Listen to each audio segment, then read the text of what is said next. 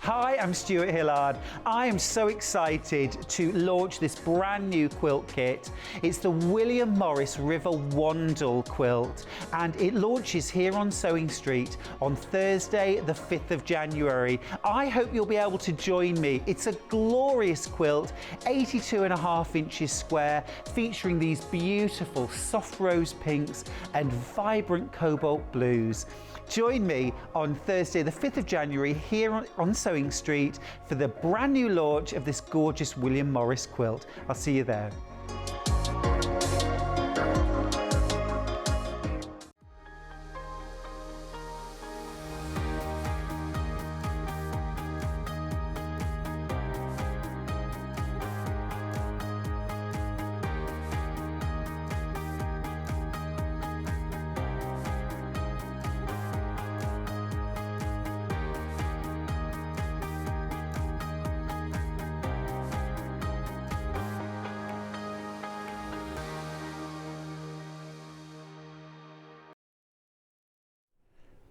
Hi, good morning everybody. Welcome to Sewing Street. Stuart Hillard here.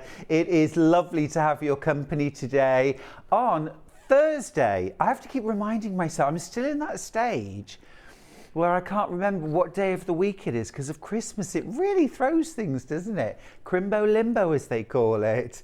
It is Thursday. We're heading towards the weekend. It's also National Bird Day, which is rather lovely. I do love the birds, and actually I was sitting this morning, or I was lying in bed this morning, listening to the birds singing, which was a great way to start the day. Another great way to start the day is to listen to these birds singing, announcing our early bird. And our early bird today is something I know you're going to want. It's one of my hero products. It's H640. Everyone's grabbing their phones now to order. This is what we like. We love this. We love this. Now, H640 fusible bat. Brilliant for things like bag making, but also awesome for wall hangings, table runners, quilted clothing. It is incredibly versatile. It is a beautiful quality, well, fusible fleece we often call it. We often call it a fusible fleece. You know, absolutely perfect as a quilt back too. I just want to let the gallery know that the monitor is showing me everything in reverse, everything's flipped, everything's mirrored, so I'm going to struggle with that. Sorry about that, guys. So our regular price, $8.99, and that is for a metre. It's 90 centimetres wide. It should be $9.99. Let's go down it. Yes, come on. Let's do it. $7.99. Yes, please. Yes, please. There we go. $7.99. $7.99. That is outrageous. That is for 1 metre by 90 centimetres. It's a really huge piece. Let me just hold it up so you can see just how big that is. Where's he gone? Here I am. A fusible on one side. If you've never used this before, you've got one side which is kind of soft and fluffy, and that's your non-fusible side. And then you've got another side, you'll be able to see straight away. It's got like sort of tiny little white dots on it, and they're your fusible. It will feel a little bit rough on one side. You can just see that, can't you? There it is. If I flip it to the other side, you can see there's your completely smooth side, and there is your fusible. So you want to usually fuse the outer fabric to that side, and then either fuse your fabric, quilt it, and then cut out your pattern pieces, or you can cut out your individual pieces and then fuse them together. Absolutely brilliant. $7.99 for that, which is a great thing to multi-buy. Now, these are all pre-cut, so if you're multi-buying, and lots of you are, you will be getting individual meters. If you buy 3, you'll get 3 individual meters of that. Great product from Vliseline, of course. Great quality product. Now, if you just pop some details up on screen, please. I can tell if they're flipped the right way this time.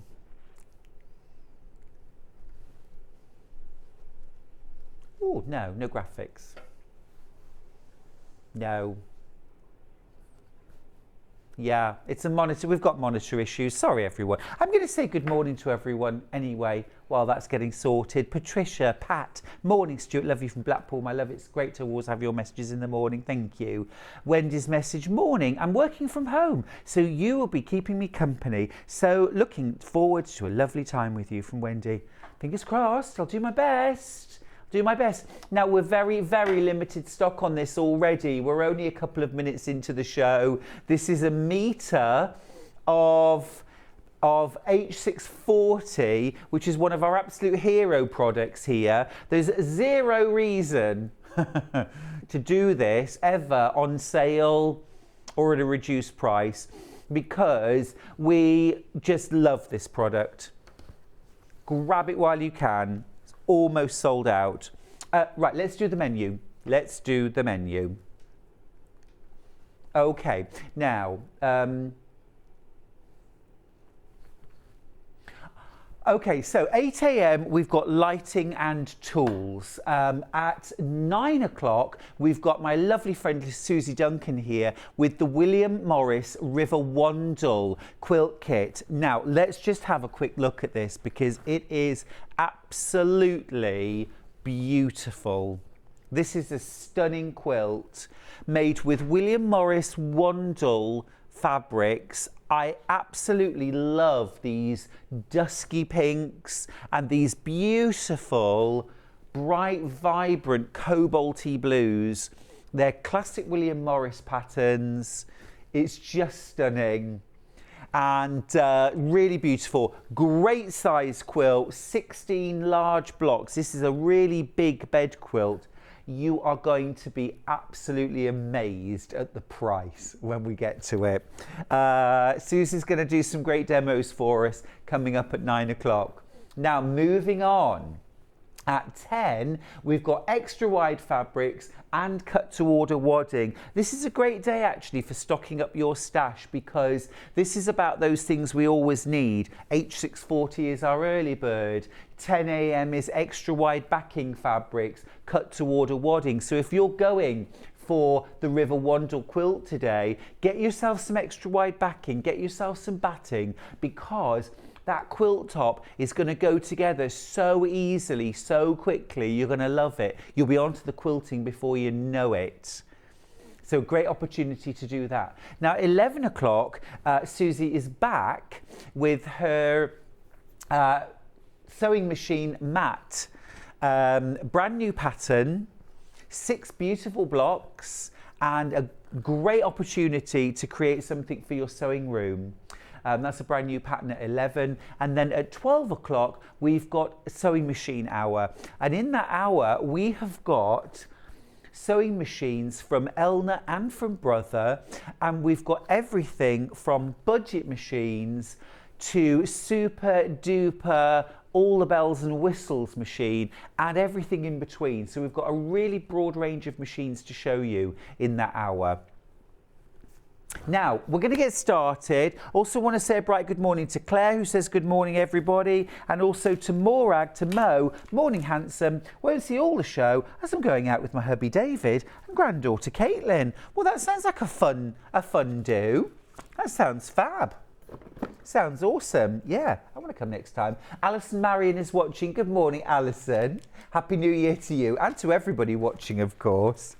Just to let you know too as well, everyone in the gallery, I don't have any picture in the screen at all. So if apologies to everyone at home, if my eyes are wandering all over the place, it's because I can't actually see anything in this camera that I'm looking at. So excuse if I've got wild, crazy eyes for the first little bit. All right, we're going to get started. We're going to start with the Native Lighting zigzag lamp. Now, I need to just let you know, don't normally go straight in with how many we've got left, but we've only got 4 of these. So it's $54.99. This is such a smart little lamp this. Really clever bit of design. Obviously you can appreciate why it's called the zigzag. It creates this Z-shaped profile, which means that we can heighten, lower, we can maneuver, we can manipulate. Let me just pop it on. And as with all native lighting, you've got that incredible light that means that when you're doing whatever task it may be, working on your sewing machine, hand sewing, doing calligraphy, sand tangling, cross stitch, whatever you enjoy doing, you can add some extra lighting, which makes such a difference to the comfort of what you're doing, the accuracy, the enjoyment. And also just, you know, how long you can keep going with your hobby. If you can't see what you're doing properly, if the lighting is poor and you start getting tired eyes and headaches, that kind of thing, you can easily get headaches from tired eyes. You know, it starts to spoil your enjoyment. So good task lighting is everything. Love the fact that this folds down so flat, you could put that into a bag easily. You could put that into your pocket pretty much. So, you know, if you were going along to a class or a workshop and you want to take your own lighting with you, you absolutely can.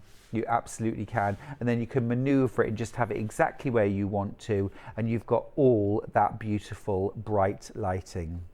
Absolutely fab. Great price too, $54.99 for that. And it would actually work really, really nicely as a bedside lamp too. If you don't have bedside lighting or you want a bit of positionable extra lighting, maybe for things like reading. Now, how does it charge? Let me tell you how it charges. You have got a little USB port here on the side. And so literally just plug that in. It's a C charger as well, I believe, which are faster. Yeah, you charge much faster. So it doesn't take a great deal of time to charge up. And then you've got that fantastic charge, which is going to last you for hours and hours. So you've always got your lighting at hand. You've got LED lights, by the way, in there, rather than your sort of standard bulbs, which means that they use very little power and they last for tens of thousands of hours. So you get, I mean, it's incredible the amount of light you get from these and how much longevity too. I believe, check that out. So you've got that extension as well, which of course now means you've got all of these different positions, extended or not. Really fab. It's great, isn't it? And also super stable. Really super stable as well. Excuse me. Laurie's got in touch. Morning, Laurie. Morning, Stuart, she says. Looking forward to you entertaining me this morning. Enjoy your day. Well, I'll do my best. I'll do my best. Pam's got in touch too and said, good morning, lovely. Good morning, my love. Now, next up, we're going to do the white Lumina floor lamp. This is this one right here. Yep. This is Lumina. Love the floor lamps from Native Lighting. They have so many brilliant features about them. Really stable base to start with, because the last thing you want is a lamp that's rocking and flying all over the place. So really nice, heavy, stable base. A really strong gooseneck, which means that you can twist and turn and adapt and position your lighting exactly where you need it easily and with that great stability. All right, now the lights themselves, let me just switch this on. There we go. You've got fantastic brightness there. You've also got white light and warm light. You've got varying levels of light as well, so you can adjust the brightness, which means that, you know, you're not having over bright light when it's sort of mid-morning and you've got plenty of bright light. But as it goes into the evening, you can brighten that light up and still get the same fantastic vision from your task lighting. Just fab, really good. We don't have this in the black at the moment. We've only got this in the white. It's £119.99, but take advantage of 2 split pays. You only need to pay £59.99 today. It's a great base, isn't it? It's really strong, really stable, also thin, really slim. So what that means is if you've got one of those divan beds where the base almost comes to the floor, you can still slide that base under the base. And so you can get the lighting right up next to your bed. Same with things like some sofas almost go to the floor, don't they? But you've got that little thin base, but very strong, stable, heavy base, which means you can slide it under the sofa or your armchair and get the lighting right where you need it. And of course, once you get it positioned, you've got all this maneuverability where you can just position it any way you want. But then you've also got that swivel in the light. It will swivel all the way around 360 degrees, so you can position it exactly where you want to. Okay, let me switch that off. Fantastic. Now let's talk about the 3-in-1 floor lamp. Can I start with black? Let's start with black. This is the 3-in-1. I haven't got this plugged in, but you know, it does what it says on the tin. This is the 3-in-1 floor lamp. Sharing my space with a lamp then. So what you've got here is, first of all, let's just have a look at the actual head itself. So what you've got here is, you've got this huge magnifying space. This is 1.75 times magnification. You've also got all of these LEDs which illuminate the entire space. So it's not kind of one here, one here, one here. You don't have any sort of dark or shadowy patches. This is brilliant bright light. Again, fully adjustable as well, dimmable. Low energy LEDs. So it is not going to use lots of energy at all. You're focusing the light where you need it. So like I think about in my studio, for example, I've got those really bright, big lights in the ceiling that illuminate the whole room. If I'm working over at my desk on my sewing machine, I don't need to illuminate the entire room. What I need is illumination right where I'm working. So a task light means I don't have to turn the main lights on, the big light as we call it. I can just have my lamp where I'm working, plus the light of my sewing machine, which is good, but it's always great to have like the space around me illuminated as well. Low cost, low energy LED lights rather than using the big light. Now this lamp actually works in 3 different ways. So I think we've got a still, haven't we? We've got a picture to show you the 3 different ways that you can set it up. So at the moment I've got it set up as a floor lamp. So you've got this fantastic reach floor lamp with a really strong stable base. You've got still the base on, but we've taken out the extension pole in the middle, okay, which now means that you can have this as a desk lamp. Then you've also got the option of putting a clamp onto the lamp itself so that you can fix it to a table, to a work surface, to an easel, to an armchair, wherever you want to put it, where it will fit. And I think 7 centimeters clearance on that clamp as well. So very, very versatile. I'll just show you the clamp itself. So this is the clamp that you're going to use. Just move that out of the way. So that's your clamp. So this is your clearance. Now I've got a really heavy kitchen table and a normal lamp, you know, what do they call them?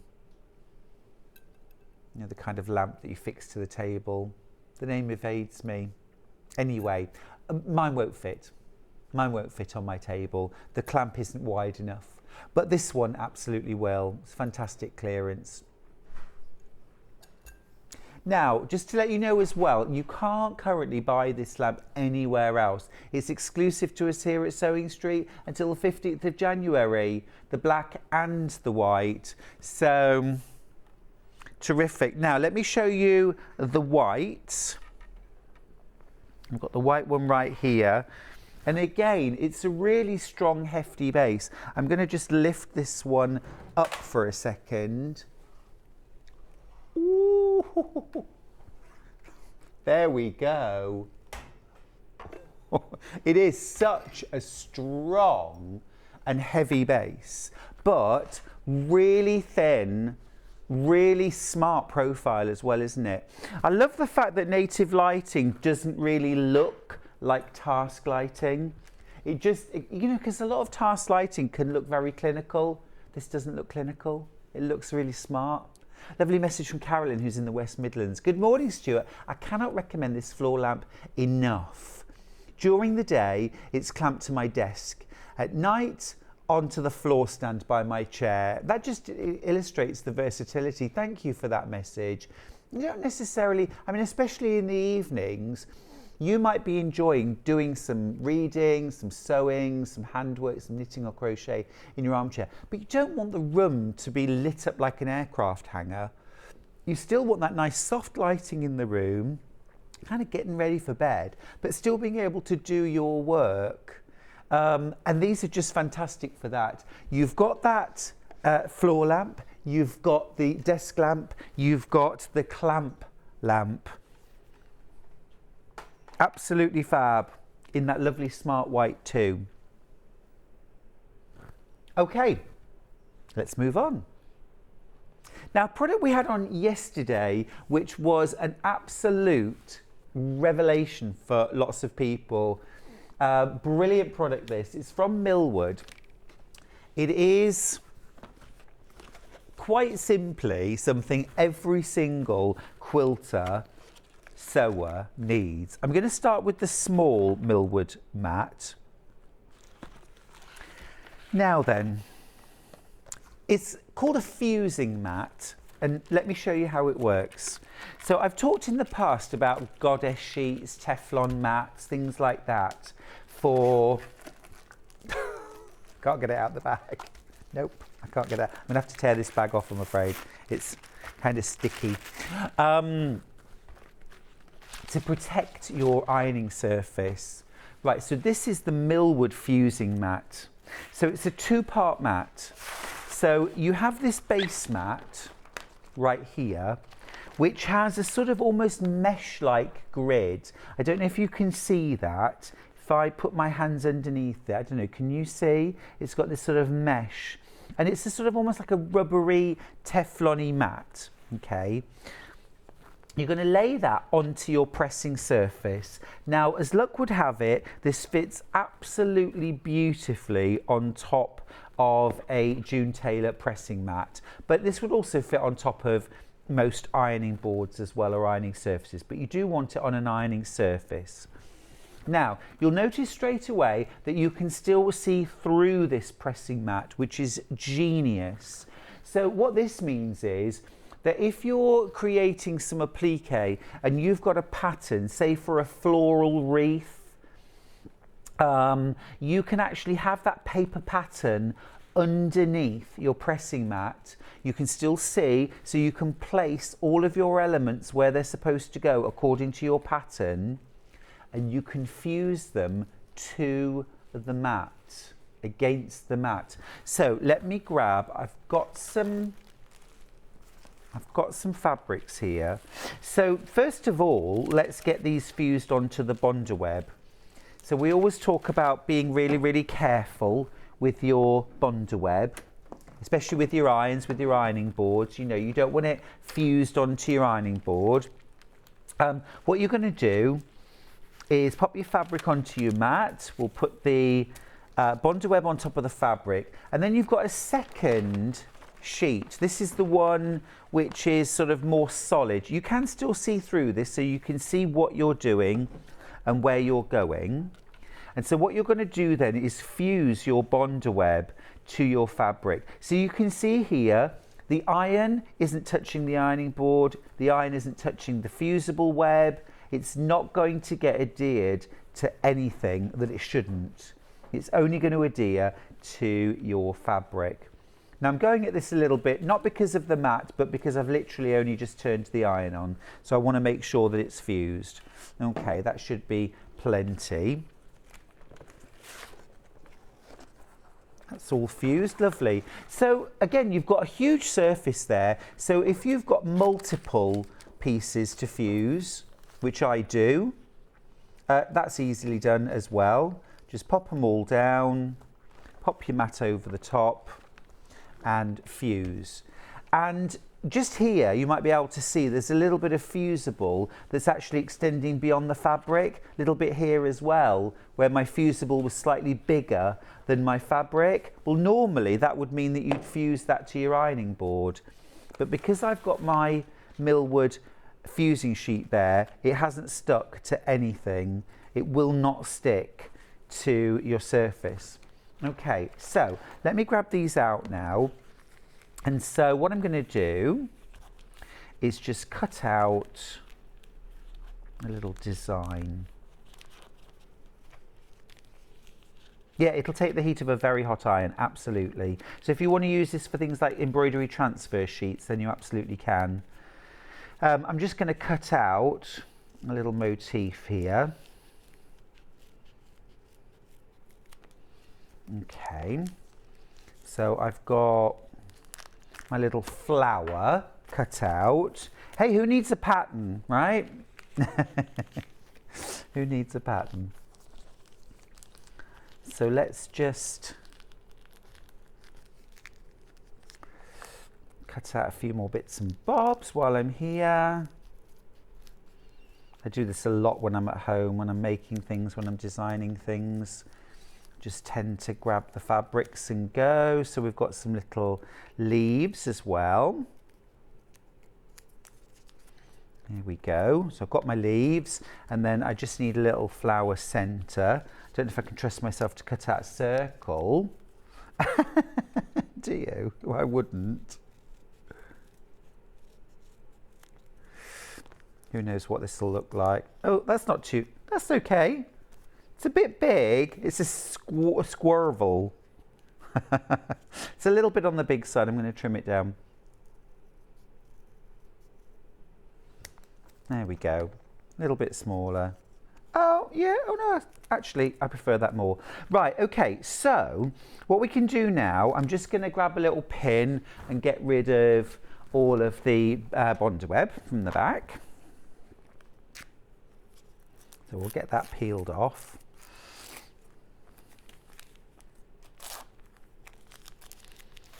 And they're just brilliant. Delphine was using this yesterday for her show. So if you love Delphine stuff, she uses a lot of bonder web, a lot of fusible applique. It's an absolute boon for things like that. Really, really useful. So I'll just keep taking the bonder web paper off. There we go. Oh, now that one I hadn't fused my bonder web to very well. No matter. Let's just peel that last piece off.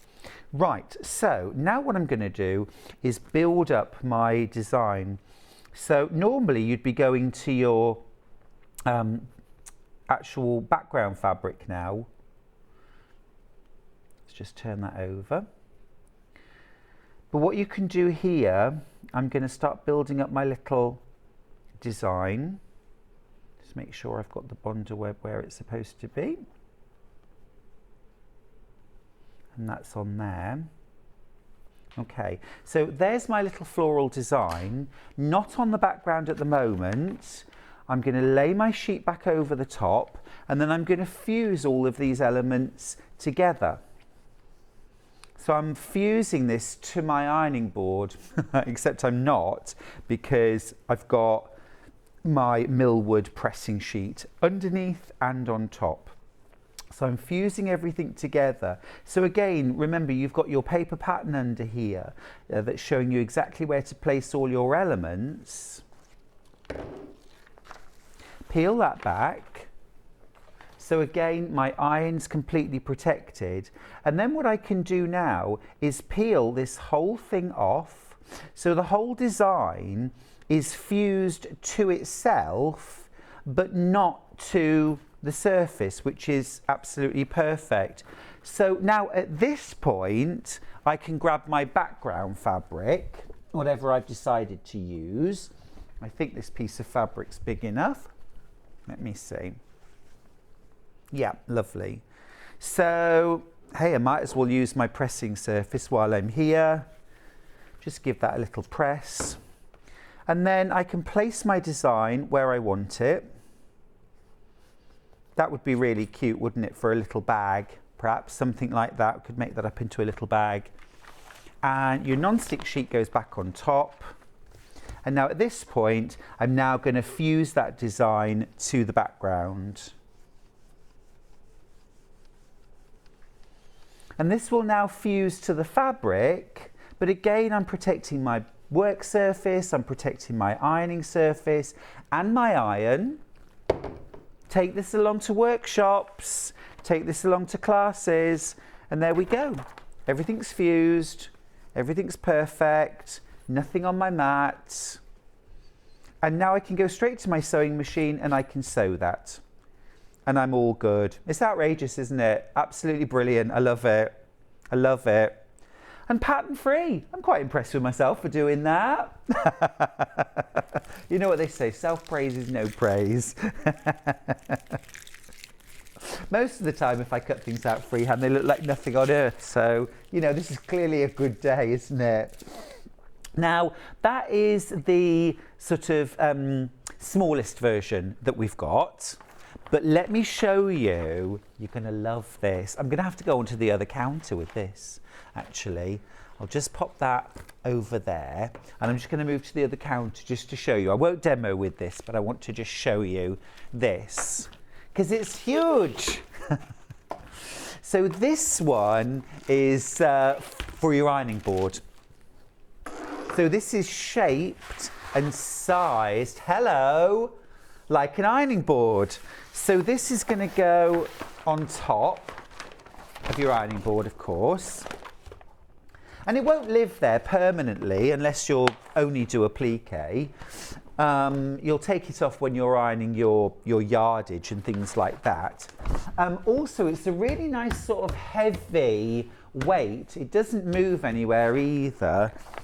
So you're going to put everything that you're fusing on top of there, and then you've got your same sized, I still like to call this a goddess sheet, you know, that you then, so you will peel this back, you'll lay your appliques down, you can put it back over the top and fuse.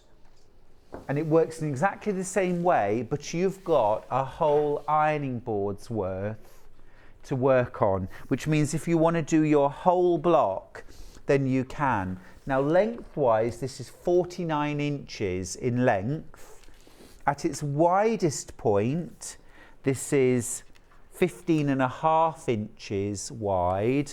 And then at that taper point, it tapers down to 6.5 inches at the far end. I mean, it doesn't have to fit exactly on your ironing board. You'll soon learn where it is, but it's superb, isn't it? It's absolutely superb. Just when you get to that stage where you think, I've seen everything, I've got everything, I don't need to buy another thing for my craft. And then I think, oh, hang on, wait a minute. How many times have I ruined my iron with Bondaweb? How many times have I ruined my ironing board with gunk, glue, black? How many times have you ruined a beautiful piece of fabric when you've ironed it and you've got gummy black on your iron and you iron it straight across your piece of fabric? I've done that so many times.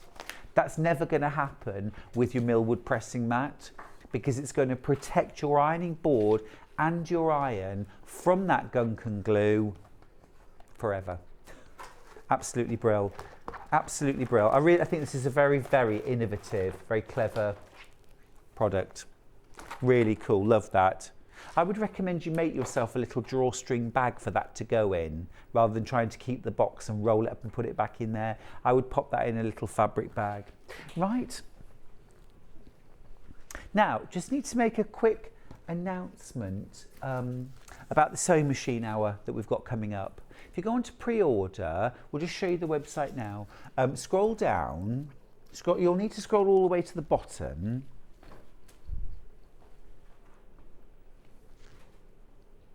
Now, we've been in touch with our boss and we've managed to secure some bundles of the Brother FS250 and the Brother Innovis M240 ED embroidery machine.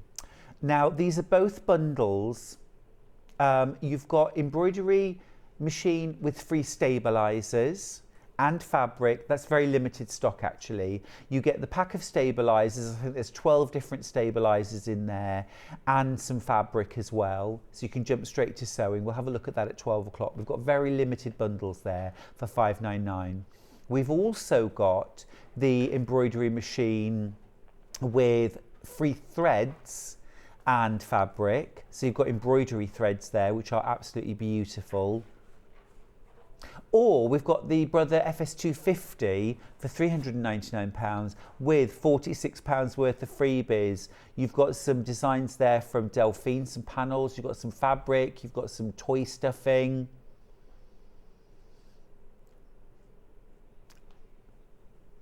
Oh, are you going to do that now? Okay. There'll be something else. There'll be something else. You can buy it now.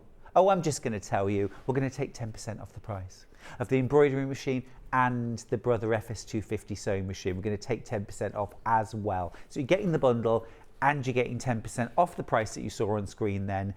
We won't be doing that price crash yet, but you can buy it now and you'll get the price crash later. Don't worry, you won't be charged full price. Okay, right, just got a couple more lights to show you. Lumina Clip-On XL. Now then, I don't think I've got that here. Oh, wait a minute, is it this one here? Yeah, got it in the white. Yeah, lovely. Right, let me clamp this to the desk here. Just give me a second. There we go. It's a really strong clamp, actually. It's fantastic. It's very, very secure. Now, this is, I think, one of my favourite products because you've got this fantastic light. I mean, it is really, really bright and can be positioned. It's designed to be positioned over, behind, in front of a sewing machine. That's the purpose behind it. I mean, there's loads of other ways that you might use it because, I mean, it's absolutely fantastic for positioning over something like if you're reading, especially if you're reading something like plans, drawings, maps, you know, things like that, larger books, reference books. You've got loads of light there, but I know that the purpose behind this was to create lighting that you could use over a sewing machine, even a large sewing machine. So, I mean, just superb. Brilliant price too for $65.99 to create all that extra lighting around your sewing machine. You've got that really strong gooseneck, which means that you can raise it up and you can have it high if you prefer, of course. You can even, of course, have it straight up in the air if what you need is some lighting up here. And it's not going to fall or crash. You can tilt it forward. You can virtually kind of tie it in knots. It's absolutely brilliant. It's so superb. You've got this extra support right here so that even if you want to position this really, really low, it is not going to flop. And it's not going to flop because of this extra reinforcing down here. Absolutely brilliant. Absolutely brilliant. The price is superb as well, isn't it? For native lighting, task lighting, specifically aimed at sewers. Now we've got single figures available in the white.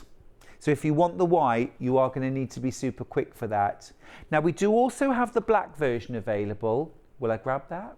Let's do a web image, yeah. Same thing, but in black. $65.99. There it is, there it is, there it is. Boom, there it is.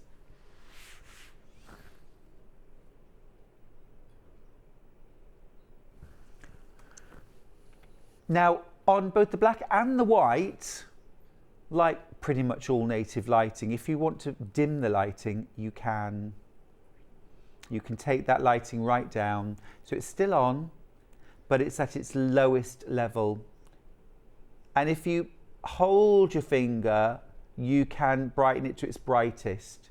So we can go on, press and hold, dim it down. As soon as you take your finger off, it'll just stay there. Or you can hold your finger, dim it down, go brighter. There we go. So if you only need a little bit of gentle lighting, you do not need to have it on full brightness. So as you're getting sort of towards the end of the evening, maybe you're just doing a little bit of reading in bed, you can dim that lighting down so that you can just get straight off to sleep. Brilliant, yeah. Task lighting, it's where it's at. It's where it's at. I discovered a couple of years ago that what I thought was, you know, my eyesight, getting older, you know, I'm not going to be able to do my cross stitch anymore, things like that. All I needed was task lighting. I thought I needed new glasses, but I didn't. I just needed better lighting. And as soon as I got better lighting, I was back to enjoying my craft again. So always explore other options. Don't always assume it's you. All right. Now, comic boards, comic boards. We love, love, love comic boards. Now, we've got a pack of 100. We are very, very limited on these. Very, very limited. We've just got a handful, really. These comic boards are fab. It's about storing your fabric. And it's not just about neatness. And actually, for me, the last thing is about neatness. The real reason why I like to store my fabrics beautifully is if they look as beautiful as they did the day I bought them. You know, when I saw them all beautifully presented, all perfectly flat and ironed, and, you know, I will want to use them. I will love them. If they're kind of screwed up in a ball or shoved at the bottom of a bag or folded up and tucked away where I can't see them, I am very unlikely to use them. If they're beautifully displayed and you can see what you've got, you're going to end up, look at that, you're going to end up using your fabrics, using the ones that you've got. Look at this, check this out. How beautiful that is. So appealing. It's like creating your own little quilt shop, isn't it? In your sewing room. And you know, we've all been there. You walk into that beautiful quilt shop, you see all those fabrics looking amazing on the shelves, and you want to use them. You want to use them. Isn't this more appealing? Aren't you more likely to use your fabrics if they look like this? Have you ever bought the same fabric twice or more? Have you ever done that? And thought, oh, I didn't know I'd got that. And there you go. And look as well now then, the profile. It's not even the thickness of a magazine, is it? But this could, I mean, these are fat quarters, but these could be half-yard cuts. This could be meterage. You can just keep wrapping around the comic boards. Now, another little tip that you could do is once you've actually wrapped your fabric around your comic board, use a pen. Now, I'd recommend a friction pen because, and actually write on the board how much fabric is there. Okay, then when you cut off your fabric to use and you wrap it back on, just iron over it or rub it out with the end of the friction pen and write what you've got left on the board then, and you'll always know how much fabric you've got stored on your comic boards. But aren't they fab? These are, you get 100 for $14.99. Fab. Now, another little idea you could do, if you're having a sort through your fabric, maybe one of the things you're doing for January is to tidy your space up, is actually when you're going through your fabric, create little bundles like we do on air sometimes. You see me doing that sometimes. I'll see fabrics and I go, well, let's do a little blue bundle. Let's do a little reds and pinks bundle. It's much more appealing when you can see how the fabrics work together. Well, why not do that with your comic boards? You could wrap your fabrics up, create like a little bundle, or even put them all onto one comic board and then take that along to your workshop or class, so that when you get there, your first job is not going to the iron to iron all your fabrics. You can get straight to the instructions, straight to cutting, because you ironed at home, you took your fabric, folded around your boards, and you are good to go. Now, this is a pack of 100 for £14.99, which means you're paying less than 15 pence per board. If you've got less fabric, said no one ever, if you've got less fabric or you just want to try them and see how you get on, we've got a pack of 25 for £3.99. Yeah, that is a really good deal. So you could still buy 100 that way, but they'd cost you £16. So they're slightly more, but you can just get 25 for £3.99. Yeah, if you've already bought something today, of course, you've already paid your P&P, so adding those into your order will not change your P&P. It's £3.95 all day. So that's our comic board. Love those, and I love the promise of a tidier sewing room, don't you? Now, go ahead.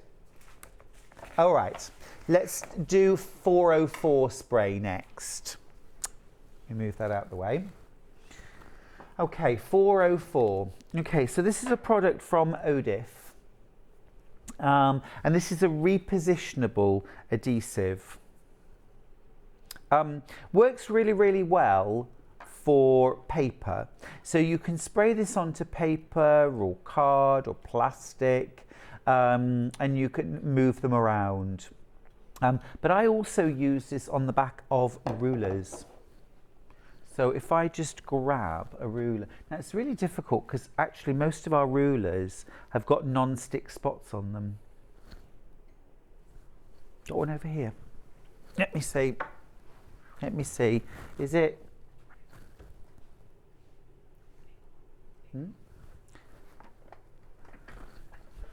I'm looking and I'm not seeing this one here. That's got non-stick spots on it. Yeah. Anyway, it doesn't matter. I can show you anyway. So what you're going to do, if you've got a ruler, a template that doesn't have non-stick spots on it, or if you've maybe used something like template plastic to cut out your own stencils, they will slip and slide all over the place. I've actually got a ruler here that doesn't have the non-stick spots, so that's better, thank you. Right, so this is just a regular ruler. What you're going to do, to peel the top off. There we go. So what you're going to do with this is just give it a little shake. And then what you want to do is just give the back a really light spritz. Okay. And then what this does is it creates just the lightest little bit of tack on there. What that will do, can you see the table shaking? Okay, it won't move, because you've got that little bit of, it's not stickiness. What it is it's almost like a little rubberized coating. Do you know what I mean? So it's like having 1,000 little tiny dots all over the back of the ruler, which hold it in place.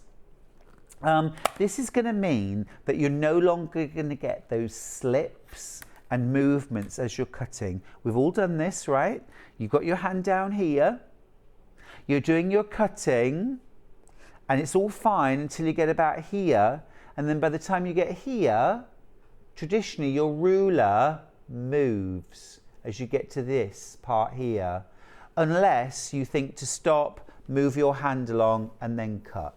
Now I still recommend for security that you move your hand along, but if you don't, that ruler is still going to stay in position because you've got that non-stick grippy surface on the back, which really is amazing.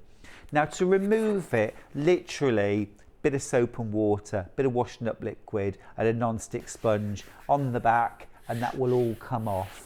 But it actually stays on there really well and keeps that non-stick surface, or that grippy surface rather, really, really well. I think it's a great product. You can also use it, of course, for paper and card crafting. And also it's actually really, really good if you're putting things like interfacing onto fabrics for things like dressmaking or bag making. And often I find that I haven't got time to fuse everything in place, and actually I'm going to stitch it in, so it doesn't really matter. I'm going to iron it loads anyway, but I just want to crack on. So what I'll do is, rather than fusing my interfacing to my fabrics, I'll just give the interfacing a spritz with 404. I'll fuse everything together and then I'll do my cutting. So you can do that too. Really good product, love that. Okay, next up, freezer paper. Freezer paper. Now, freezer paper, can I just have the open one of these, please? Freezer paper, made by Reynolds. It's a brilliant product. Really, really at the heart of a lot of the things I do when I'm quilting. It's so useful. It's so useful. Let me grab a big pair of scissors.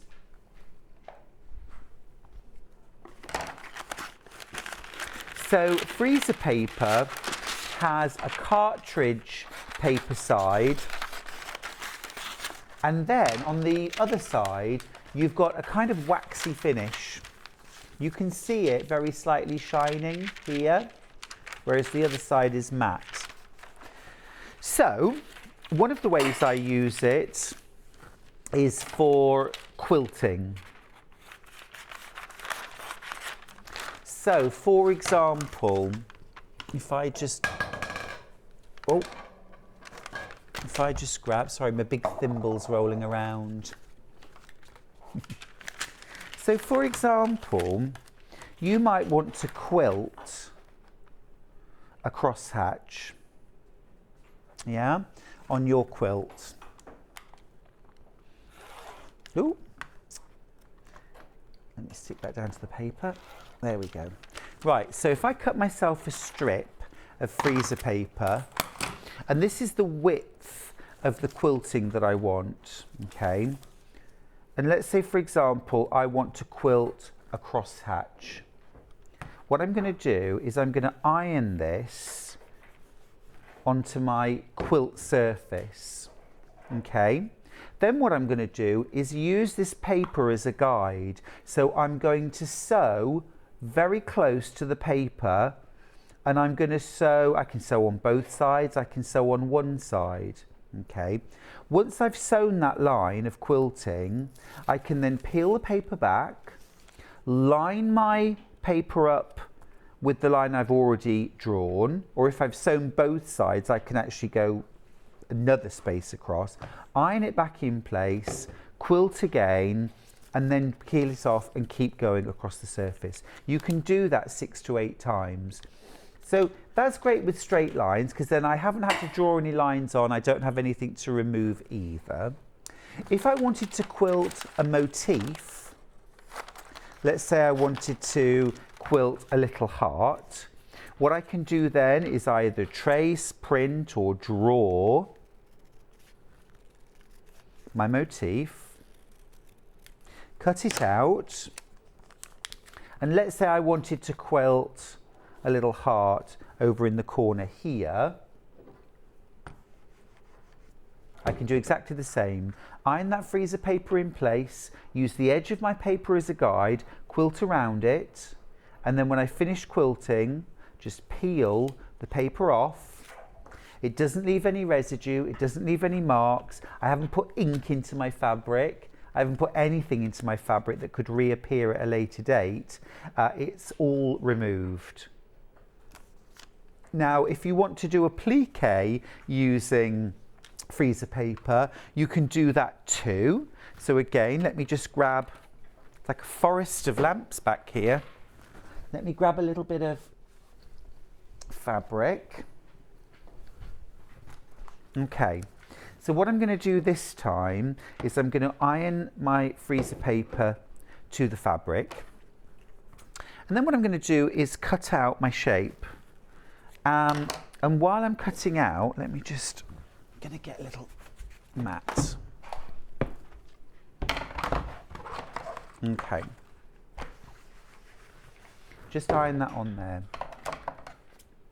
We're about to sell out of freezer paper, by the way, so I'll just go really quick. So you would cut this out in its entirety, add your seam allowance on as you go, and I'm just adding this by eye. Aye, there we go. Maureen's got in touch from Gloucestershire. Wow, what a great tip for using freezer paper. Thank you. You're welcome. No problem. No problem. Right, so what I'm going to do now, I'm just ironing this to the wrong side. I mean, with batik, it doesn't really matter, but... and then what you can do is you can use a glue stick, run the glue stick on the freezer paper, and then you can fold your fabric over onto it to hold it in place. If you would prefer to not use that, turn your freezer paper over so that the shiny side, the waxy side, is facing up. Now you're going to use your iron and you're going to fuse the fabric. It's only a temporary fuse, remember. You can fuse that to the freezer paper.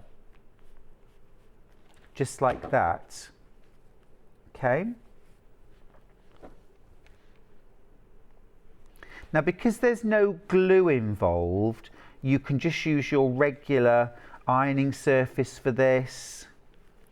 Personally, I prefer a wool pressing mat because the firmer the surface that you're pressing on, the easier it is to do. I'm just going to clip into that deep, there we go. And now what I can do is just finish off going around that curve, and you'll see in a second what a lovely effect you get. So I've turned all of one side of my heart onto the freezer paper, and if I just pop that now onto a piece of fabric so you can see that beautiful turned edge that I've managed to achieve just using freezer paper and an iron. It's a brilliant, brilliant product, and it's cheap as chips, and you get loads for your money. Every single quilter should have at least one roll in their stash. It's sold out. It's sold out. Well done if you got yours. All right, we're going to go to a break. When we get back, Suzie Duncan's here with this beauty. See you in a minute.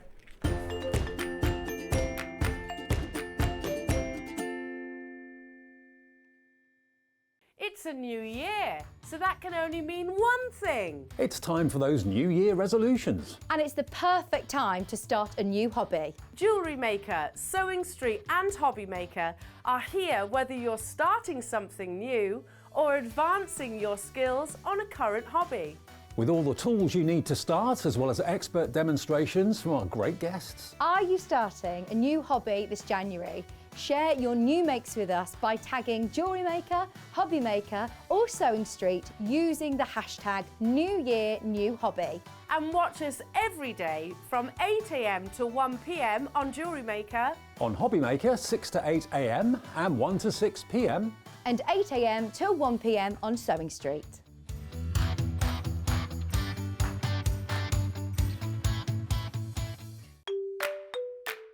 Hello everyone, I'm Delphine Brooks. I've been part of the Sewing Street family now for over a year, and it's been the most incredible journey so far. Some of you may already know that I like all things sewing, anything from quilting to toy making, needle felting, and of course applique, which is my favourite. The best thing about being part of the show is being able to share with you my imagination and bringing you new ideas and new designs and patterns, and seeing how you interpret those designs and make your own work, and then sharing your images of those is the most rewarding part for me. I'm currently working on lots of new ideas and exciting projects that I cannot wait to bring to the show and share with you all. But in the meantime, take care everyone and happy sewing. Hi, I'm Stuart Hillard. I am so excited to launch this brand new quilt kit. It's the William Morris River Wandle Quilt, and it launches here on Sewing Street on Thursday, the 5th of January. I hope you'll be able to join me. It's a glorious quilt, 82.5 inches square, featuring these beautiful soft rose pinks and vibrant cobalt blues. Join me on Thursday, the 5th of January, here on Sewing Street for the brand new launch of this gorgeous William Morris quilt. I'll see you there. Are you a fan of Sewing Street? Why not join our growing Facebook fans pages? Just search Sewing Street Fans on Facebook and click Join Group. Never miss out on the latest news and updates from our presenters and guest designers, special offers and plenty of chat with your fellow fans. Share photos of your makes, ask for advice, interact with your favourite guests and presenters, and be a part of the ever-growing sewing community. See you there!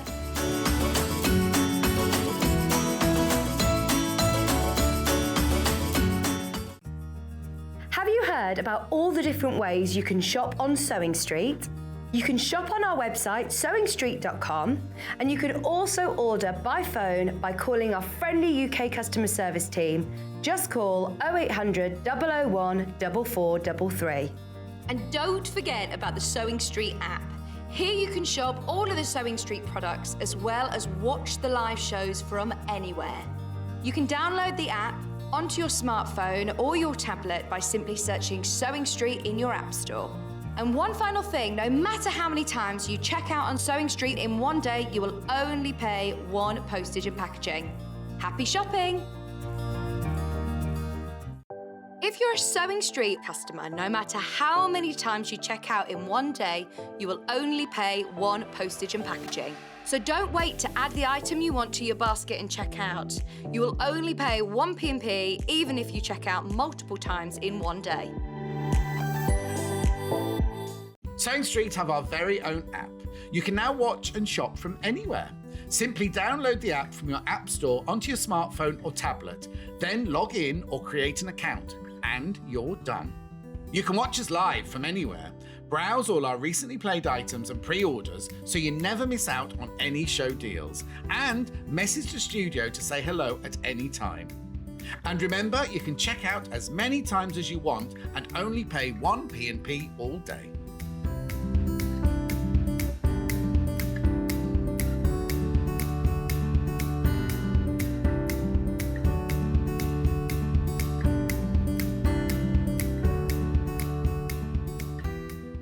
Are you a fan of Sewing Street? Why not join our growing Facebook fans pages? Just search Sewing Street Fans on Facebook and click Join Group. Never miss out on the latest news and updates from our presenters and guest designers, special offers and plenty of chat with your fellow fans. Share photos of your makes, ask for advice, interact with your favourite guests and presenters, and be a part of the ever-growing sewing community. See you there!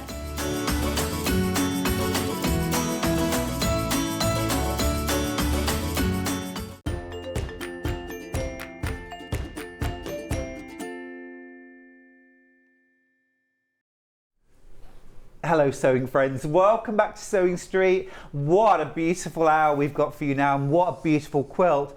Even more important than that, what a beautiful guest we've got, Suzie Duncan. Happy New Year. Hey, Happy New Year to you. How you doing? I'm good, thank you. Yes. Good to see you. Good to have you back. Thank you. Yes, First show of lovely to be here. 2023. I know.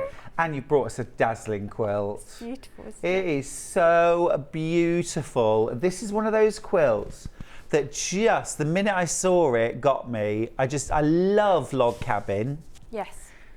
It is absolutely stunning. Can be arranged actually in different ways too. Just gorgeous. The colours are fantastic, aren't they? Beautiful, soft, vibrant rose pinks and that gorgeous cobalty blue. I love that combination. And of course, William Morris fabrics. These are from the Wandle collection. So let me put the details on screen for you so you can see just what you're getting here. Now this is an amazing quilt. It is 210 inches square. Now inch wise, you know I was going to... Well, 20 centimetres is... Oh, they do it in the office. Oh, They've do got they? a calculator, Oh, right, Susie. okay. All right. Yeah. Sorry, I was going to use it as my maths agility for the day, but that's okay. 80, 82, 82 nearly 83 inches square. That's a big double bed quilt, isn't it? It Or a is. queen size bed quilt. Or snugly up on the sofa quilt. Oh, fantastic, fantastic. 16 big blocks. So it is not going to take long to make either. This is a nice beginner level quilt actually. This really is a nice beginner level quilt. So once you open the box, let's see what you get inside. So to start with, you get your quilt pattern. And as I said, there are different ways that you can set these same blocks. Yes. So your finished quilt does not necessarily have to look like this. You can twist and turn log cabin blocks and you can create different effects if you would like. And we could perhaps talk about those with Susie. Then inside you've got your key, your guide to your fabrics. You've got your full instructions for how to piece and make the block. And then you've got how to arrange your blocks together, which direction to press your seam allowances and your finished quilt. Again, really beginner friendly, a nice, easy to sew quilt top this. And very, very giftable, might I say. Absolutely. This would make the most amazing wedding present. Oh, unbelievable wedding birthday, present. special birthday. Thinking of you, anything, wouldn't it? Yeah. Or just a I love you gift. Are you watching Mr. Duncan? Check out these fabrics. Oh, look at all of this. You've got so much beautiful fabric here. And the quantities are generous. Oh, super generous. I was just going to show you actually. I've just about finished cutting, apart from the binding, which you get as well in here. Yeah. That is how much I've got left over. Oh, so matching pillows or pillowcases to or go. if you want to piece the back That would be nice. in some way, That then would you'll be make it nice. reversible. Yes, you could. But there is oodles left over. That's fab. That's really cool. That is definitely a sewing term, oodles. It is, oodles. Oodles of leftover fabric. Yeah. Gorgeous. Look at these fabrics. They are absolutely stunning. You've got Strawberry Thief, which I think looks incredible in blues and pinks. You have got this fabulous, stylized, is it a poppy? I think it's a poppy, isn't it? That is incredible. Let me keep going with the blues. This is one of my absolute favorite prints at the moment, this one. I absolutely love that. This again from the Wandle collection. This is beautiful. This is like those sort of exquisite, ornate tiles, isn't it? And then acanthus leaves, which is incredibly elegant, isn't it? Absolutely, it's beautiful. And it doesn't matter how, because we're only cutting small strips, you still see lots of detail. You see loads of detail, don't you? good. It is gorgeous. And that's the one you use for your binding as well. Ah, fab. Oh, that's lovely.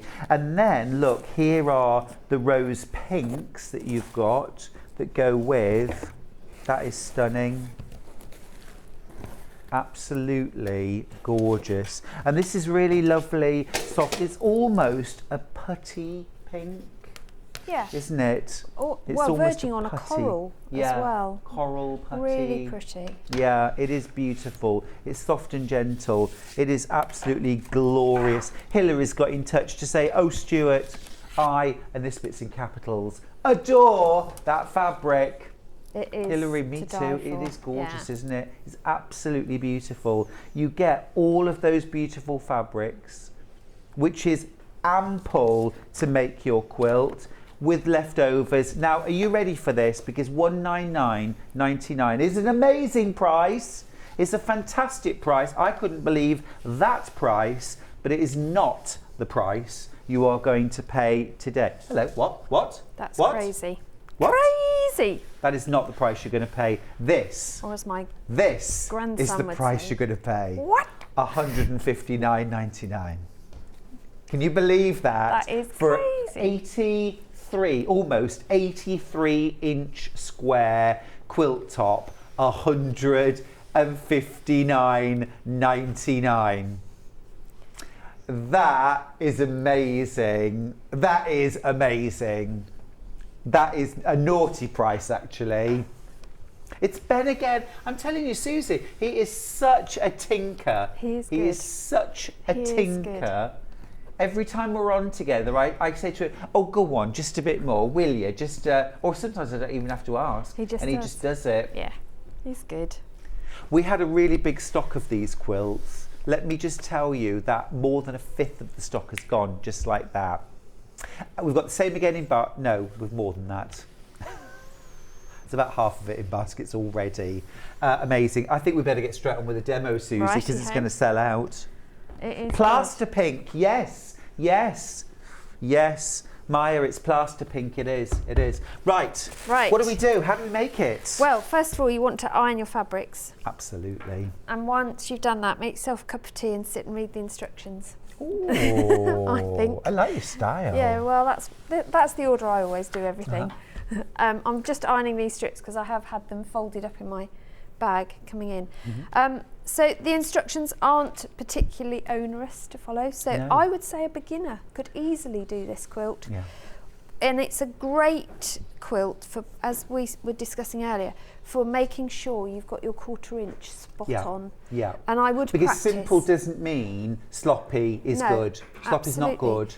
When we say simple, what we mean is that the blocks are big, easily assembled, but they have to be accurate for Yeah. the design to work. Yeah. So you do want to do a practice piece. You can do a plastic piece if you like, on some scrap fabrics.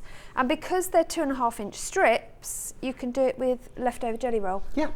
And it doesn't matter what, you can go for a square of any old fabric in the middle just to practice, but do a practice block. I always do a practice block for anything before I even cut the fabrics. Do you know, I love the fact that these log cabins have got such a big centre block. I know. Because just look at how that Exactly. features that fabric. I just think that is so beautiful. And one of those fabrics that it would be a crime to cut up Oh yeah. into tiny pieces. Yeah, because if you only took 2.5 inches, Yeah. you're not going to see You all see that some, detail. but I mean, you But just not as really much. enjoy it. Absolutely. And the Yeah. 2 feature fabrics they choose for that are the best ones for it. The blue with the Yeah. poppy and this corally pink. And you'll find that in all the other fabrics there's a nod to them. So that's why you're using the same surrounding fabrics for both, which means it's a really quick one to put together. You can chain piece without too much of an issue. Half the stock's gone, Susie. Oh my goodness. Half the stock's gone. Now, do you know, we knew, because I filmed a little, this threw you completely, didn't it? It did, yeah. I was like, what? Susie came through and I was like, have you changed your clothes? I've just been watching you on screen in a pink and blue shirt. It's like, no, the magic of television.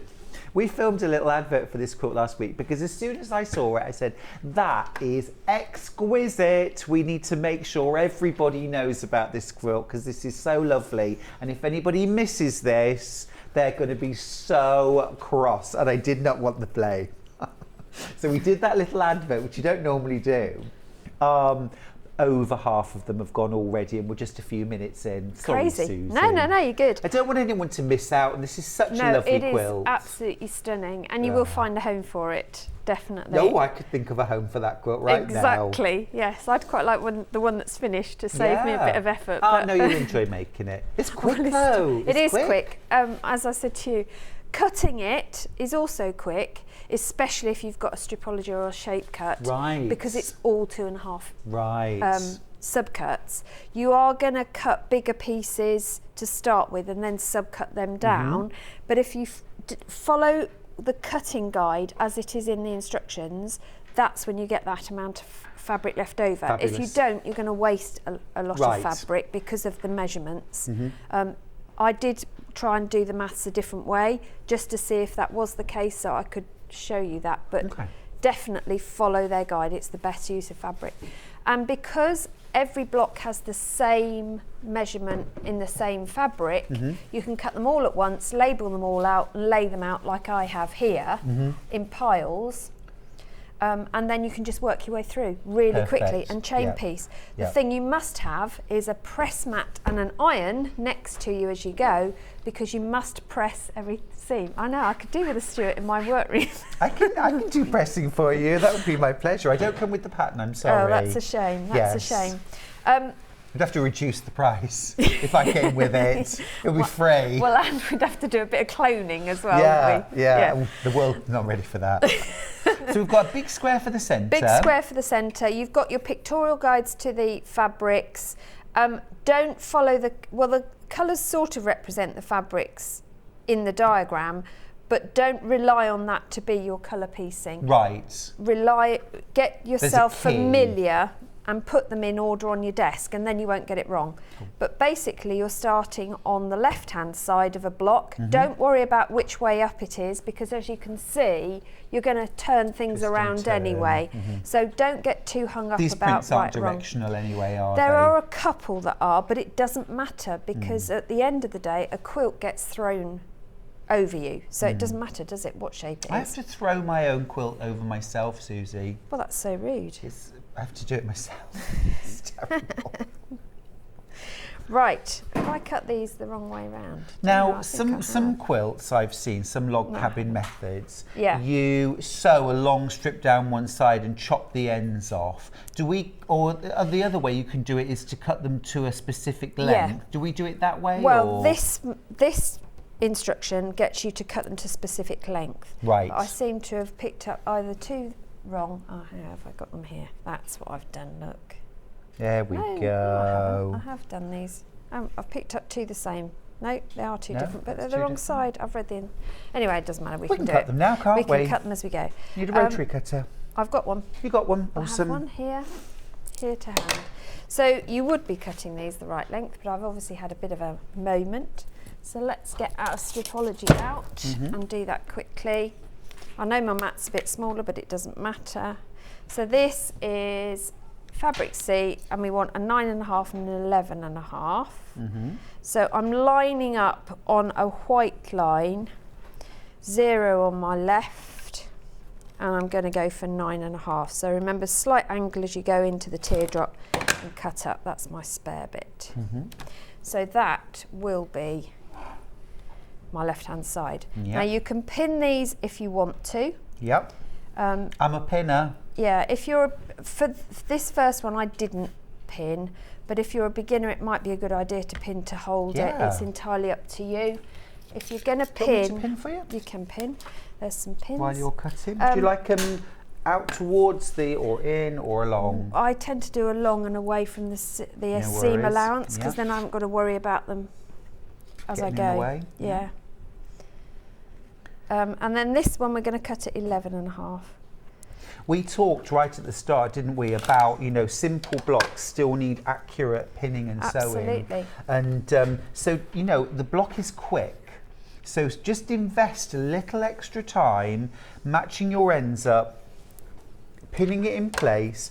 And I'm really, really anti the sew the strip and chop the ends off, because I think that's how blocks get skewed and stretched. And they don't end up the side. And the very first time I ever made a log cabin, I thought, oh, I've seen that method, I'll do that. I measured my block halfway through sewing, and I sew as accurately as I can. Yeah.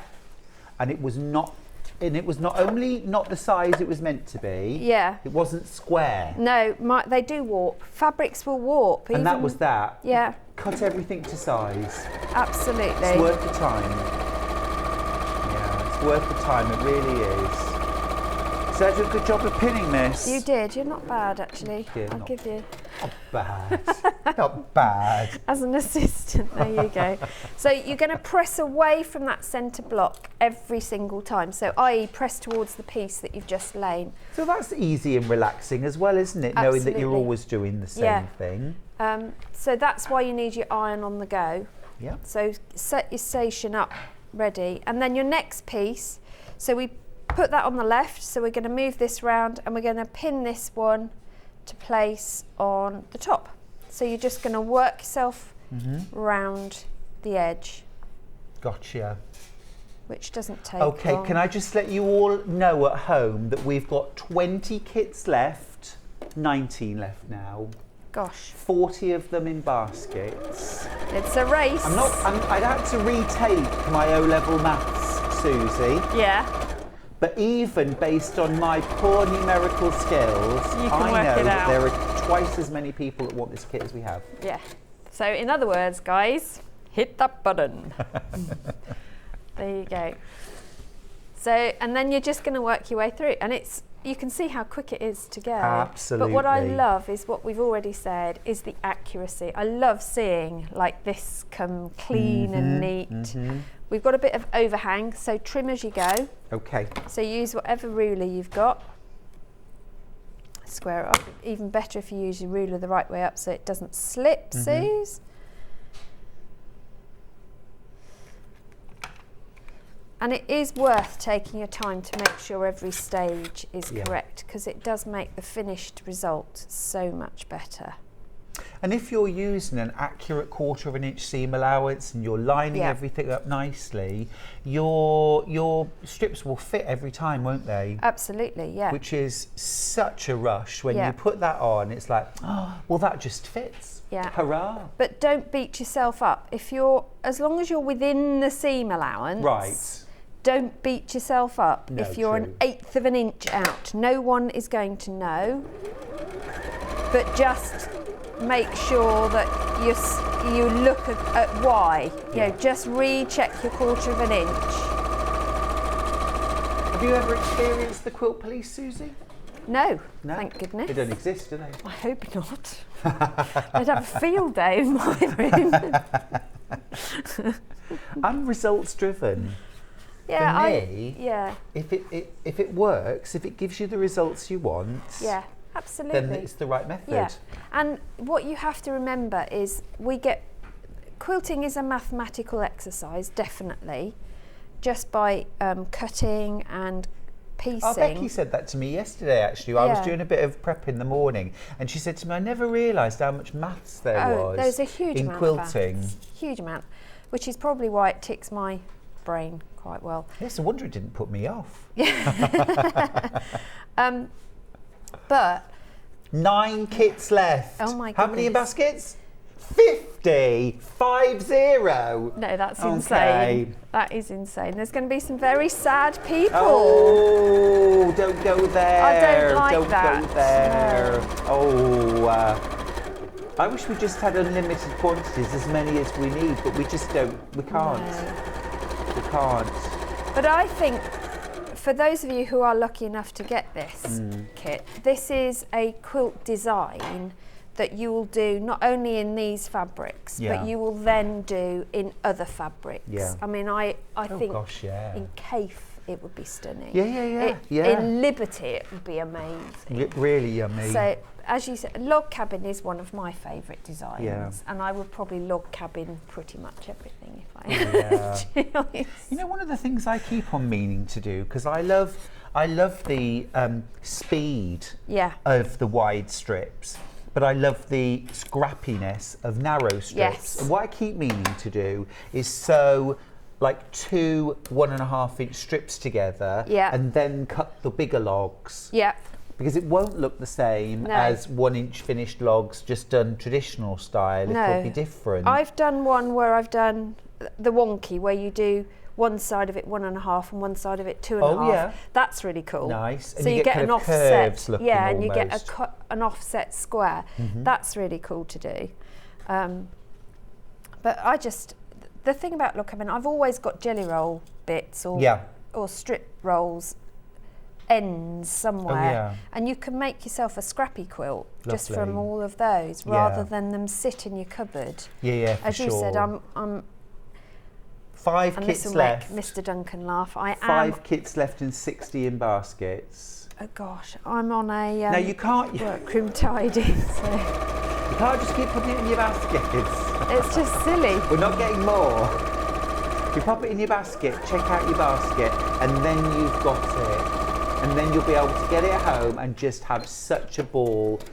I can't believe the price. I know. $159. It's crazy. When you look at how much fabric is in there as well. And what a big quilt, 83, almost 83 inches square. Yeah, and you're getting just shy of 5 centimetres shy of 8 metres of fabric. Of Perfect. William Morris Yeah, fabric. beautiful, absolutely beautiful. Absolutely Big stunning. quilt, but nice and easy to make, Yes, absolutely. and a beautiful result.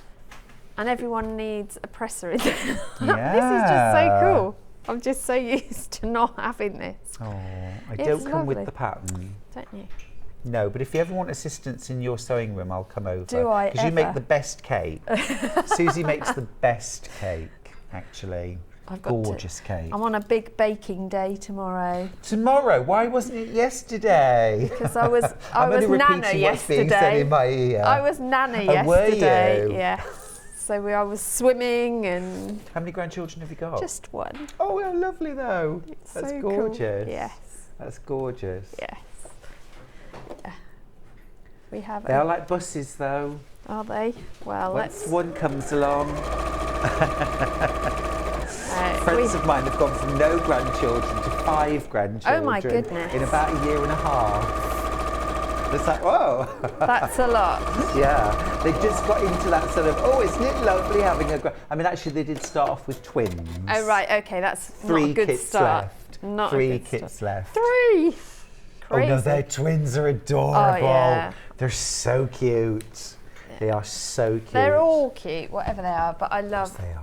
We're at an age now where we're learning lots of vocabulary, so you have to really watch what you say. Oh, So I was. because they're like little parrots. Yeah. Yeah. I've been called ridiculous. Ridiculous. Oh, I love it. It's always the highfalutin words they like, isn't it? Yeah. Ridiculous. When I announced that I'd made 2 little mice to go on our Christmas tree, Yeah. as we were discussing decorations. What They're have I done just with here. the your ruler? pen. Oh, your What did I do ruler. with my ruler? It's just There it is. Yeah, Ben said, well, that's just ridiculous. It's like, I was like, seriously? And did he say it in a disparaging Yeah, tone totally. as well? And with the scrunched up, really? What are you on, Nana? Who's he learnt that off? Me. Well, there you go then. That's the worst bit, isn't it? You've got no myself one to blame but yourself. Yeah. But yeah, it's so funny. So funny. But yeah, no, baking day tomorrow. Lovely. Lots of baking. Well, I hope you all enjoy the cake, because we won't enjoy it here. I'll bring some next time. But you see, I was worried. Were people doing the January not eating anything with sugar in it, dieting, and all the rest of it? Well. Oh no. Oh, no. I think I've just come unthreaded. Bear with me. That doesn't sound like a fun month at all. There are 2 kits left. Now they're hanging on, and this always happens. Yeah. Always happens, because it's easy to think, oh, okay, well, I've got no chance of getting this, have I? So I won't bother checking out my basket. If you've got it in your basket and you get to check out now and check out before everybody else, and there are more than 60 of you now with this in your basket, you will get the kit. It will be yours. So don't delay, don't dilly-dally. And it's so quick. You could make your quilt this weekend ready for the cold snap that we're going to get at some point. Yes. And save yourself all that fuel. Yeah, you can make this quilt in a weekend, Oh, can't easily. you? You can piece your top. Yeah, even piece it, and I reckon make a good stab at doing the quilting. Yeah. Definitely. And while we've got you, Susie, Yes. can we, not right this minute, because obviously we're piecing at the moment, Yeah. but just thinking ahead, can we talk a little bit about some ideas for quilting as Yeah, well, absolutely. for how we might quilt this? Yeah, I mean, we... Well, I mean, don't, no. yeah, it's, But There we go. with the spare fabric, what you can always do, make yourself a cushion and try out a design if you Nice wanted idea. to. Your idea with the freezer paper, draw yourself the pattern before you go, or use a friction pen. I often do that, because I'm not very good at being free cycle. Right, okay. We used to do that thing when we were children called take a pencil for a walk. Oh yeah. Yeah, which is basically what you should do if you're free Yeah. motion, Yeah. and try not to come back on yourself. But I always get myself so flustered and so worried Right. that I end up cornering myself. So taking a friction pen for a walk is a good way of doing it, but also tackle it not as a full project. Right. Visualize it as a full, but tackle it per block. That's right. Because otherwise you're overwhelmed and you don't know where to begin. It's true. Yeah. It's true. It's unless you've got a free long arm quilting machine that you're going to use. It's very hard on a normal sewing machine. You have to keep rolling everything. I mean, safety pins or pegs. I use pegs. Yes, because pegs. Clothes pegs. All right. Because they don't mark the fabric, Oh. and I don't stick pins in the end of my fingers. Interesting. I've enough of that as it is. Kit's gone, by the way. Oh dear. We're sold out. Well done. Well done. But what they've done on this sample is they've done straight quilting through the diagonals on all of them. On this but diagonal. 3 tram lines of it, so it holds the block to the base straight away. And then they've done like a free motion feather on one side in an orange and up the centres. Yeah. And then on the blue side, you've got more of your free motion Kind of squiggle. swirly whirly. I know there is a technical term. Vermicelli. That's it. But in blue thread. So that's again, don't be frightened to use different coloured threads or variegated. I'm a great lover of variegated thread, but experiment, use things, and remember that our sewing machines have loads of stitches on them as well. You can just use a zigzag or mine's got a really lovely long curve, S curve to it. That's nice. And I've used that in the next show because again it holds everything in place, but it gives a bit of detail, and that is what the quilting process is about, to make the whole pattern lift. It's not there to win. Well, it is there to win prizes, but it's to give the whole effect and to hold the layers together. Yeah. It has a practical use Yeah, it as has well. a purpose, doesn't it? Yeah. But I also thought that this one would be a really good one to do hand quilting if you wanted to have a go at hand quilting, because you could mirror the straight lines. Yeah. So quilt about 1/4 inch inside the logs? Absolutely. That would be lovely. That would be really cool. In a complementary or a contrasting thread, you could do some amazing stuff. Yeah, Thank that'd be you. really nice. Sorry, that'd I be did really take nice. things It's all right. The other I'll thing do that as well. Okay, so I'll make you another cup of tea. The other thing that I thought you could do if you were hand quilting is add quilt stitching round the heads of these big flowers in the centre of the blocks. Ooh, That would look nice. really beautiful.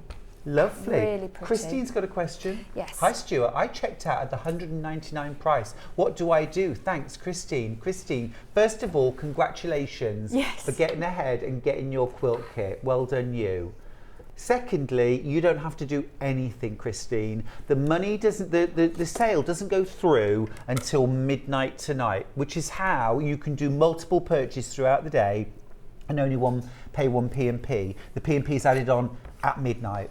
Same with any price reductions. Whatever we reduce the price to, you always pay the lowest price and you do not have to do anything, Christine. Just sit back, relax, enjoy the rest of the show and look forward to getting your River Wander quilt kit home. I know. You're going to love it. Amazing. Yeah, actually, thanks for bringing up the freezer paper, because this big block, this big centre square, actually is the perfect place where you could put a motif. That could be a simple flower. You saw earlier on how I folded paper up. We could trace it and put a flower in the centre, maybe with a centre, a little circle or something in the centre, maybe some leaves if you wanted. You could divide this up with a friction pen or a pencil, into diagonals, and then you could quilt something here, here, and here, like curves. That would be really nice to quilt a curve here, here, here, and here. And again, you can cut those out of freezer paper Absolutely. and follow the line. I mean, on a long arm, we would use a ruler to do that, but you can just cut freezer paper out. You could divide it into 4, and then you could quilt, you know, a teardrop shape and a little one, a teardrop shape and a little one, this kind of big sort of motif in the centre. So there's all sorts you could do in that centre block. And then when you come to the logs that go around it, you know, Suzie mentioned using that serpentine stitch, that kind of wiggle stitch. And if you elongate that a little bit, you can take that through the centre of the log and through the centre of the log, just as you pieced it. I mean, I know you've got to turn the quilt a little bit to do that, but just take your time.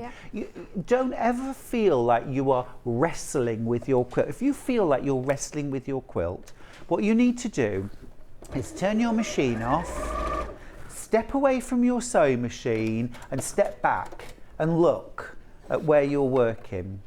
Because I guarantee you, if you're wrestling with your quilt, you have not got your quilting area set up correctly. Your space is too small, you've got things on the table, the quilt's falling off the edge and dragging, and you're fighting gravity. Get everything up onto the table so it's supported. Get the bit of quilt that you're working on under your sewing machine flattened and spread out. The rest of it can be dumped in a big pile on the table. As long as it's not hanging off the edge, you won't be fighting it. You know, just take a moment and look. Is the dog crawled under your quilt, or the cats are under the quilt now? You have been in my workroom. It's happened to me. I'm in quilting and thinking, what is this big lump? And then I've realised it's Mrs. Mills who's taken up residence. Just shows how warm they are. But equally, you could do a big crosshatch. Ignore the piecing. Don't try and get everything going through line. Just do a big crosshatch, 4-inch wide, 3-inch wide cross-hatching. Look at the wadding guide, because that will tell you your stitch width. Sorry, thank you. But most battings these days, it's 8 to 10 inches between quilting lines, which I would never do. That's not enough quilting from a visual point of view. But you can have some decent gaps, can't you? Oh, absolutely. Between your quilting. I love the detail in this particular It's absolutely strip. Beautiful, isn't it? You've got this floral motif, but it also looks a bit fishy as well. Yes, it does. I can see that too. Hence the river. It's lovely. I wonder what William Morris would say if he knew how perpetual our love for his work is, how enduring. I wonder if he could have ever imagined. No, I doubt it. It is incredible how well it has survived life, isn't it? Yeah, and how relevant it still feels. Absolutely. I do have quite a lot of William Morris, but Strawberry Thief, I know a lot of people don't like Strawberry Thief, but I really like Strawberry Thief. I love it. I love Who doesn't like Strawberry Thief? I know quite a few people that don't. Really, why? I don't know. But this mini version, I really, really love. It's glorious. Because I love English paper piecing as well. So I can fussy cut this to a big extent. I love it. Absolutely love it. Oh, I love it. I love it. The blocks are really big, aren't they? They're huge. That's why it's so important to pin. It is, especially as they get bigger, because you're not going to hold it straight. And if you're chain piecing as well, it just makes life so much quicker.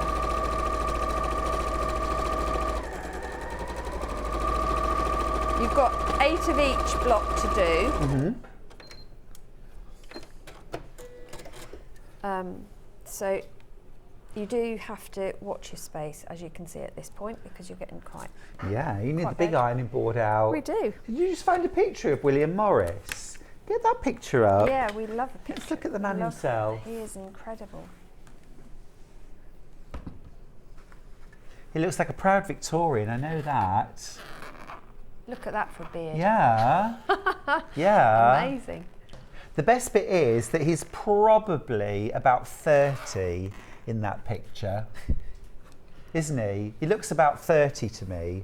35 maybe. I always find it difficult with sepia photos to judge Yeah. true age. He looks like a young man to me. I don't know. He looks like a young man. Do you think? I bet he's no more than 35 in that Do you picture. reckon? He looks like he's wearing his dad's suit. He looks a bit big. Well, you know what it's like though, if you've had a big Sunday dinner, it's quite nice to have a bit of ease, isn't it? I'm always grateful for an elasticated waist after a Sunday dinner.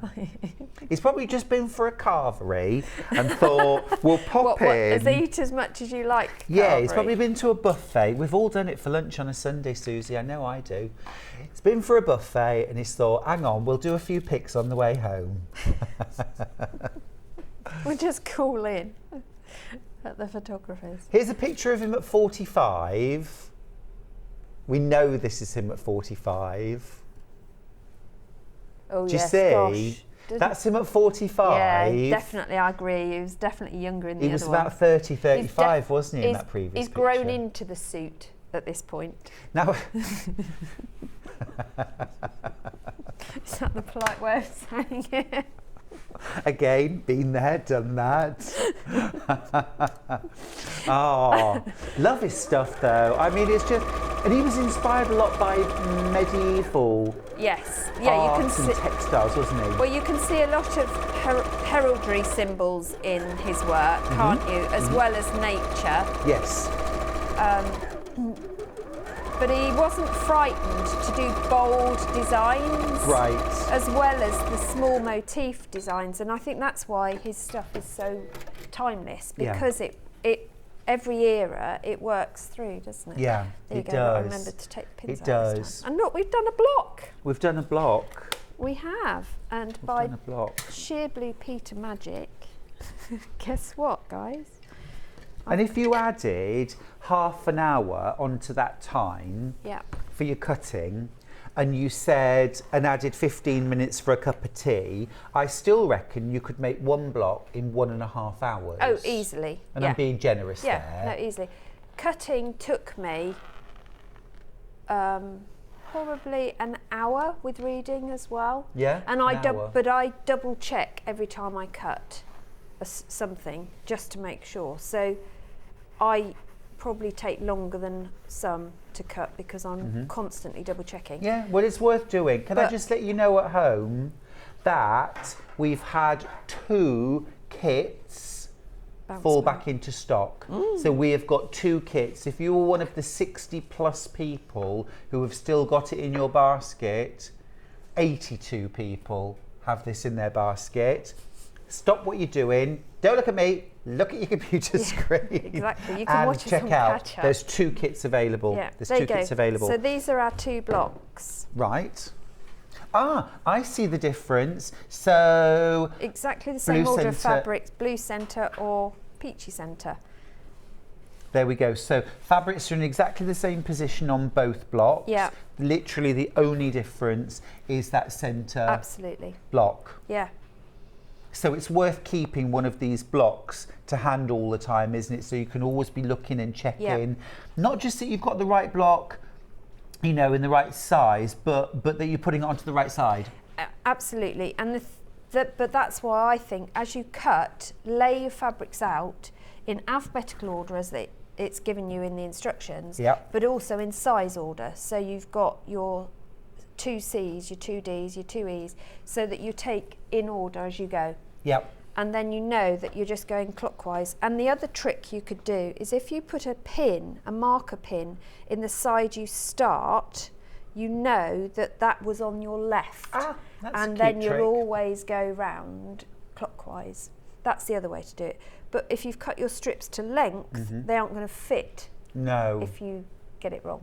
Absolutely. So Absolutely. you question yourself, Yeah. what have I done here? What have I It's a done simple wrong? block, but take it slow and steady. Absolutely. And then when you've got them all together, you can then you can follow the instructions. By all means, there is a beautiful diagram on the back that gives you placement as the finished one and shows you it in pictorial and diagrammatic form.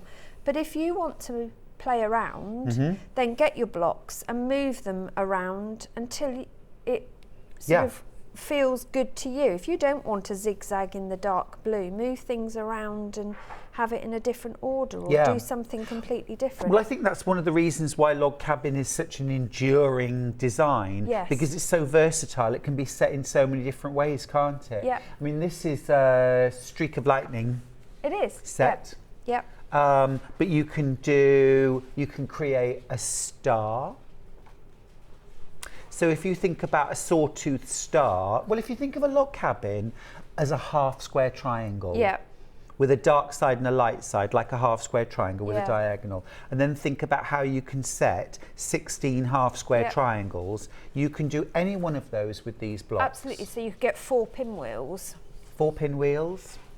Arrangement, couldn't you? Yes, you could. Could you just move them offset each the way around? Yeah, you could.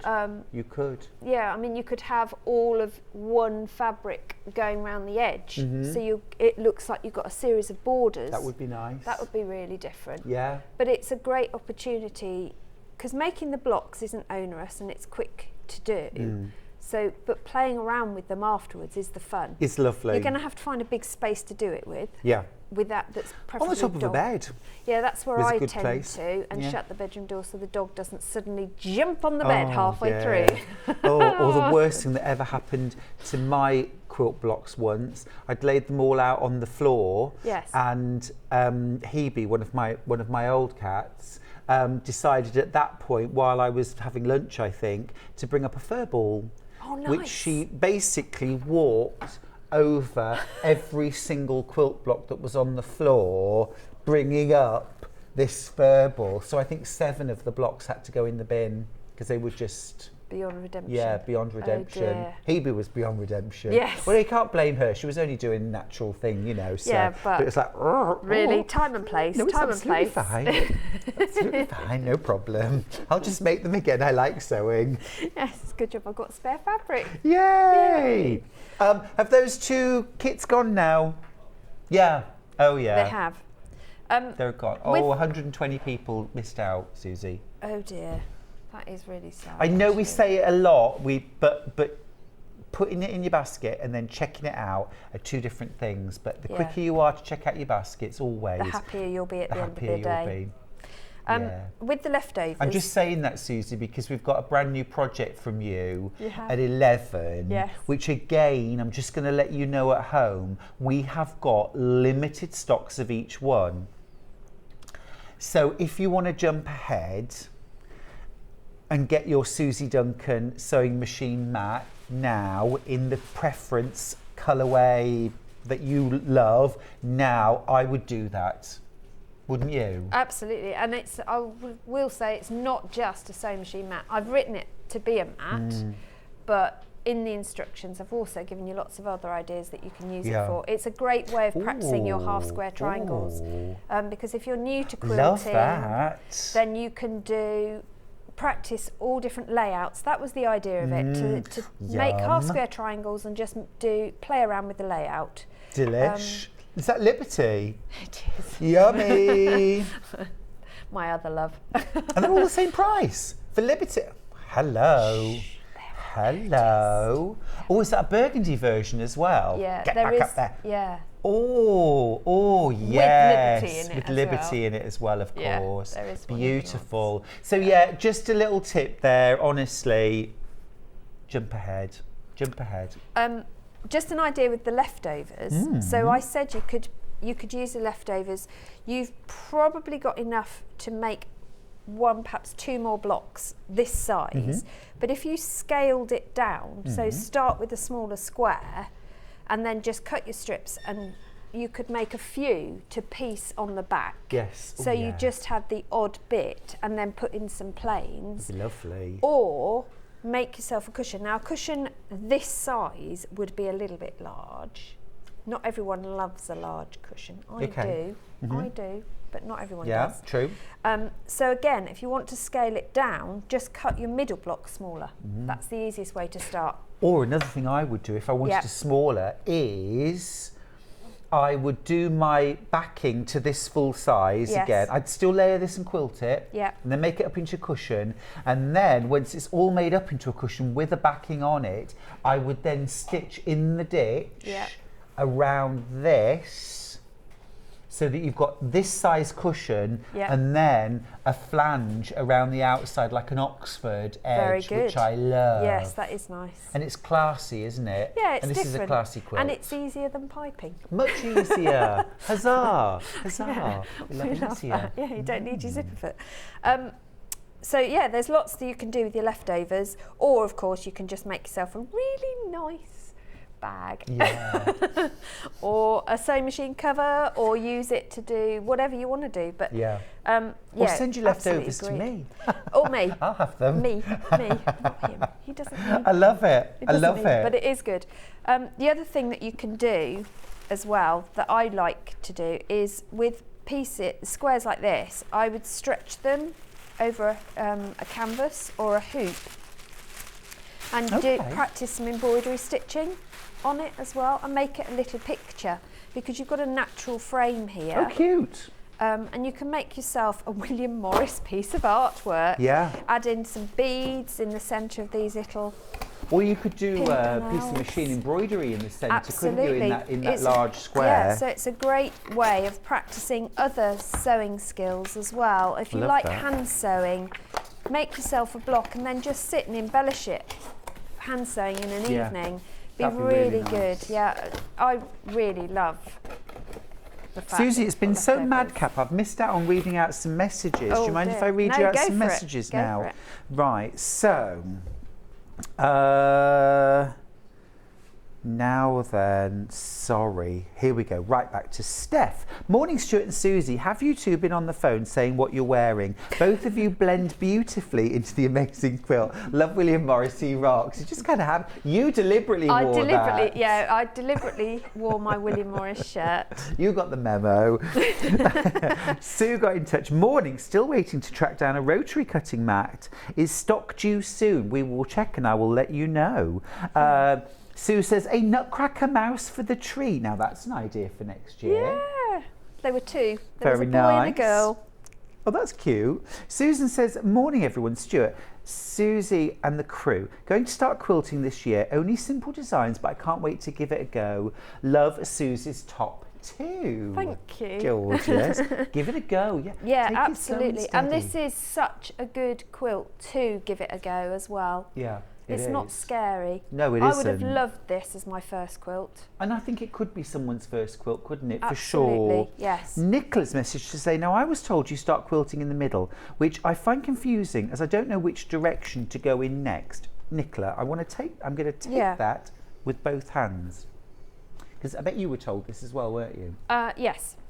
Now, often, especially when a quilt is badly prepped for quilting, the layers will shift. Sorry, I'm moving about all over the place. The layers will shift as you quilt. And so the starting in the middle and working outwards Yeah. kind of works on that premise that it's going to shift. Yeah. So in other words, if everything shifts outwards, you don't end up with this bubble in the middle. Yeah. So what do you do at the outside edge? You trim bits off. I don't want to trim bits off my quilt. No, because usually by that stage you've trimmed it to the point that you want it. Exactly. Yeah. And if your piecing goes right up to the edge like this one does, if you trim any off the edge, it's going to spoil the look. So actually, shifting is not inevitable. If you prepare your quilt properly, and my recommendation if you're doing this at home is 505 Yeah, basting spray absolutely. or a fusible batting. Or the because June Taylor one. yeah, as or well. June Taylor, Yeah. do a basting spray. And Yeah. then your layers will be held together throughout the process. And they will not shift, your top will not shift outwards. If you use a walking foot, it will not push the fabric outwards. So, but one thing you can do, and one thing I would recommend that you do, really however you plan to quilt this quilt, is to stabilise your blocks. And if you've had problem with shifting in the past, stabilise your blocks. So once your layers are all together, use a walking foot and a matching thread and sew along the block intersections in both directions. Then what you can go anywhere from there, Nicola. You can start quilting this block first and then do this one next and this one down here next if you so choose, because nothing's going to move anywhere. No, that's what I do. And that's why I roll everything. So everything, literally, I just start at one end and roll it and then peg. So you work from one side of the quilt and work across? Yeah, not necessarily. It just depends how I roll. I'll roll both ways to get, but it needs to fit on under my sewing machine with not big bunches and I'm fighting. It also needs to lay flat enough in area so that it's not puckering itself, because that's the other thing you need to watch. But yeah, I'm a big advocate for spray before you go, and press the life out of the quilt top before you even begin to layer it. Good prep. Because if you don't, you'll regret it. You will, basically. you will. Now, just want to very quickly mention, we've got some backing bundles of fabric if you need a backing bundle. We've also got a show today, actually, the next hour, where I'm going to be talking about extra wide backing and wadding. But just mention these now because they've been bundled for this quilt. So we'll start with chambray, the chambray blue. There's only 3 of these left anyway. You've already spotted them. This is a 5-meter piece. So a centre seam or a horizontal centre seam or a vertical horizontal seam will do it for $29.99. That's in chambray blue, which is a kind of almost lilac-y blue. It picks up actually the background colour of these fabrics really well. There's 6 in baskets, 2 left. Okay, it's this lovely chambray colour. It's this blue, isn't it? Yeah, it is. The other option that we've got is to pick up that lovely soft coral. This is the coral background. There's 4 of these left and 5 in baskets. Same deal, 5 meters of fabric. You just need to cut it in half, join a seam, make sure you remove the selve edges. Don't leave the selve edge in the middle, if that's where you've joined it.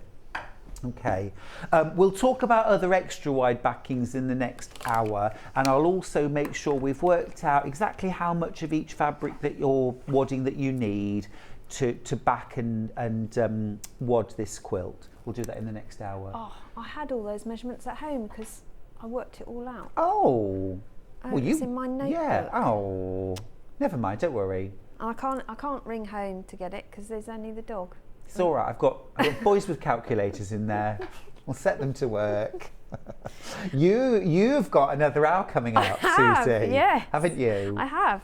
And this is your brand new pattern? This is a brand new pattern, yeah. This was a bit of self-indulgence because I love playing around with blocks and and laying the blocks in different ways. So awesome. Yeah, this was. But also it's a useful pattern. Really useful, Very really useful. We'll see that at 11. Yes. Susie, thank you for the last hour. Thank you very much. It's been a romp. It has, yes. Thank you for all your pressing. Oh, you're welcome. Anytime, anytime. All right, my lovelies, we're going to go to a little break. When we come back, we're going to be talking extra wide fabrics and wadding. So stick around if you've got any questions to ask about those or things like quilting, get them in the break and we'll answer as many as we can throughout the show. See you in a couple of minutes.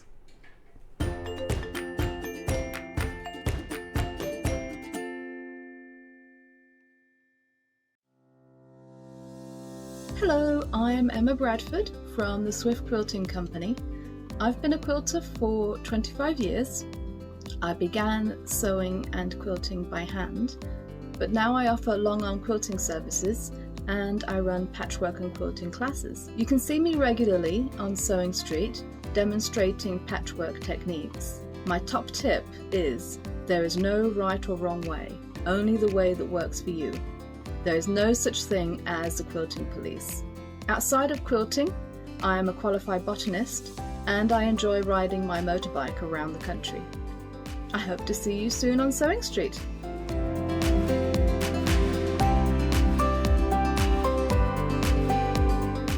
It's a new year, so that can only mean one thing. It's time for those New Year resolutions. And it's the perfect time to start a new hobby. Jewellery Maker, Sewing Street and Hobby Maker are here whether you're starting something new or advancing your skills on a current hobby.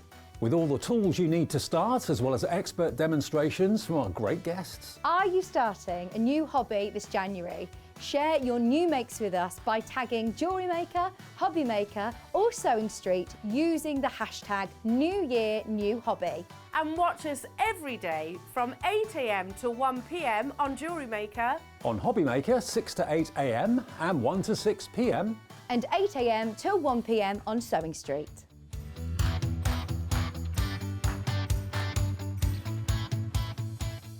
Are you a fan of Sewing Street? Why not join our growing Facebook fans pages?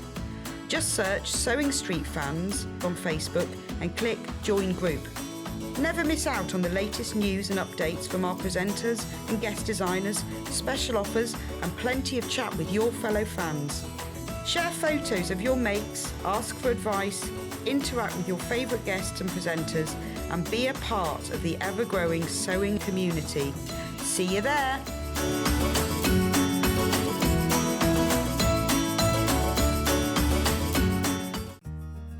Have you heard about all the different ways you can shop on Sewing Street? You can shop on our website sewingstreet.com and you can also order by phone by calling our friendly UK customer service team. Just call 0800 001 4433. And don't forget about the Sewing Street app. Here you can shop all of the Sewing Street products as well as watch the live shows from anywhere. You can download the app onto your smartphone or your tablet by simply searching Sewing Street in your app store. And one final thing, no matter how many times you check out on Sewing Street in one day, you will only pay one postage and packaging. Happy shopping! Follow Sewing Street on Facebook and Instagram to keep up to date with what's coming up on the show, as well as being the first to know about our amazing offers. Get involved with our competitions that are exclusive to social media. And pick up some top tips from us too.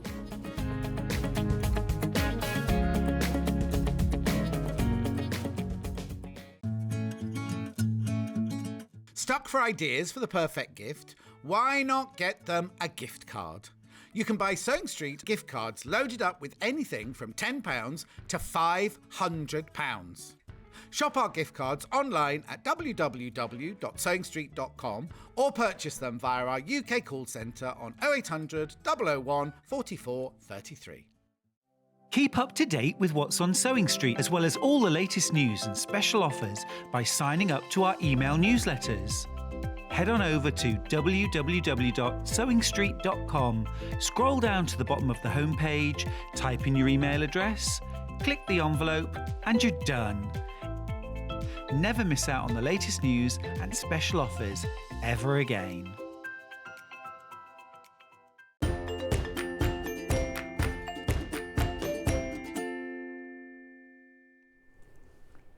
Hi quilty friends, welcome back to an hour of quilt battings or waddings and extra wide backing fabrics. So this is a great hour if you've got any technical questions that you want to ask.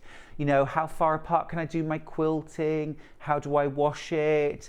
Is there shrinkage? How do I prepare my batting or quilt sandwich or whatever you want to ask? Just get your questions in and I'll do my very best. All right, so the first batting that we're going to look at is a 50-50 cotton bamboo mix. Now this is deliciously soft, absolutely beautiful quilt batting. It's a natural bat, so it's 50% cotton, 50% bamboo, which makes a fabulous batting. Width-wise, it's 228 centimetres wide. Inch-wise, that's 89.7 inches wide. So call it 90 inches. So great for up to double bed size width. I mean, any length you like, because this is going to be cut to length. Per half metre, it's £5.49. So it's also a really economical batting for something of this quality and also this width. Now, bamboo became a really exciting fibre for quilters, for knitters, for crocheters.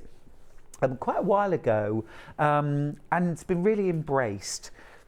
Why? Well, lots of reasons. From a farming point of view, bamboo requires almost no pesticides or fertiliser. It requires very little water. And of course, one of the most polluting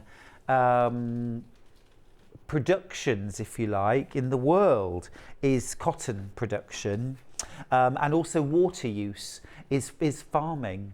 So anything that uses less of those things, less chemicals, less water, is a good thing. So this is 50% bamboo. It's also incredibly fast growing, so it's very sustainable as a fibre and requires less processing than cotton. It's also antibacterial. It's moisture wicking, it's powerfully insulating, and also ultra soft. It's great for sensitive skins. It doesn't wrinkle easily. It resists wrinkling. So if you fold your quilts up regularly, it's going to resist wrinkling as well. It's blended with cotton. It's beautifully washable too and breathable. So you can machine wash your bat. So no, I wouldn't ever machine wash a batting as a batting, okay? I mean made up into a quilt or a wall hanging or something else. Obviously you need to test your fabrics and make sure they're washable and all that. But in terms of your batting, you can put it in a machine wash. I machine wash cold, 30 degrees maximum, and I use a gentle spin, just a light spin at the end of the cycle for my quilts. And then when I take them out, they go into a tumble dryer straight away. Don't let it sit in your washing machine overnight. I do washes like that overnight, but not my quilts. So wash it, get it out, get it straight into a tumble dryer on low until it is barely damp. And then get your quilt out and either lay it flat in the sunshine, he says, or flat over a line. Or if the weather's terrible and you still need to wash your quilt, I put some towels on top of a double or king size bed, lay the quilt on top of it flat and let it air off and just finish drying off flat. But a beautiful bat. Can you tell me what width we can quilt this up to? Yeah, does it have that in the technical specifications? Okay, don't worry about it. I would suggest that you would quilt this up to about 8 inches apart. It's needle punched, it's very, very stable. So I would say probably up to about 8 inches. Actually, pretty much all battings these days, you can quilt up to about 8 to 10 inches apart. In fact, I've got the specs for this one now, so I can tell you, machine or hand quilt up to 8 inches apart. So yeah, there we go. Right, now then, same blend, but this time, this is wider. 315 centimetres wide. That's 124 inches, so that is king size. Now, just to give you a sense of just how wide this quilt batting is, he's disappeared. I just want to show you the full width of this is pretty much, well, in fact, it's longer than my counter. So if I put that right to the edge, this is the full length of my countertop. So super wide. Now, I mention that because you might be thinking, well, actually, I don't need to buy, I don't make quilts that big, so why would I buy something that was 124 inches wide? Well, if you do 90-inch wide batting normally, you've then got 34 inches more batting at the other end. So that's 16-inch cushion pads, 18-inch cushion. Instantly you've got your batting there for them, matching pillow shams, runners. You might just be buying half a metre of this for $7.99 and you're going to make a gorgeous bed runner that will go across the end of your double bed and down the sides to the floor. Maybe use something like 6, 7, 8, 9 blocks sewn end to end in a lovely runner. Half a metre of batting, you're done. You're done. This is 124 inches wide, 50-50 blend of cotton and bamboo. It is beautiful. If you've ever used bamboo and cotton yarn for knitting or crochet, you'll already know how beautifully soft, lustrous and gorgeous that yarn is to work with. This is the batting version of it. I really recommend if you're buying batting speculatively for your stash, and that is such a smart thing to do, think about what size quilts do you make. If you make a lot of double quilts, calculate that, but also think about having usable leftovers. So you might make quilts that are only 80 inches wide. So you might be thinking, okay, I'll go for the 90-inch wide batting. But then that was going to leave you an 8 or a 10-inch strip down the edge. Is that useful for you? Maybe it is, maybe it's not. Would a 30 or 40-inch wide strip be more useful? In which case, go for the king size. I'll leave that with you. I'll leave that thought with you. Right, next up, this is 100% bamboo. 100% bamboo. Now, the first thing I'm going to point out about this is how bright it is. Look how bright it is. Can I just borrow back the cotton and bamboo mix, please, just for a second, Becky? Can I just borrow that back for a second? I want to just show you the colour difference, and then I'm going to tell you why. Can you see how much creamier this is and how much whiter this one is, how much brighter it is? And there's a reason why I'm pointing that out, and it's this. If you're making a quilt where your background fabric is white, go for a bright white batting, because it will show through your batting. Not to an extent where you'd say, oh, like a dark thread poking through. I don't mean that you would see it like that. But if you use a bright white batting under white fabric, it will make the white fabric glow. It's like it's lit from behind. It will really make it beautiful, sparkling white. And it also seems to have the effect on colours that it sort of keeps them looking brighter. If you use a very creamy batting under a white fabric, particularly if it's quite a fine fabric, it can make it look creamier. It can change your perception of the colour. So I just mentioned that now because if you're doing a quilt that's like red and white and your background is white, go for this kind of batting because it will give it kind of an optical brightening effect on your fabrics. $6.99 for this. Is 100% bamboo and it's 228 centimetres wide, which is 90 inches. It's the only size we've got in 100% bamboo. Leave that with you. Just from a technical point of view, again, you can quilt up to 8 inches apart. It's washable. Mild detergent, cold water, make sure you dry it flat. This is if you want to pre-wash your batting, but you want to do that just in a bathtub of cold water. Okay, next batting we've got is 100% cotton.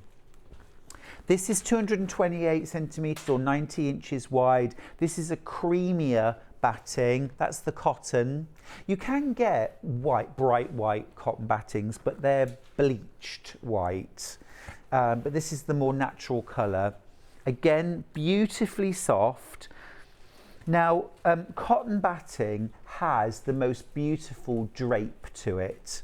It's quite a thin batting. It's very, very stable. You can see it's needle punched. Can you see all the little undulations, gentle undulations in it? That's where it's been needle punched. So effectively the fibres are felted together. It's like a sheet of felt almost. It's not as stable as a sheet of felt. It's not that needle punched, but that's how the fibres are held together rather than being glued together.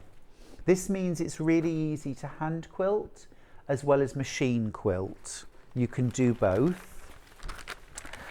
Spec-wise, you can quilt up to 10 inches apart on this one. So if you want to do like sort of really far apart quilting, that's fine. But I would still say consider how that will look.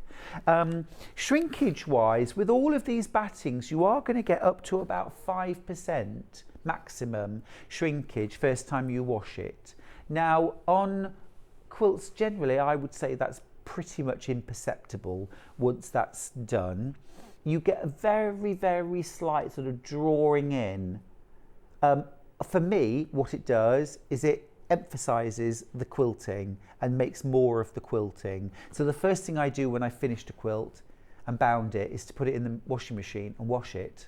Removes all the dirt and the dust and any other sort of marking materials, but also it helps the quilting bed in. That very, very slight amount of shrinkage helps all of the stitches to bed in, and it really shows off the quilting beautifully. So it's a step I always include. Now we've got that in a wider width, that's 90 inches wide. If you want it in a wider width, this is 315 centimetres. That's 108. Or is that 124? That's 124 again. Sorry, 124 again. Right, that's £7.99 for a half metre. Now, if you are going to do up to a queen size quilt, you want 2.5 metres. If you're doing king size, you need 3 metres. So 5 units or 6. Okay. Relatively speaking, you know, quilt batting has really come down in price. I remember buying 100% cotton quilt battings 25 years ago that were £40 and £50 for a batting. So that's not bad. And never skimp on the quality of your quilt batting, because it's what makes your quilt a quilt. It's those 3 layers, the top, the batting in the middle, and the fabric underneath. Think about how you're going to use this quilt. If you're going to wash it a lot, pick something that's got some polyester in it. An 80-20 mix is good. It will increase its washability, make it easier to wash. If you're going to use it for a wall hanging, think about something which is going to be very stable. I like things like H640 or polyester bats for wall hangings because they have a certain stiffness to them that creates a really good wall hanging. Now, the next one that we're going to do is a bleached cotton.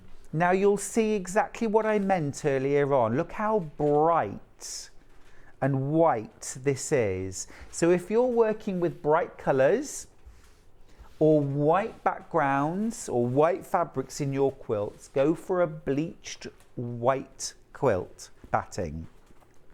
And that will make your quilt top glow and it will brighten the effect. This is 228 centimetres wide, which is 90 inches. So this is good for up to double bed quilts. Stock up your stash. And if you've never used all these different battings before, here's a tip. Why not get a ½ metre of 2 or 3, or the ones you're interested in? Just get ½ metre of each. You can use that then for things like runners and cushions and bags, things like that. Give it a road test for £7.99, £5.49. Next up, we've got polyester. Now, if you've only ever used polyester quilt batting, which was that like 2 ounce or 4 ounce, where it was like really thick, like an eiderdown, this isn't that at all. This isn't that at all. I actually, on Monday, I'll have my garden maze quilt with me when I come in. And I used this quilt batting for that. And I was really, really reticent about using it because I thought, oh, I don't do polyester. What's this? But I thought, do you know what? It's a small project. This is what I'm recommending you do. It's a small project. Give it a whirl. It's brilliant. I loved using it. It is, can you see, if I just pinch that between my fingers, can you see how it's not thick? It's not thick, but it's going to trap the air brilliantly, so it's warm. This is going to make a lovely warm quilt. It's also got really nice loft to it. So when we talk about loft, that's the sort of relative kind of sponginess and thickness of it. So although it's thin, it's spongy, which means that when you quilt an area quite heavily, it will flatten right down and recede.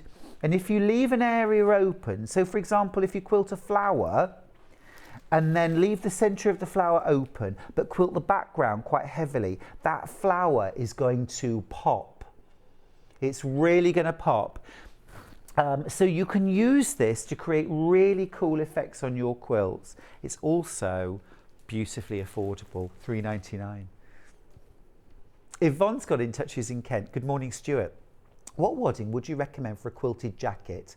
I have made several but cannot get the softness I want, Yvonne. Well, there's a few things thanks for the question, Yvonne. There's a few things I'd recommend. If it was for like proper like outerwear where you want quite a firm, and I know you've talked about softness, but if you want quite a firm, I would go with this. Wall hangings as well, great for this because it's got that loft but it's got a certain firmness. For quilted clothing, I actually would go H640 for quilted clothing and go for a volume fleece rather than a batting as such. And that's quite thin, so that will give you softness. It's quite a thin layer. If you want even thinner than that, go H630. So for something that's really almost like a quilted gilet, thin, that you could wear under a coat or, you know, just in the house, I'd go H630. Best thing I can recommend you do is get a couple of different battings. Try some of this polyester. It's £3.99 for a ½ metre. Quilt it, see what you think of the effect. But the best thing to do if you're testing it is don't just do a little square, because whatever you use, that will be quite stiff because it's small. Pick something, quilt a piece that's about the size of maybe the front of your jacket. Test that, see whether that gives you the softness and the drape that you want. Another question from Jan, who's in Surrey.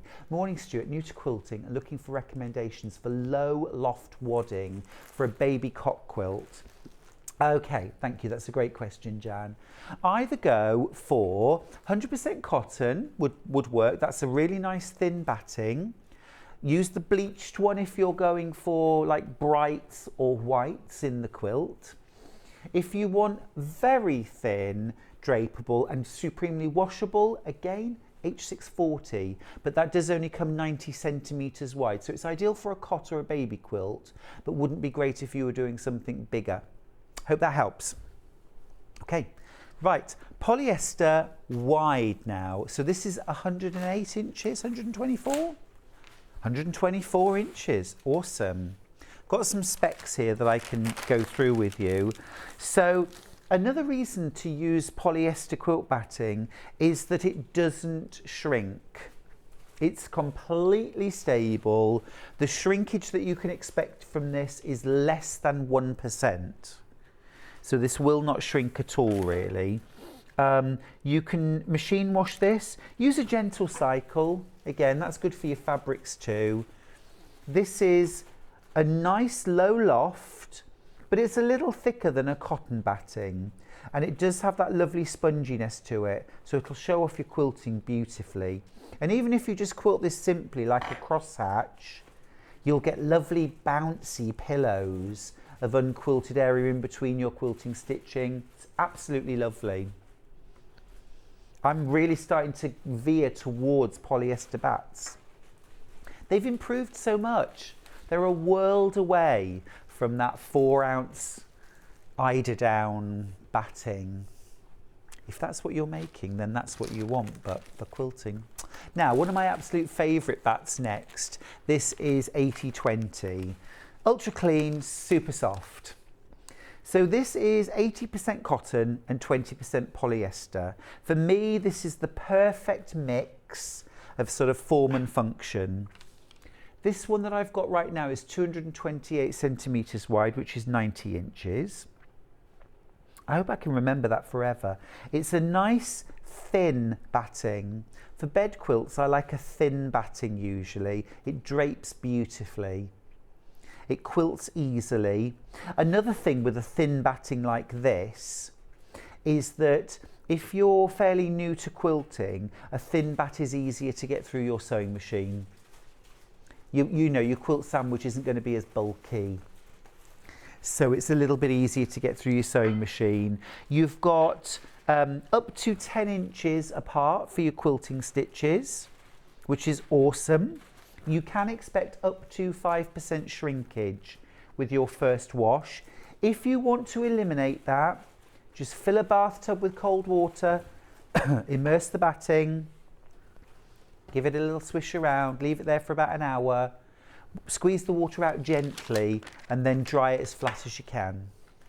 Now, 80/20 extra wide. This is for £6.49. It's at a brilliant price. Would you just work out what 5 units would cost, please? I know roughly. 5 times £6.49.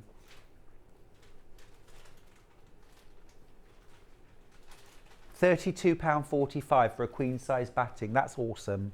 That's a brilliant price. So this is 124 inches in width. So super wide, up to king size. Biggest quilt I've ever made was I think 122 inches or 120 inches wide. And I'll be honest with you, it was too wide to go on the bed in the end. But I like the extra wide waddings because the spare wadding that I cut off is a more usable size.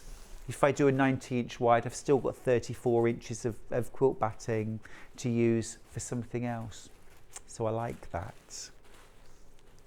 Now, the next one that we've got is an insulating quilt batting. Now, where was this yesterday when we had the lovely Kerry from Living in Loveliness? Yesterday, Kerry was doing hot pads, oven gloves, and tea cozies. But also think lunch bags, sandwich pouches, drinks containers, takeaway bags, shopping bags. All of these things benefit from thermal insulating batting. So what this is it's got a little bit of fluff on either side, more on that side, less on that side. And then it's got this, well, you know those foil blankets they wrap around marathon runners at the end? Looks ghastly, doesn't it? But it keeps them warm. This will trap and insulate heat. So if you want to keep your hot things hotter, use this. It's going to keep the warmth inside the bag. If you put it the other way, so that the shiny side is on the outside of the bag and the padded side is on the inside, what that will do is keep a cold drink colder because it will stop the heat from outside being drawn into the bag. It will insulate the bag from the heat. This is the widest one we do, which is 113 centimetres wide.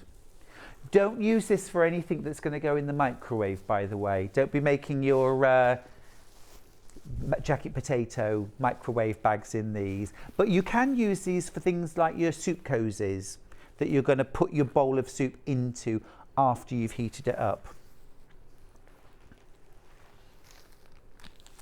Now this one is 50 centimetres wide. 50 centimetres? 57, thank you.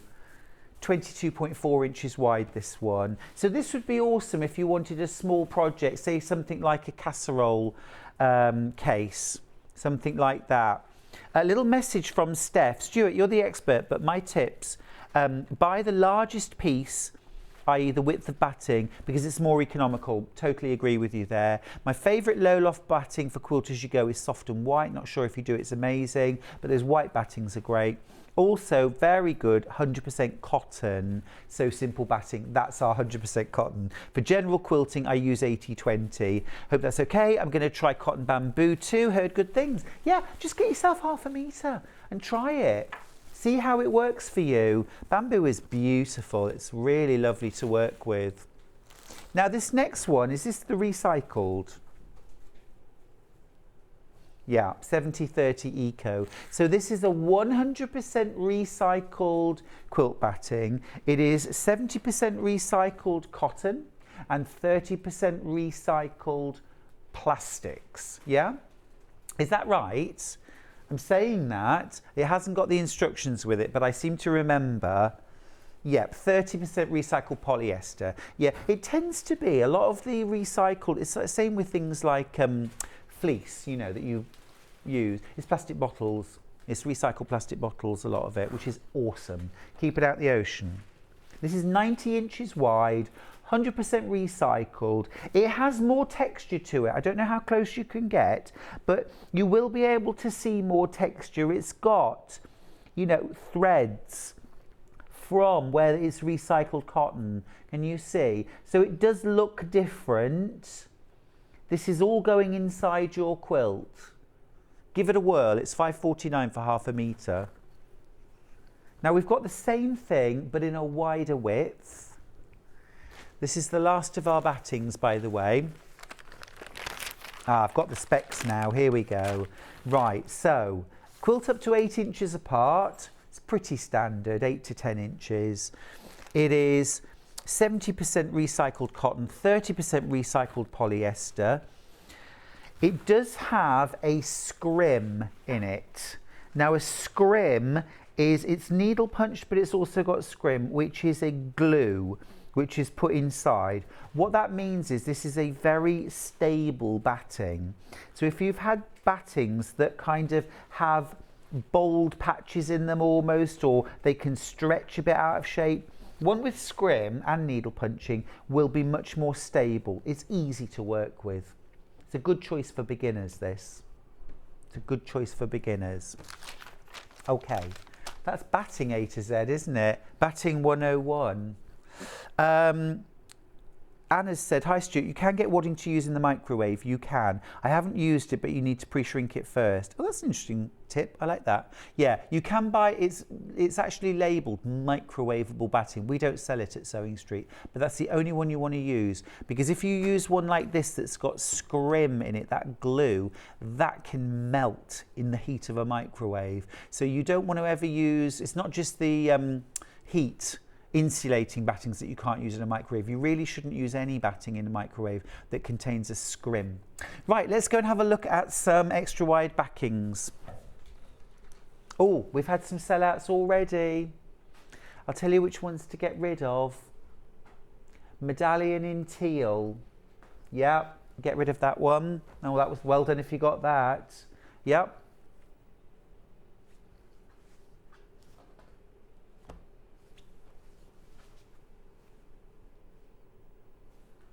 Yeah, that one. Well, that's rather yummy. Oh, no, it's this one. It's this one. It's that one. Oh, well, that's good. I'm going to start with this one then.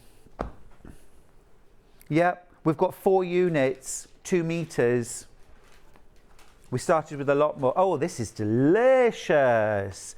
Look at that. Remember, extra wide batting is not just for backings. Extra wide backing is not just for backings. This is borders, bindings, sashings, blocks. You can use this for dressmaking. You can use this to make things like bean bags or big floor cushions. Think about the summer. Think about jazzing up the nursery or your children's room. Oh, for pride, show your pride. What about a pair of trousers in those? Harem pants. Nice, really nice. Yeah, you can use it for all that good stuff. It's 100% cotton. It's 280 centimetres wide. That's 124? 100 what, sorry?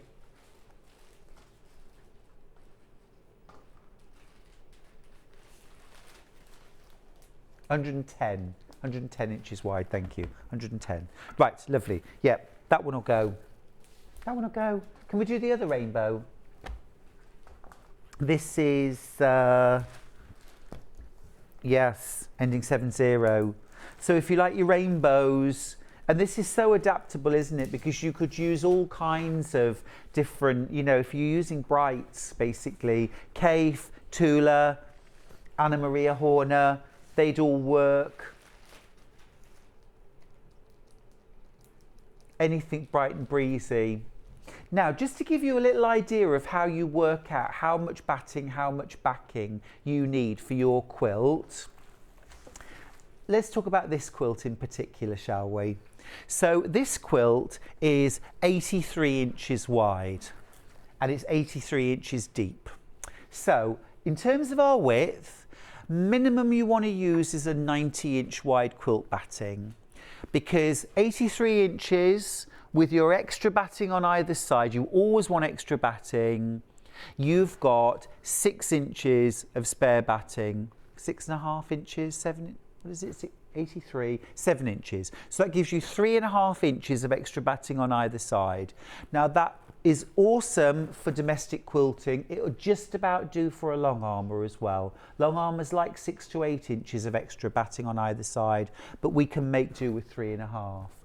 In terms of metres, how much in length, you'd need 2.28, so 2.25 metres. So I say 2.5. For up to like double queen, you want 2.5. Yeah. If you want to, so 2.5 metres of 19-inch wide batting will do it. But 3 to 3.5 is better if you're going king. But for that quilt, that would do. Okay. So we've got that one, gorgeous, absolutely beautiful. Loads in baskets. It's £12.99 per half metre. So remember, if you want to back a double bed quilt, you want to get minimum 2.5 metres or 5 units. I like 3, just to be on the safe side. Now we've got that in a monochrome. I am looking and it's here. This is good. I like this. Just while I open this, Steph says a question for you. I use thermolam for placemats, table runners, etc. Would it be okay for a quilt, as it's very stable and easy to sew and very affordable? Thank you. Yeah, thermolam is just a very dense quilt batting. It's very sort of thick, and that's why it's thermal insulating. So yeah, best thing to do is experiment. The only thing about it that would say maybe not is the drape. Because it's quite thick and quite stiff, you won't have such a nice drape on a bed quilt. Okay, this is the black and white and grey version. I think that's fab. I really like that. I really like that. Now you can of course make duvet covers using extra wide quilt batting. Quilt backing fabric. You can make duvet covers, you can make pillow shams, you can make bed skirts, yeah, to go around the bottom of the bed, because you need oodles of fabric for that normally, but about 1 metre of this would be enough, because you've got the drop to the floor in 0.5 metre. You just need to join 2 lengths to get around a bed. You could either do it kind of gathered and frilled, or you could do box pleats or something like that. Be really nice, wouldn't it? So you imagine doing, just grab a bit of fabric here at the top.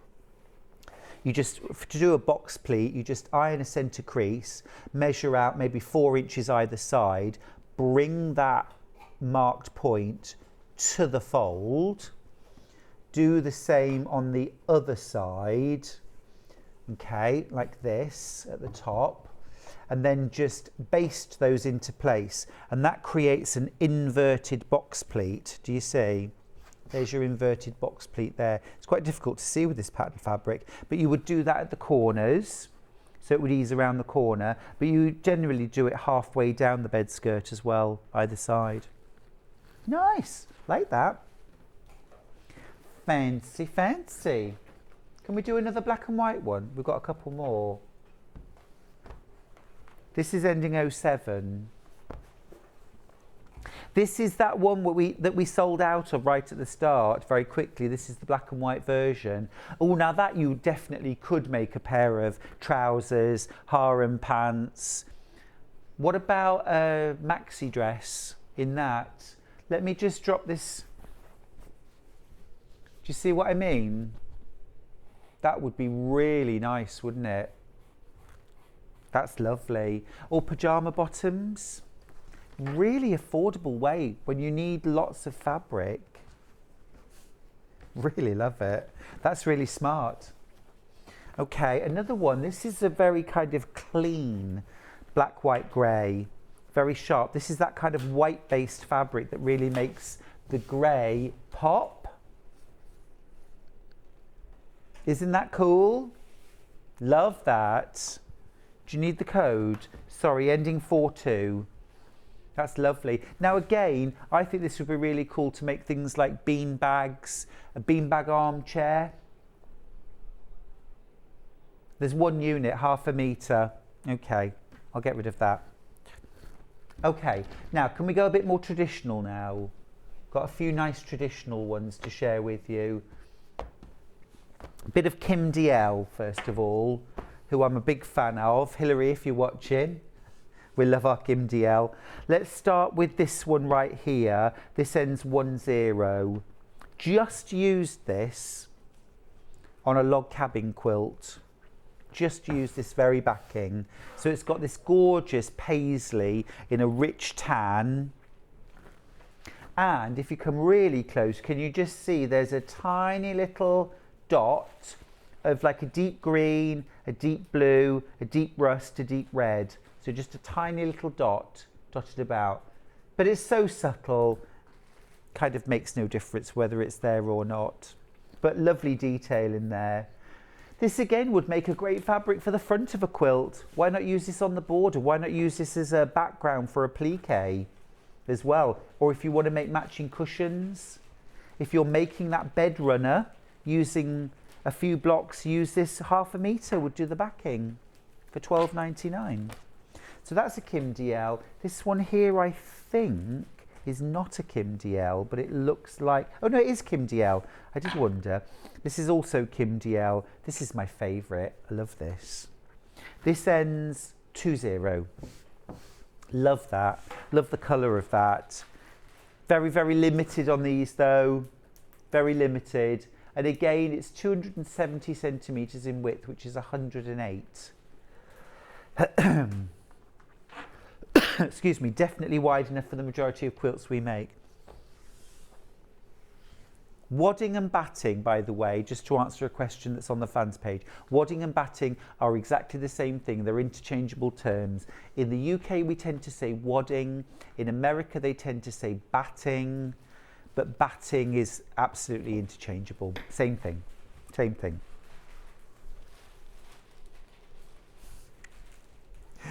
Ending 28.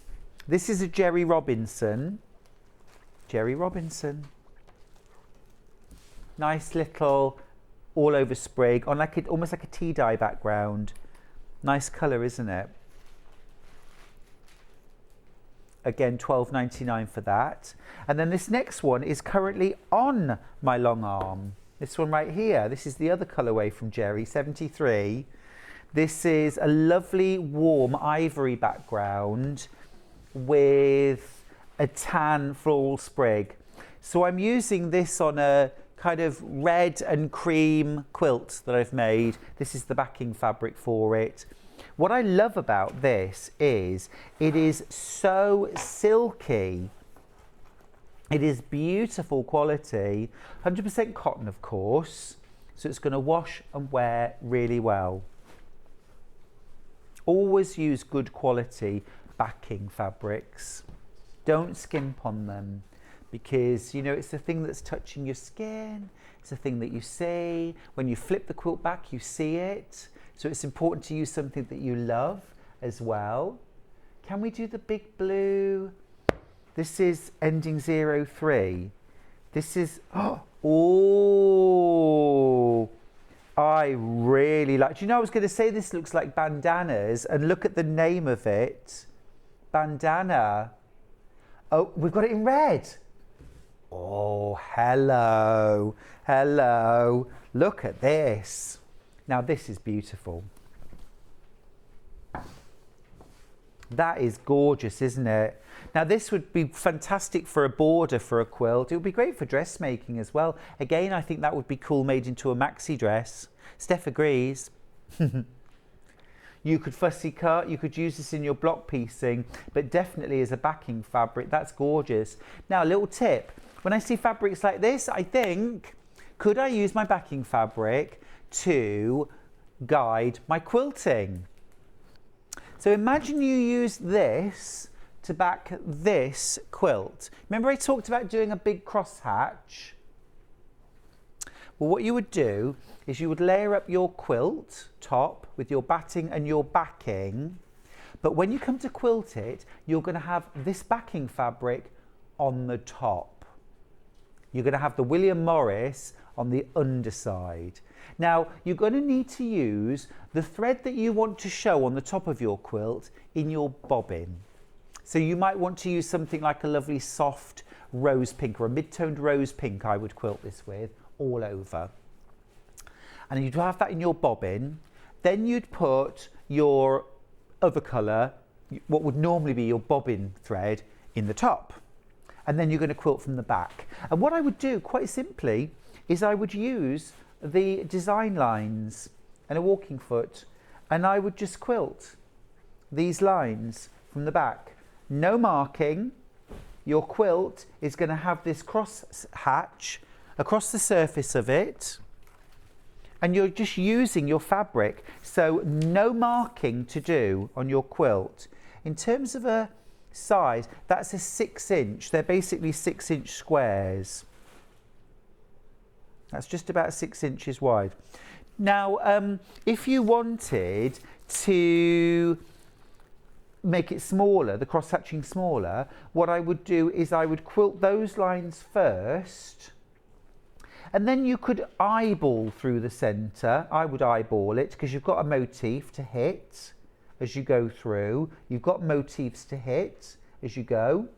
But you could mark it if you really wanted to, but honestly, I don't think you need to. But that's really useful. That would make a great bag too, wouldn't it? 1/2 metre would make a big bag. That's gorgeous. Right, got to show it you in the red next. Got to show it you in the red. This is ending 8-1. Oh,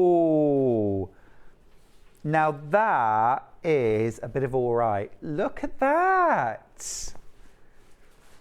Yeah, I mean, you could just, you know what, that would be really nice as a whole cloth quilt. So layer that up with batting and a backing fabric. Use this on the top.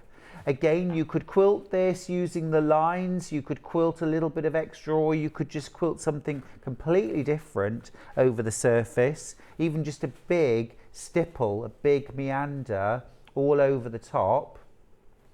And again, if you're doing a big meander, Susie mentioned about sort of getting lost, getting stuck, you know, boxing herself into a corner.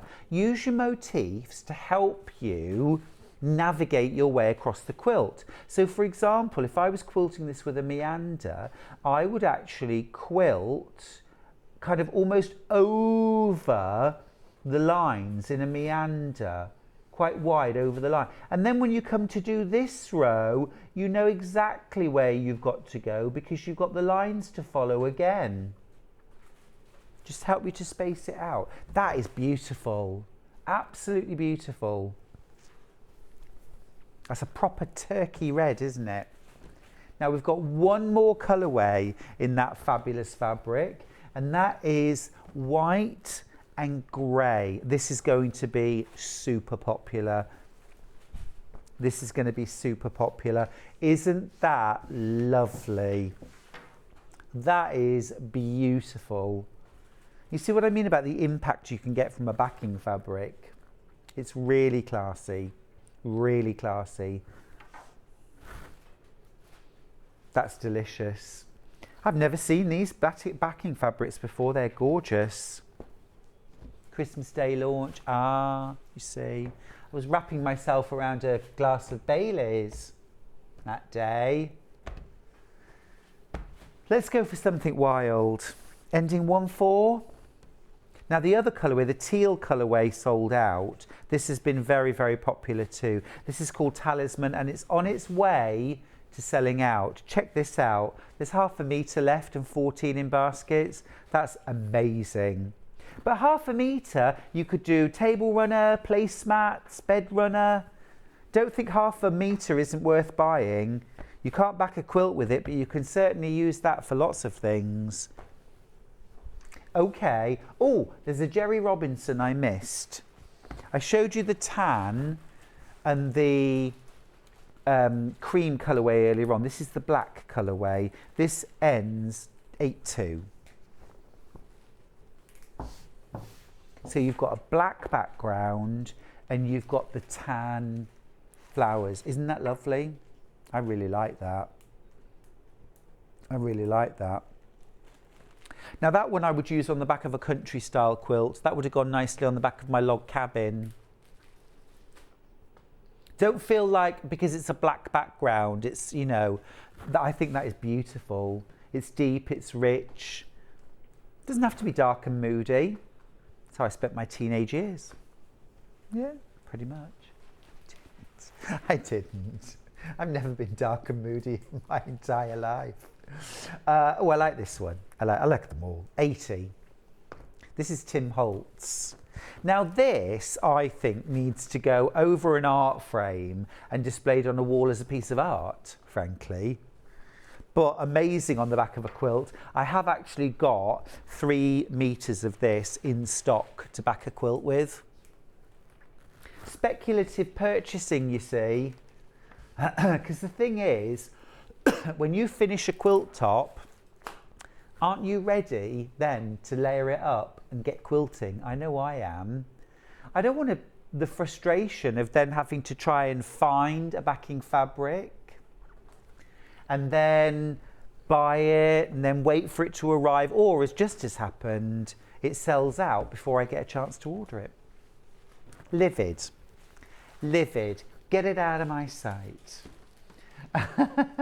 Now, pretty, easy, would go with anything, ending 06.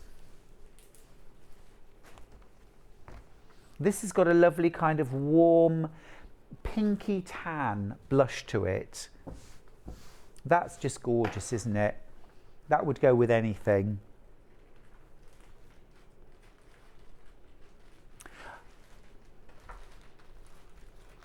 Okay, Jenny, is this Jenny?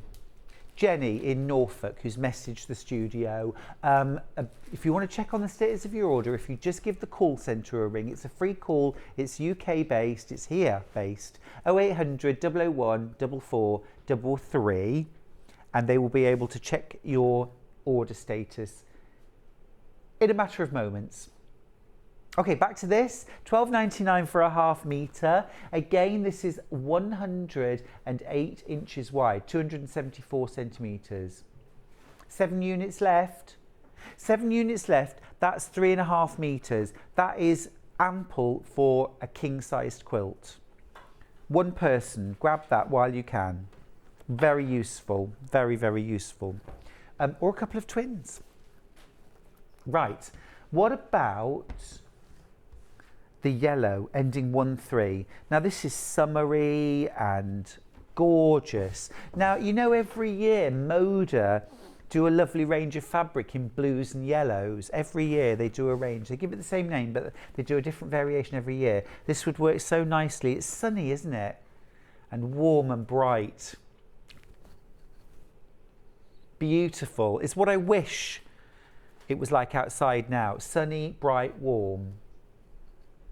But in the absence of that, I can have sunny, bright and warm inside, thanks. £12.99, 4.5 metre.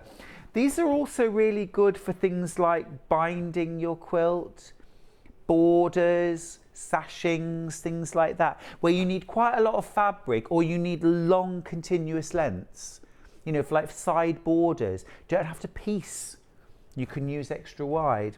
Last print in that design, ending 40. This is in the lovely mint green, and this is fresh.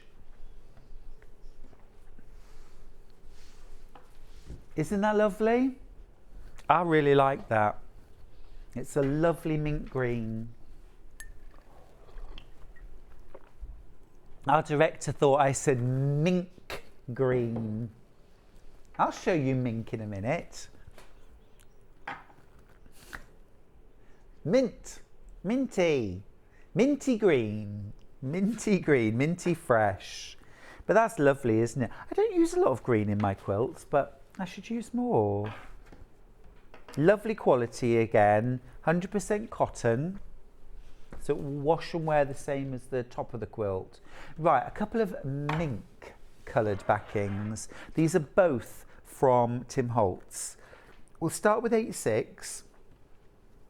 Again, you could just frame this because this is super cool. Now, because of the colouring of this, I always think this looks like a sort of medieval map, or, you know, well, not medieval, but like a sort of map of 16th century London. but the fact that it's got a bus depot and a federal office building and a post office tells me I don't think we're in 15th century London, Stuart. It's got a central business district and a municipal auditorium. It's obviously a map of an American city, or perhaps a fantasy American city, but isn't it a cool fabric? And it's Tim Holtz, so it's got that wonderfully sort of distressed looking background. I love that, those kind of mottles. And this is a colour I would best describe, Charlie, you're listening, as mink. Mink. Oh gosh, my mum always used to wear tights in mink. Yeah. I like that. I like that. I think that's lovely. Next one, again from Tim Holtz. This ends in 9-3. This one is, I think this is called Dictionary. It is called Eclectic Elements Dictionary. And I love fabrics with words on, and this is covered in them. So you can lie in bed and read your quilt. I like this. Memory. Nouns, memory, remembrance, retention, retentiveness, tenacity. I didn't know that was to do with memory. I suppose it's a lasting memory, isn't it? Reminiscence, recognition, recurrence. Oh, I love words. I'm following somebody on Instagram now called Tom, I can't remember his surname, but he does a word of the day and he defines the word, and he's just spectacular.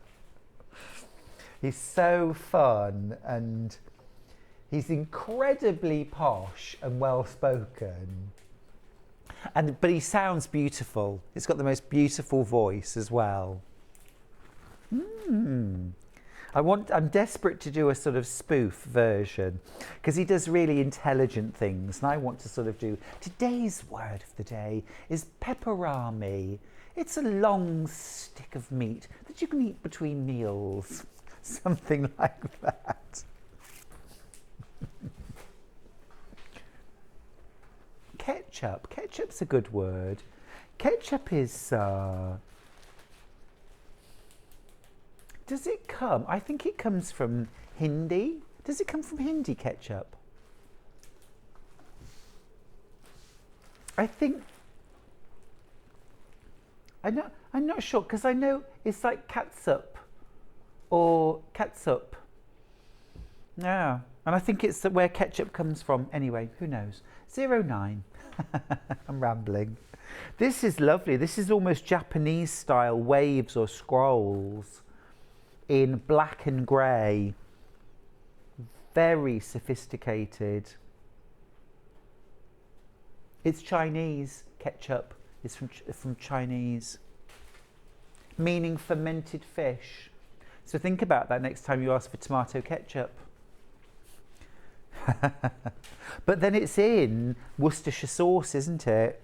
There's anchovy in there, which gives it that tang. Apparently, when they developed Worcestershire sauce, originally, it was a complete disaster. They tried making it, it tasted horrible. They said, no one will ever buy that. They put it in barrels and they forgot about it. And they did literally forget about it for 2 years. And then someone discovered the barrels and said, what's in here? And they tried the liquid out of one of them and it had matured and it was delicious. And thank goodness they did. 8-0, last one. This is also a Tim Holtz.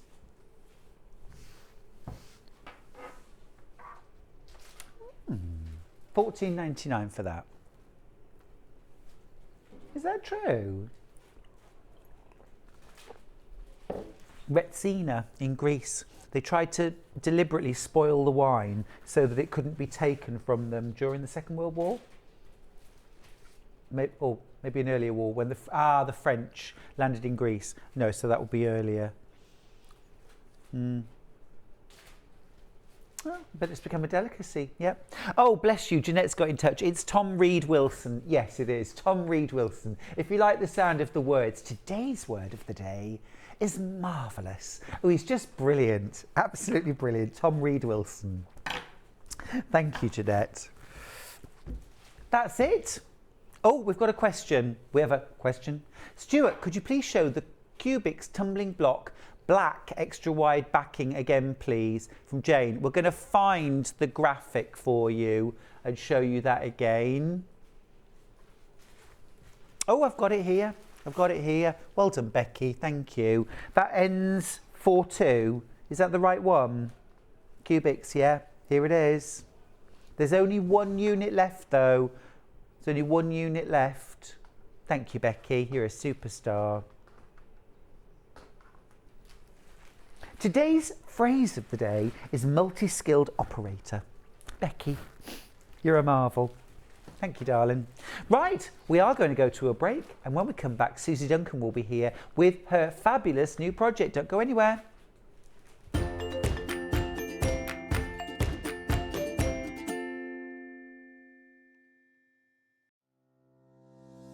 Hello, my name's Rebecca Harrison.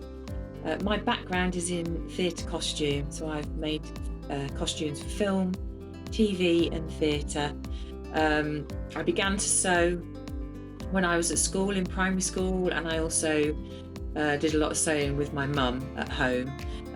One of the first things that I ever made was this little mouse, and I hand sewed her at primary school. I think I was 8 or 9.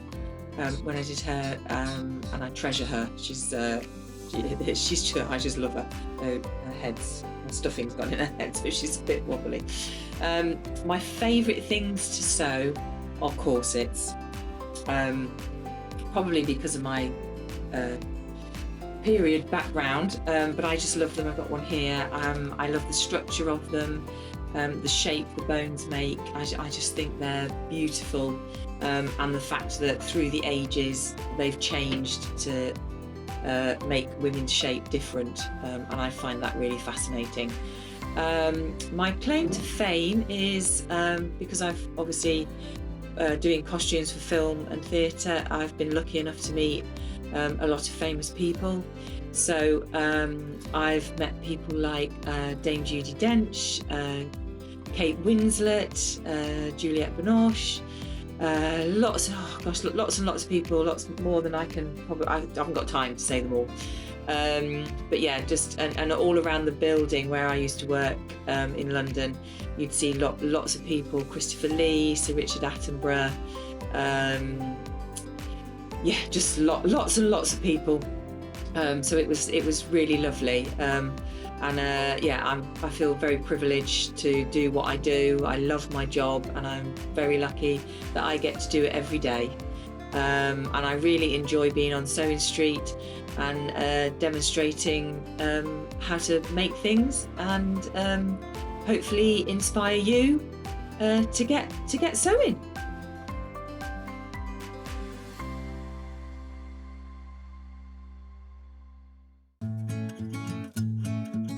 Stuck for ideas for the perfect gift? Why not get them a gift card? You can buy Sewing Street gift cards loaded up with anything from £10 to £500. Shop our gift cards online at www.sewingstreet.com or purchase them via our UK call centre on 0800 001 44 33. It's a new year, so that can only mean one thing. It's time for those New Year resolutions. And it's the perfect time to start a new hobby. Jewellery Maker, Sewing Street and Hobby Maker are here whether you're starting something new or advancing your skills on a current hobby. With all the tools you need to start, as well as expert demonstrations from our great guests. Are you starting a new hobby this January? Share your new makes with us by tagging Jewellery Maker, Hobby Maker or Sewing Street using the hashtag New Year New Hobby. And watch us every day from 8 AM to 1 PM on Jewellery Maker. On Hobby Maker, 6 to 8 AM and 1 to 6 PM. And 8 AM till 1 PM on Sewing Street.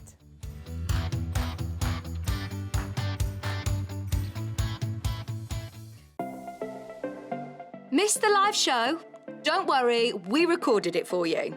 Never miss out on your favourite presenters, guests and makes ever again. Head on over to our YouTube pages to watch back the day's live show and enjoy your favourite demos over and over again. Subscribe and turn on the bell notification so you never miss a show or video ever again.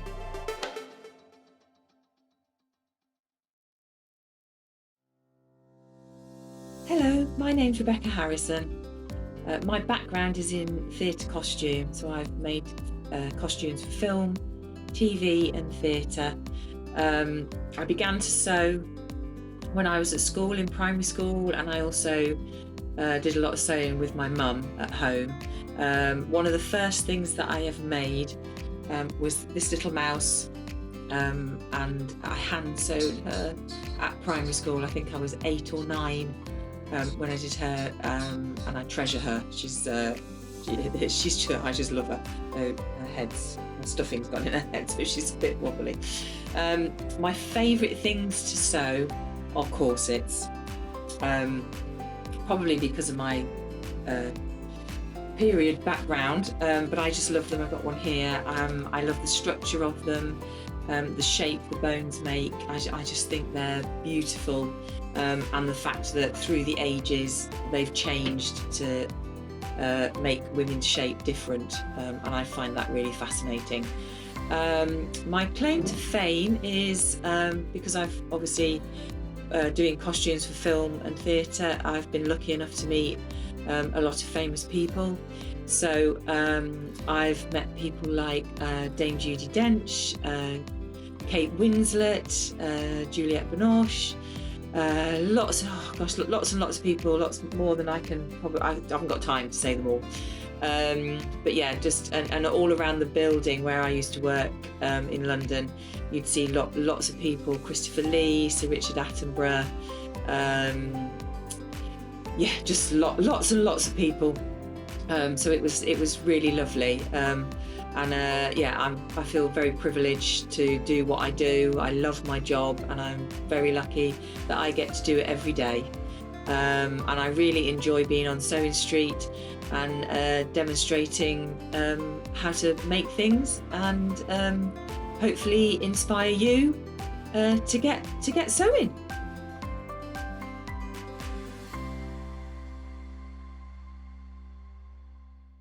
Are you a fan of Sewing Street? Why not join our growing Facebook fans pages? Just search Sewing Street Fans on Facebook and click Join Group. Never miss out on the latest news and updates from our presenters and guest designers, special offers and plenty of chat with your fellow fans.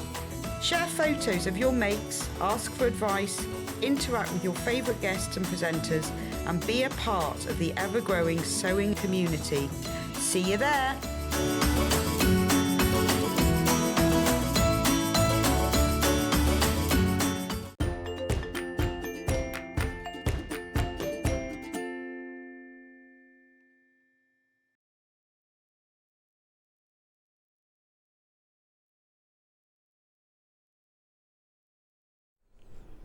Hi everybody, welcome back to Sewing Street.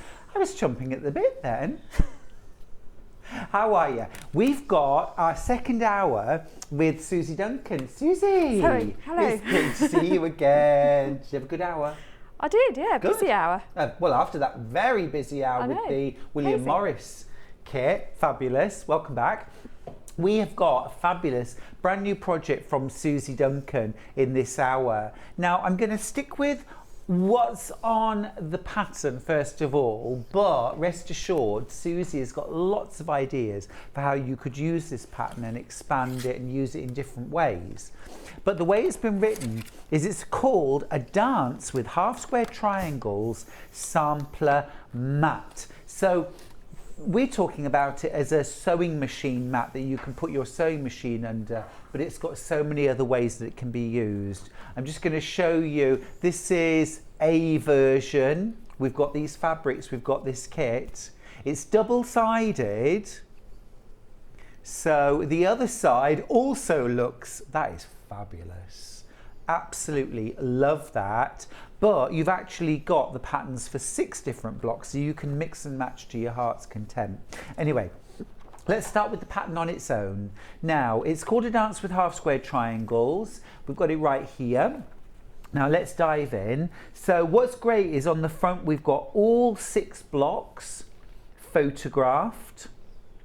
It's $9.99, that's all, and you're getting all of these block patterns. You're also getting all of your instructions throughout for how to cut and piece your fabrics, how to create the different blocks. You've got broken dishes, square dance, mosaic, opened crystal, spinning pinwheel, constellation, all these different blocks, and then look at how you can put them together. You can create your double-sided mats, you can create a wall hanging quilt or a play mat.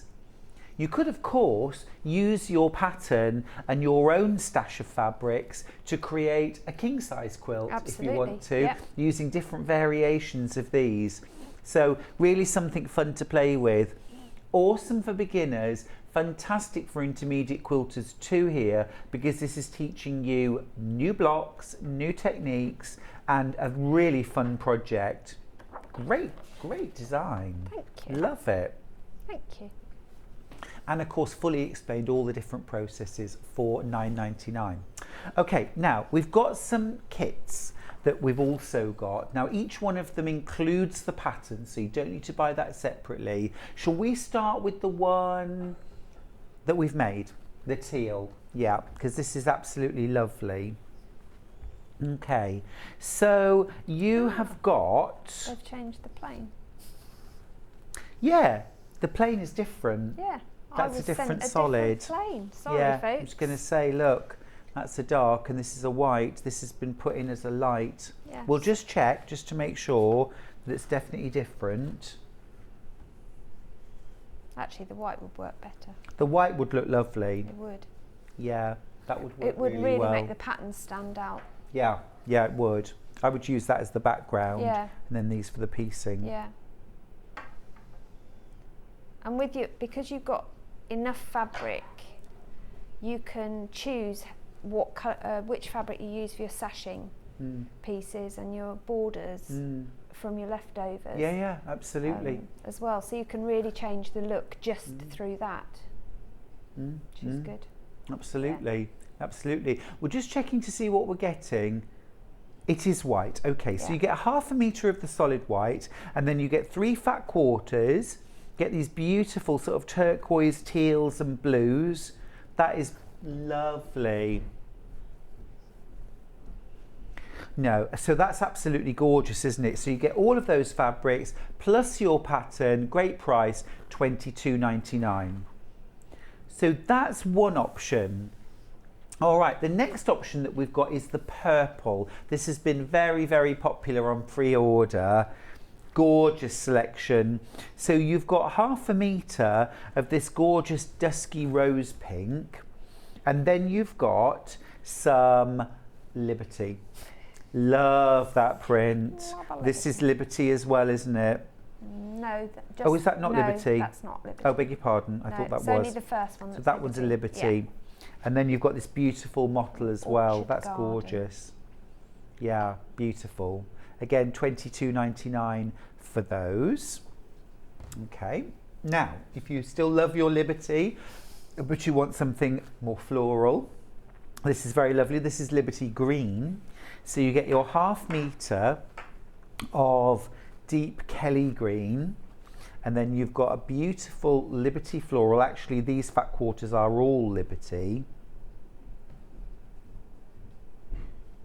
Those are stunning.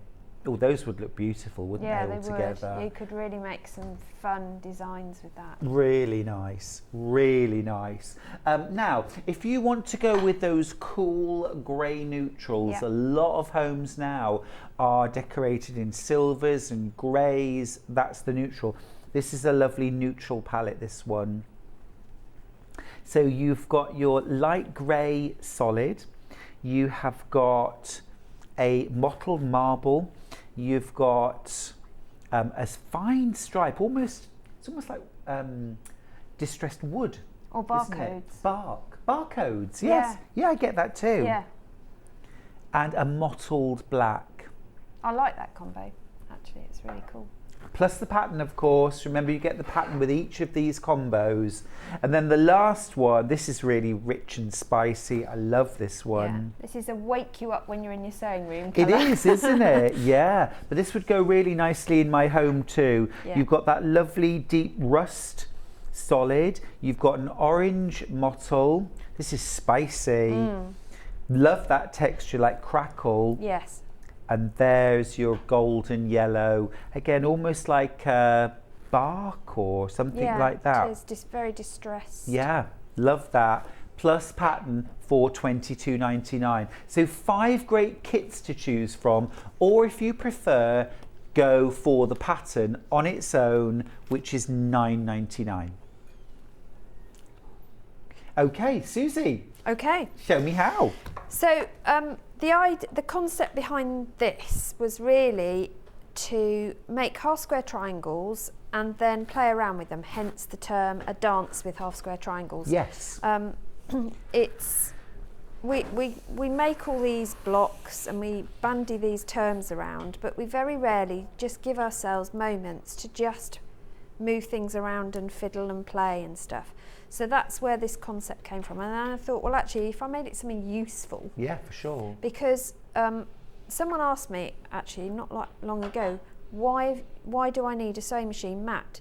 And I quickly showed them the difference with the noise level with having a mat or no mat. Okay. And it is quite Never even astounding. considered that. It's quite astounding how much quieter you can make your sewing machine just by putting a mat underneath. So if you're a late night sewer, an early morning sewer. Exactly. But also I have my sewing desk at home is an open underneath, so I can store stuff underneath. Yep. So there isn't anything solid below my sewing machine other than basically a top Understood. of a desk. So it is very noisy because there's nowhere for the noise to get absorbed. So having a sewing machine mat underneath it makes it really quiet so I don't get told off. That makes absolute sense. And like I say, it's not something I've considered before. No. Perhaps I've been a little bit selfish about that. It's good. But I also make I've made one to go underneath my Cricut Maker, for example, on the windowsill, because then it doesn't mark, the little rubber feet don't mark the windowsill. Got you. But it just protects everything. So they have multitude of uses, and again, I've put them back to back, but if you don't want to do that, you've got enough fabric to make all 6. So you could make 3 with your own fabric on the back. Can you make 6 out of the fat quarters? You can. Oh, awesome. Yes, because that was my test. Can I make all 6 Right. blocks Yeah. out of the 3 fat quarters plus the plain? Yeah. You don't have enough to do the backing. Right. You'll probably have to piece some of the sashing or borders, but then it depends what you're going to do with it afterwards. Oh no, I think But that's brilliant value. it means that you can then make yourself anything you like. I mean, you could just put wadding on the back of this, border it, and you've got yourself a block keeper. Yeah. Because you just fold it in half. Yeah. You could just put Inseal Bright on the back of one and a plain, and you've got yourself an ironing station. Yeah. There's just so much you could do. Yeah, or you it's could really make useful. one each, one for you and 2 for best friends. Or put them in the raffle or lottery or whatever it is, lucky dip of your quilting group or whatever. But the concept is really to get you to play with half square triangles. It's great fun and it's good practice because they pop up in so many blocks. Oh, don't they just? They really do. Yes, and like You're we also said going to be showing us in this hour some great tools because a lot of people struggle with half square triangles, getting them accurate, piecing them sort of quickly and accurately. Yeah. It's a struggle, isn't it? The struggle's real. So I thought this hour we'd concentrate on the tools rather than the play, because you can all play. Yeah. But let's have a go with some of these. So I'm going to start with the basic one really, and that is your standard quilting ruler. Whichever one you've got, they will have 1/4 inch marks on them. Yeah. And the idea is that you mark the back of your fabric. Now, some people are really gifted and they can just gauge it by eye and don't mark anything, or they mark the centre and do 1/4 inch either side. I'm afraid I'm a belt, braces and string person, and I like to mark everything. Okay. Because I find it easier to follow a line, especially when I'm chain piecing, so doing lots in one go, than I do if I'm trying to guesstimate and keep concentration. Plus the fact I've usually got some audio book or something rattling in my ear, so I don't want to have to think too much. That's really bad, isn't it? No, I've really got into listening to podcasts while I'm sewing, and yes, you've got to be able to sew and listen. So draw the line, follow the line. I think so. Well, for me that works, but everyone has their own. So I draw. So if you start with a square. So for these patterns, we're starting with 3-inch squares, but let's just go with it, doesn't really matter as long as it's a square. So I've got my square, I've placed, you can either draw your centre line in, and then you can stitch 1/4 inch away either side of that when you come to your sewing machine. Or what I like to do is place the 1/4 inch line on my ruler down that diagonal and then draw in my 1/4 inch line, turn it round and repeat the process. So I've got my 1/4 inch either side. Okay. Okay. The other thing that you can do, I'm going to grab another one just to show you. Where have I put it? There it is if you've got an add a quarter ruler, you place the centre of your add a quarter, and there is a line you can follow along that diagonal, and then you mark either side to get your 1/4 inch. So those are your basic tools to use. I'm just going to heat these lines off. That's the advantage of a friction pen. It is. You can use that demo model again. Absolutely. There are some really good tools for making half square triangles, aren't there? And I've discovered these recently.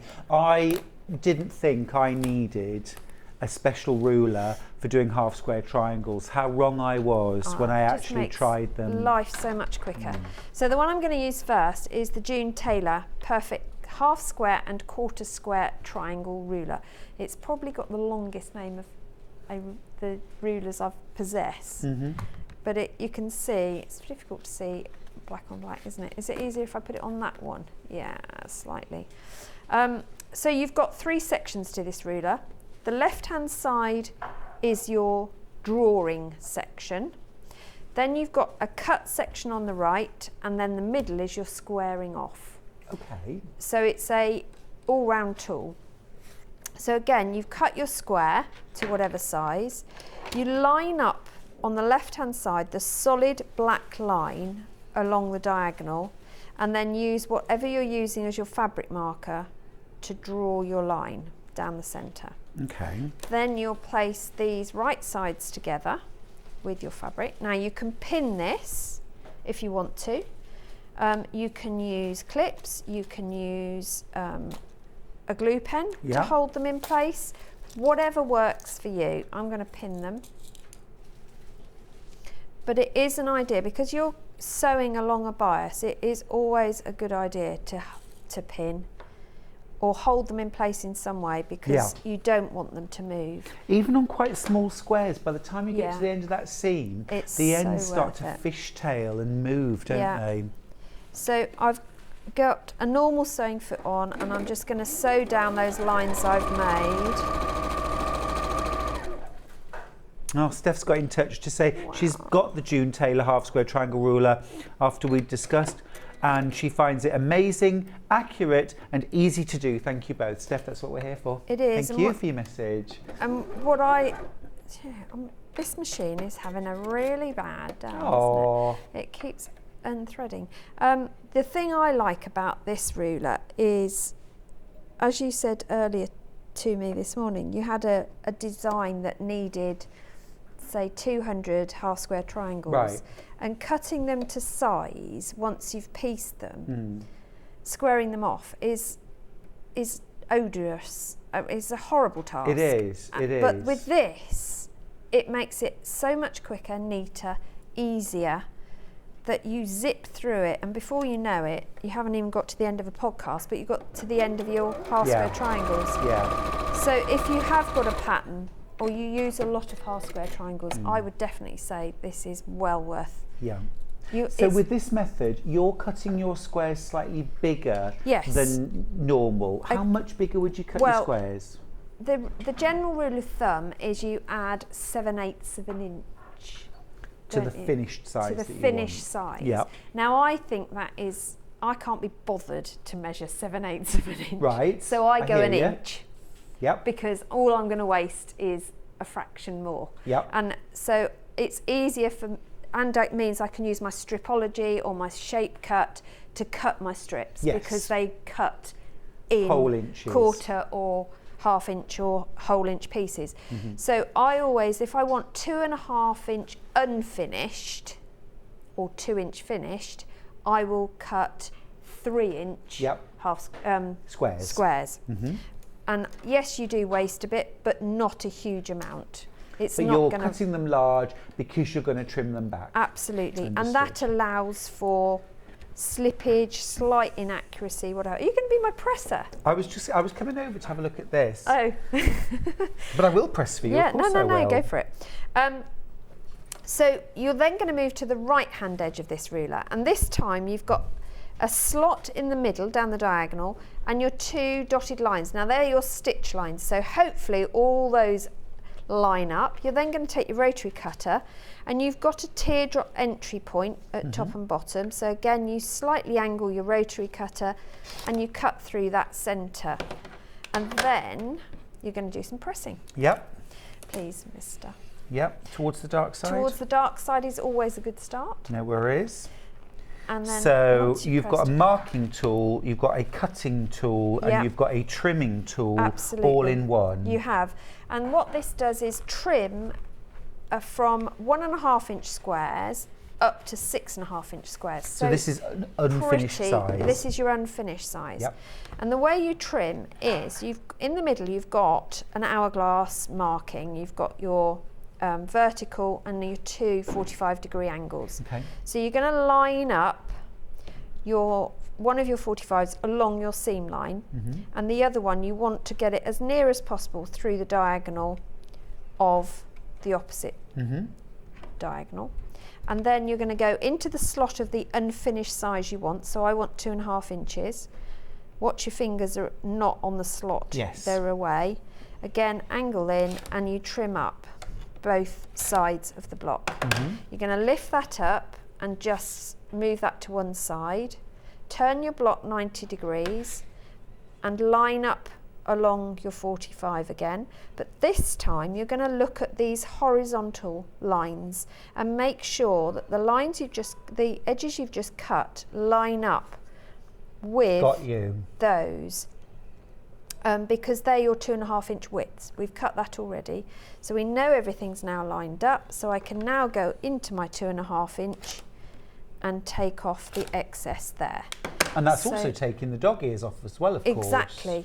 So that is my waist, but I've got a perfect 2.5 inch unfinished half square triangle.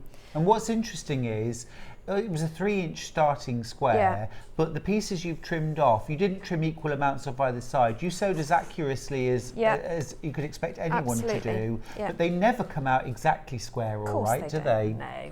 So I'll repeat that again just so that you see. So you start by lining up your 2.5, your square in the middle with your diagonals going through the corners, but one diagonal along the seam line. That just before you trim it, that just shows you how, like, this is not even an even strip, it's like a little wedge shape. And that's just fabric moves when you're sewing, doesn't it? Especially when you're sewing on the bias. With the best will in the world. Yeah. Yeah. You know, that's why I think... And I only drank tea. I know you did, I know you did. But what a cup of tea, eh? Suzie makes the best tea. I am very fussy Yeah, about she tea. does make amazing... Well, Suzie makes tea exactly the way I want to drink it. There you go. So we've got the start point of all our half square triangles. And those are absolutely on point. And they look really, Yeah. When you get to this, you just think, oh, quite like this. This is quite good. There is, I think there are times when, you and I admit I do this sometimes. The sewing's a bit bish bash bosh. Oh yeah. And in those circumstances, I'd do the 2 7/8, I'd sew them together and I wouldn't trim. There are some projects you do where, like I've just done a red and white quilt with half square triangles, where because of the high contrast, it's got to be spot on. It was worth trimming and making everything. Yeah, I always square off as I go, because even if you're slightly out, if you've squared it and you add the next piece in, yes, you might finish it overall half an inch, quarter of an inch less than you thought you were going to, but it is square. Yeah. And this becomes part of your process as well, doesn't it? Absolutely. Now, I don't know if you've prepped this, but I wanted to ask you, how do you use this for quarter square triangles? So, what I do for that is I sew my strips together as a tube, if you like, and then I cut those into triangles, 45-degree triangles, and then you can use your quarter square. And then for squaring that up, do you do it in exactly the same way? Yeah, so you would get your quarter I suppose square. You line up, Here you've got one there. I have got one, but this one is squared up already. Right. Well, not quite. So are you going to use that for something? No, I can square it. I was going to say, could you maybe trim it into a smaller size? So we can square it. So this time you must line up your sewn diagonals both ways before you start. So this one, if I trim this down to 3.5.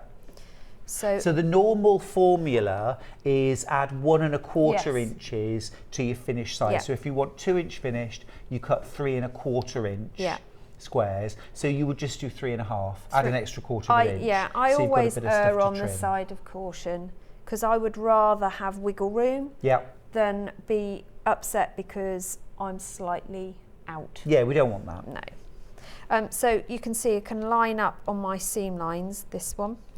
And I'm going to go for 3.5. So again, you're going to do your 2 sides first. Take that away.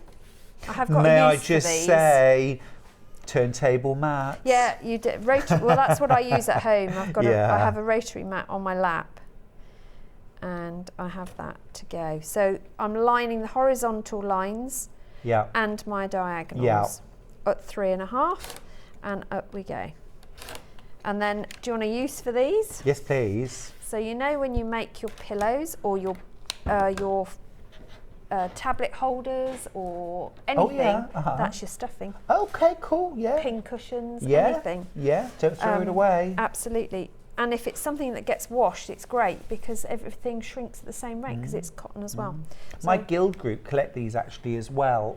They have the rag man comes and collects the rags, and they sell them for charity and things like that. Yeah, I made my mum and dad cushions as part of their Christmas present and stuffed one of them with that.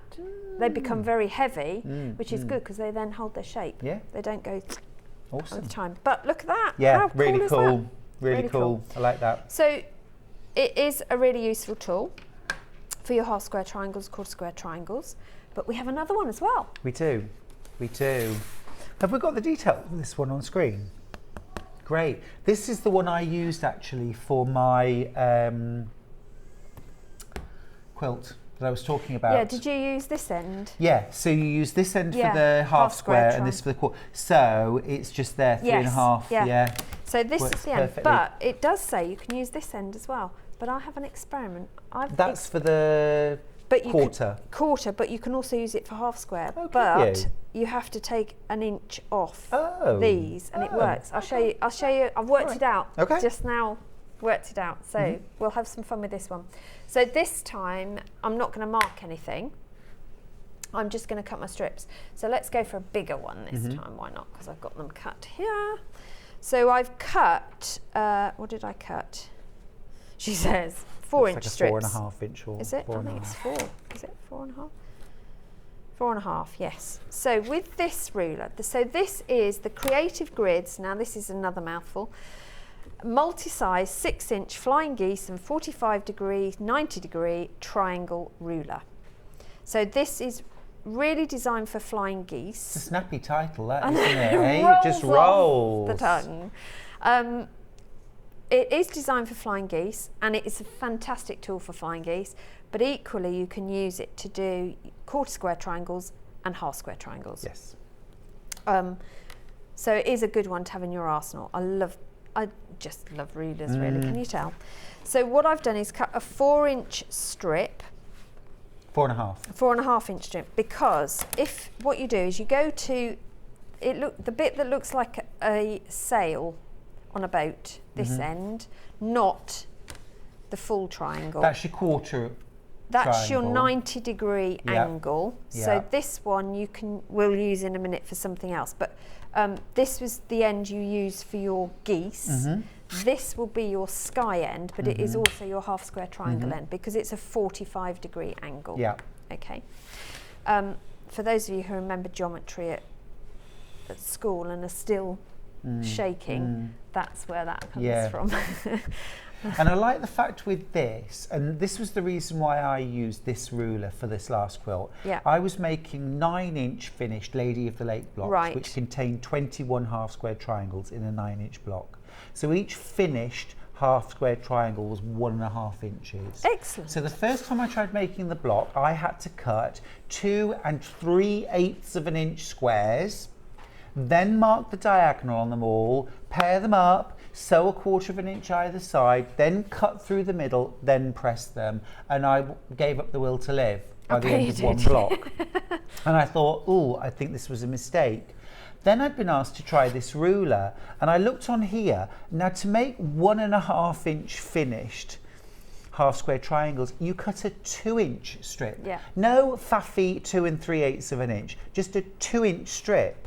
And then you cut out triangles, so there's no marking. No. You sew triangles together, Yeah. you're done. But even better That than was that. the easiest. Yeah, but even better than that, you can't get your 1/4 inch wrong because it's got a flat top to it. Yeah. You line up.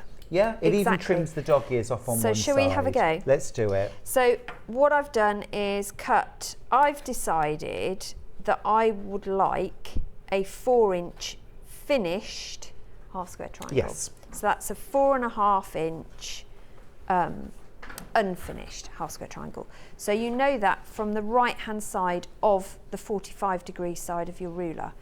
So it tells you on the left hand side what size strip to make. So I've cut my strip.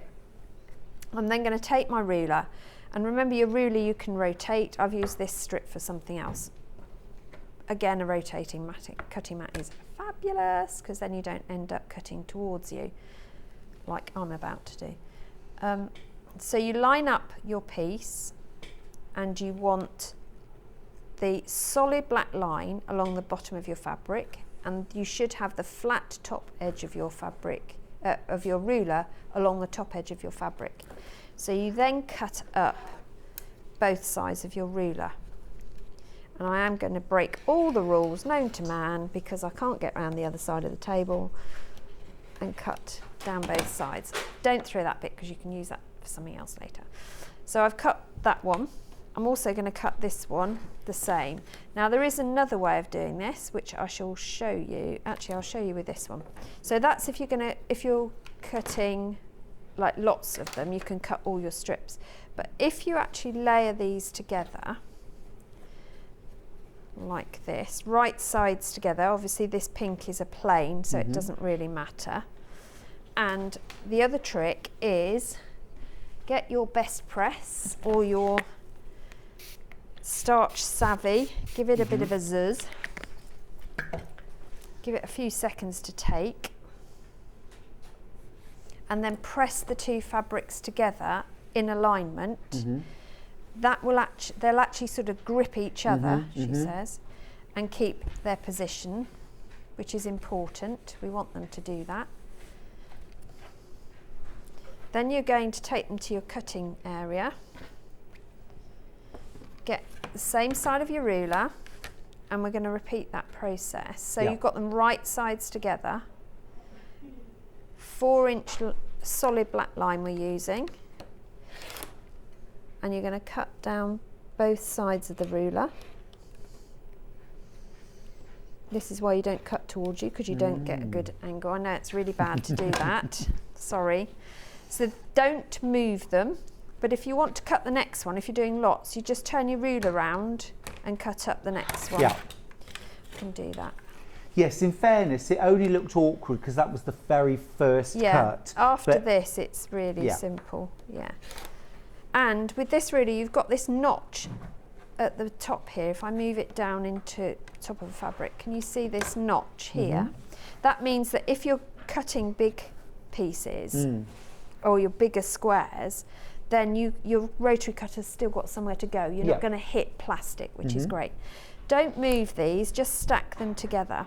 And then when you come to sew, the reason we were saying you don't need to guesstimate your 1/4 inch is because you've got this flat top. When you take this to the sewing machine, you're going to sew down this long edge, but you've naturally got your 1/4 inch marking already for you in position. Obviously, if you're using a 1/4 inch foot, that makes it even easier. I'm just going to put mine on. So by stacking your fabrics right sides together and cutting them, now they're in pairs ready to go to your machine. Absolutely. Quick so and efficient. Now all I do, I haven't pinned them, I've just held them, but you can pin if you want to, or use your glue pen.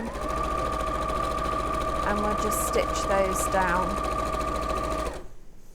And you can chain piece if you want to. So let's at least have 2 on the go.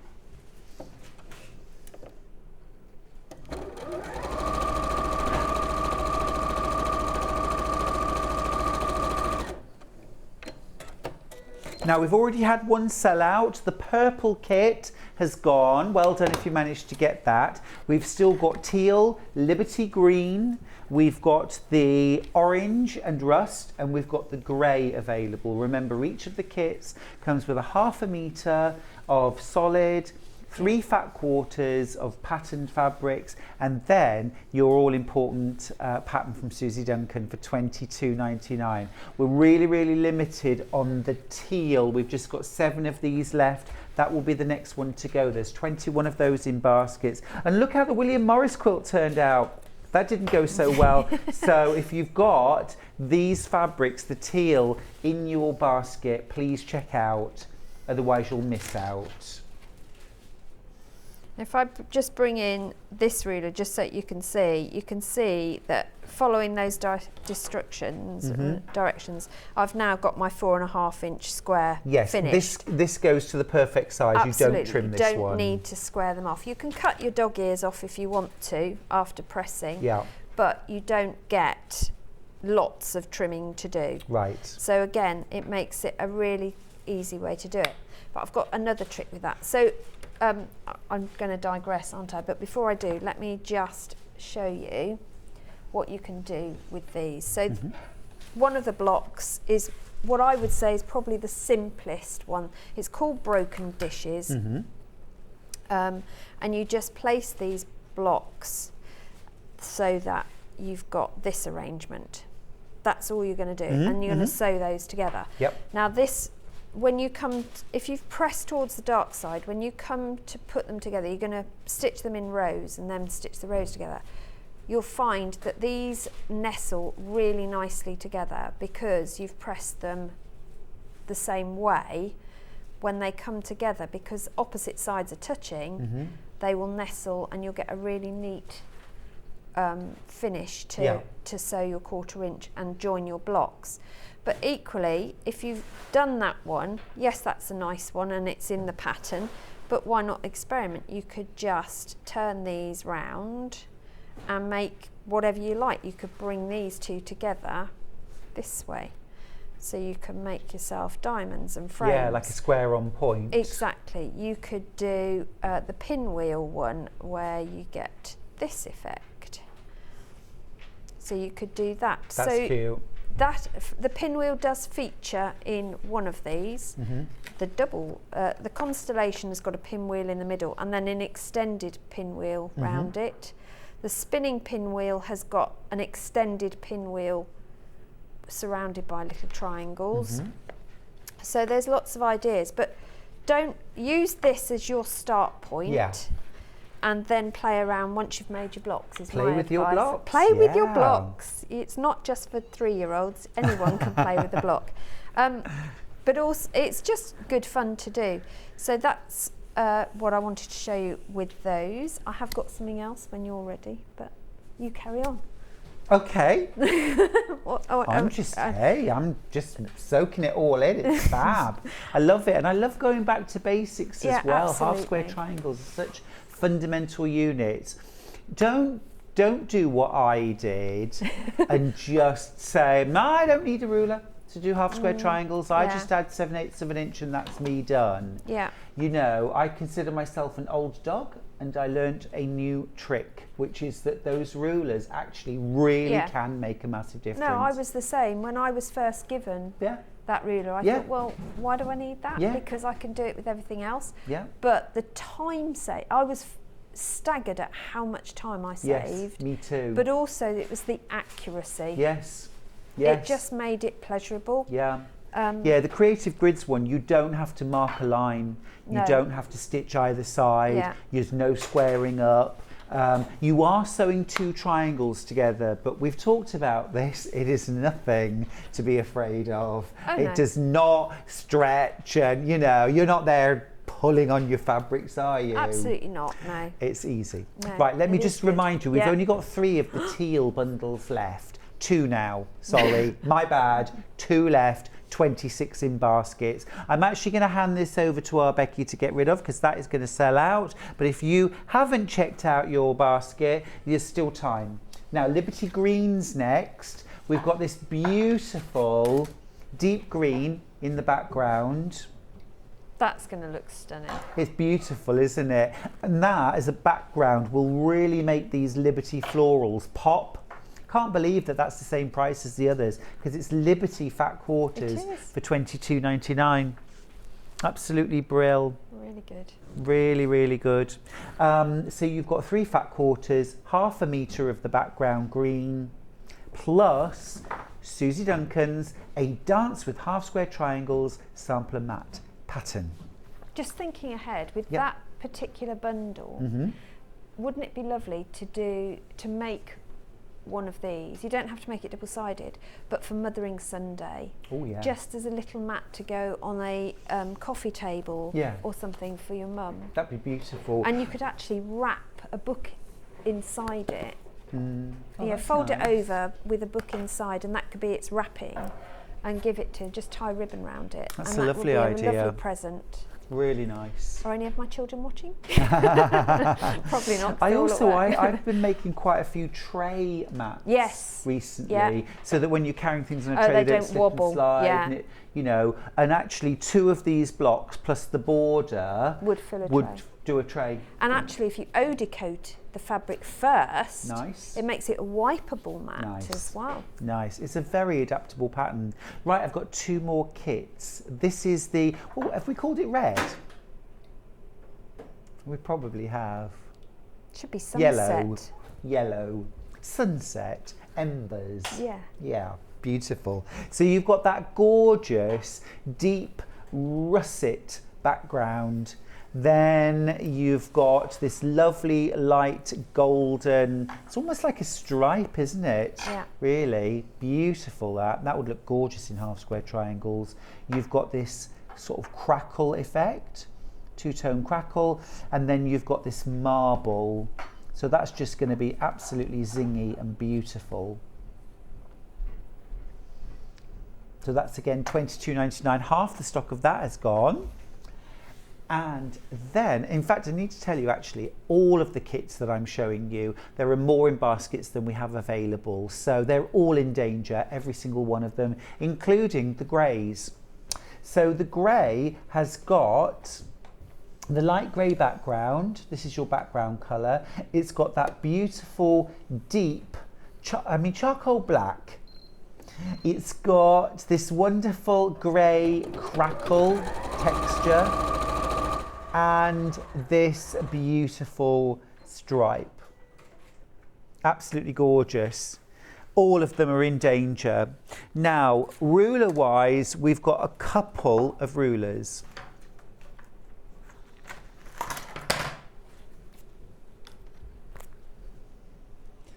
Now then, first of all, let's show you the June Tailor. Now, I'll be honest with you, we thought we'd got really, really good stocks of this. We thought but there's no way we were going to sell out of this during the show, so I didn't need to give any warnings, but I am going to have to give a warning because there are 6 of these left. Oh dear. There's 35 of them in baskets.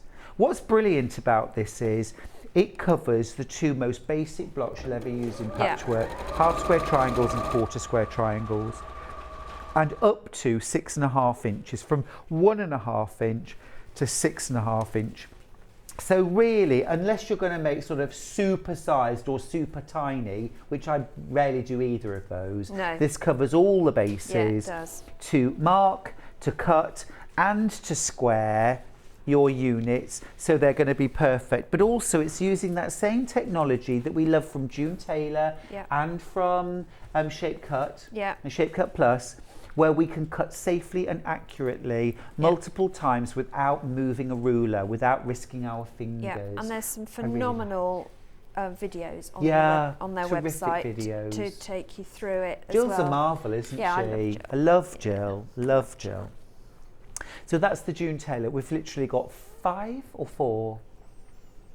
3. Neither. We've got 3 left. We've got 3 left. All right. This is my personal 2 left now. All right. We get the idea then. They're going to sell out. Be quick. This is my personal favourite because this is the one that I've used multiple times and I adore. This is the Creative Grids. Now, I know it's a real mouthful, the name. I call it my half square and quarter square ruler because if you think about it, a flying geese unit is a quarter square triangle, that's the geese, and 2 half square triangles, that's the sky. So if you think about it in those terms, it does 2 things that can be used in thousands of different ways. Absolutely. The top part is your quarter square triangle part of the ruler, and you can see how that looks like the geese in the flying geese unit. And then this section here is your half square triangle. Instead of cutting 1/4 inches, 3/8 of an inch, 7/8 of an inch, you're cutting full inch or 1.5, 2.5, that kind of ½ inch increments. So it's easy cutting, no marking, no trimming. It is the fastest half square triangle, quarter square triangle I've ever made. And beautifully accurate. I mean, 21 half square triangles in a 9-inch block, and those blocks all turned out 9.5 inches unfinished, which is exactly what I wanted, Suzie. Perfect. It meant that when I put the quilt together, it went together like a breeze, and that's what I want. I haven't got time for fudging and finagling, and I certainly haven't got time to cry over a quilt block. There's one left, it's sold out. Okay. Sold out, get it out of my sight. Right, why are you looking at me? Look at Suzie. Suzie. Don't. So I was just going to show you another use with yes, this please. So it does say that you can use the flying geese side, the 90-degree side, to do your half square triangles as well as your quarter square. Okay. So I thought, okay, I'm going to try that out. So I've sewn 2 strips together. These are 3-inch strips, and I'm going to cut my triangle. So again, solid line on the base of my fabrics, dash line on my stitch line because I've stitched them together, and I'm going to cut down both sides, which gives me a half square triangle. Okay, okay. But be aware. The edges are on the bias. The edges are on the bias, and it says a 3-inch strip gives a 5-inch. That is a 5-inch quarter square, not a half square. So what you actually get is a 4-inch half square triangle. So as long as you remember that and cut an inch bigger than you need, you're okay. But it gives you half square triangles. You know, the other thing I like about these is there's so many times in the past where, because I haven't had squares of fabric or enough to make a square, I've said can't use that for the triangles. Yeah. Whereas actually, if you've got a strip or a rectangle, you can use it for these because you cut it a different way and you're cutting out individual triangles. These are great scrap busting tools. They are scrap busting tools as well. And I like that. And the thing to do with them is just remember, if you want to have a play and try and work things out for yourself, first of all have a post-it note so you can, or any other note paper, and a pen, just so you can... You're very democratic. Just so that you can make notes so you remember what you've done. But also, use fabric either you don't like or you've got ends of to play around. Don't use your best fabric until you've sussed it out. But do experiment. I love experimenting. Yeah, don't use your Wiltshire shadow for this, Susie. No! Goodness me. Can you just experiment and I'll buy the pattern when you've worked it all out? Yeah, all right then. Great, we'll do that. Thank you.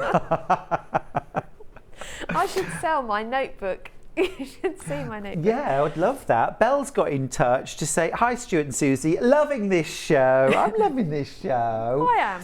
Do you know, I was thrilled to bits when I saw you this morning. I love doing the shows Yeah, with it's you. such fun. Great. I'm new to sewing and not very good at understanding patterns, but Susie explains everything thoroughly. That's what you need. You need to write a book on how to use June Taylor and Creative Grids rulers. Belle, Well, do it. There's an idea. Do it. That'd be awesome. There's 8 of the Liberty bundle, the green Liberty bundle left. Only 8, and there are 19 of these in baskets. We've already seen purple and teal sell out. Green's about to go. The rulers have all sold out as well. Super well done if you've managed to get those things. We are having a busy day. There are 8 of these bundles left. All Liberty fat quarters, and then beautiful deep green background, which will really make each of those colours pop as you're using them. It's going to look absolutely gorgeous. And as Susie said, perfect for Easter or Mother's Day. What about a runner with all 6 blocks in this to put on the dining table or a sideboard or something like that for Easter? Yeah, or just hang it in your doorway. Oh, that'd be lovely. Doesn't it look bare now we've taken the festive decks down? I'm hoping so, Susie. Yeah, Charlie was tasked with doing while I was away. Oh, I'm doing that this afternoon after I've dog walked. What's the date today? The 5th. It's Tomorrow the 5th. is... Oh, so it's tomorrow. They won't have been taken down. Yeah, as long as you've done it by tomorrow, apparently. I have one more tip. Am I allowed to do one more tip? Do We've it. got time. So, Susie, if I have to, I'll cancel the rest of the morning. Okay. Go for it. So my tip is, if you want to put these back to back, as I did for the sewing mat, Yes. so it makes it multi-side. Yeah.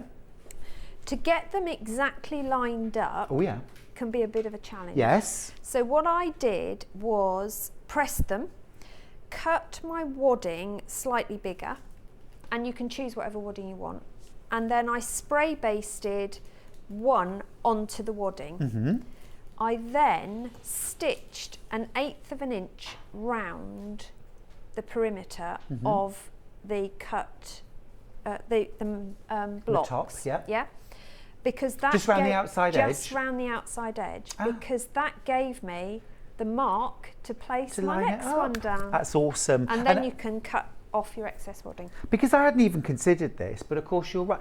When you quilt one side, you're quilting the other side as well, and you want those quilting lines to go in some sense. Yeah, I definitely wouldn't try outlining patches.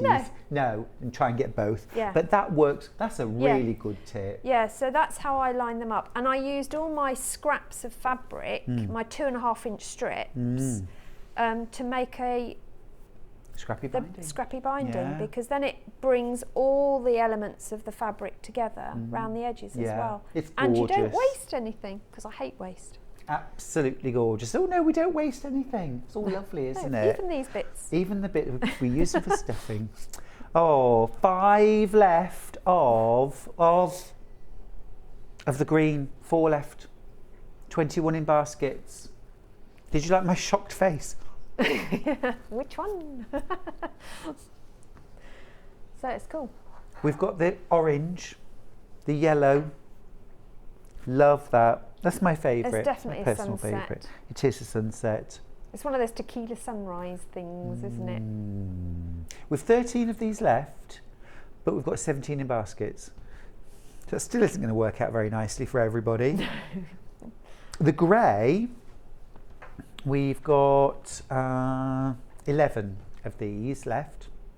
12 in baskets. That's not so bad, but there's still one person disappointed, which I don't like. No, it's sad. It's been a sad day on that level, hasn't it? Yeah. I don't like disappointment.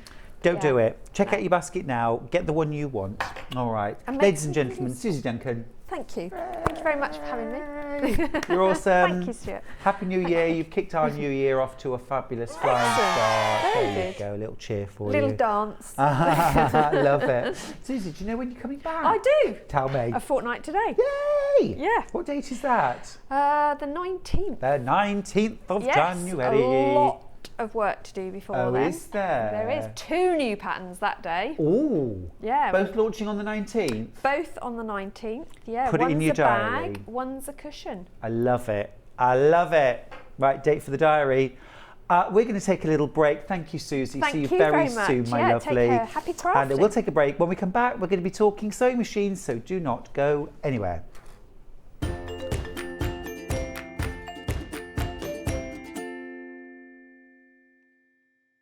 It's a new year, so that can only mean one thing. It's time for those New Year resolutions. And it's the perfect time to start a new hobby. Jewellery Maker, Sewing Street and Hobby Maker are here whether you're starting something new or advancing your skills on a current hobby.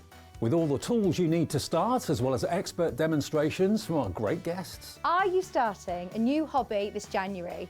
Share your new makes with us by tagging Jewellery Maker, Hobby Maker or Sewing Street using the hashtag New Year New Hobby. And watch us every day from 8 AM to 1 PM on Jewellery Maker. On Hobby Maker, 6 to 8 AM and 1 to 6 PM. And 8 AM till 1 PM on Sewing Street.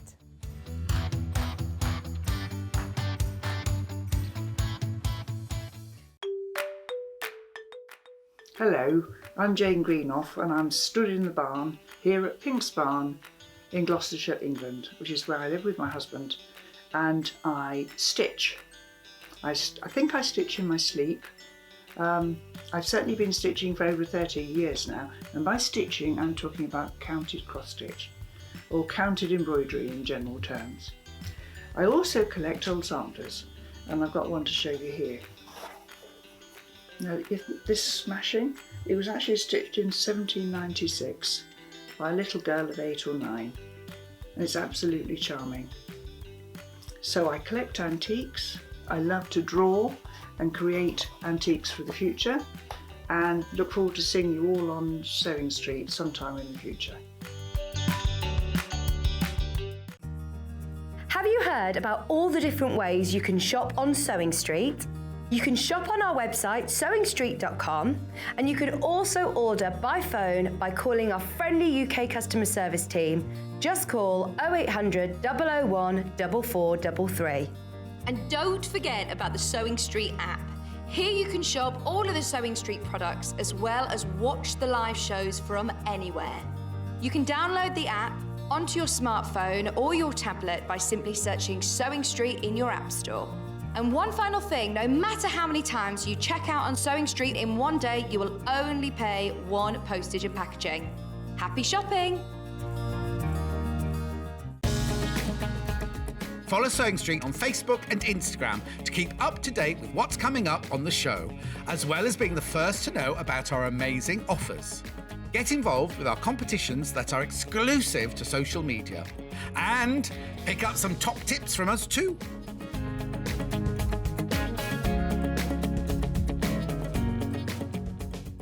Sewing Street have our very own app.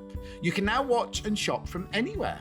Simply download the app from your app store onto your smartphone or tablet, then log in or create an account, and you're done. You can watch us live from anywhere, browse all our recently played items and pre-orders so you never miss out on any show deals, and message the studio to say hello at any time. And remember, you can check out as many times as you want and only pay 1 P&P all day.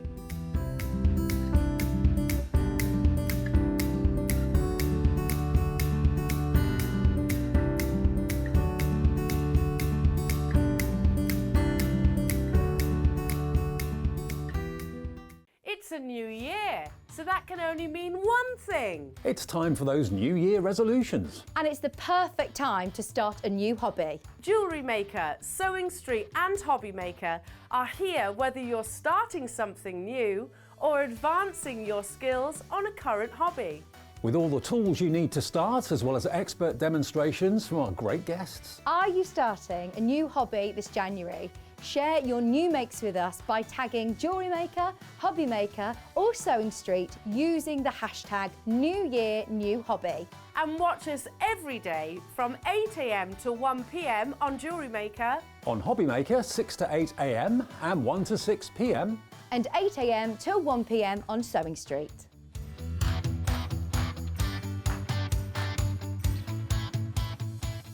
Are you a fan of Sewing Street? Why not join our growing Facebook fans pages? Just search Sewing Street Fans on Facebook and click Join Group.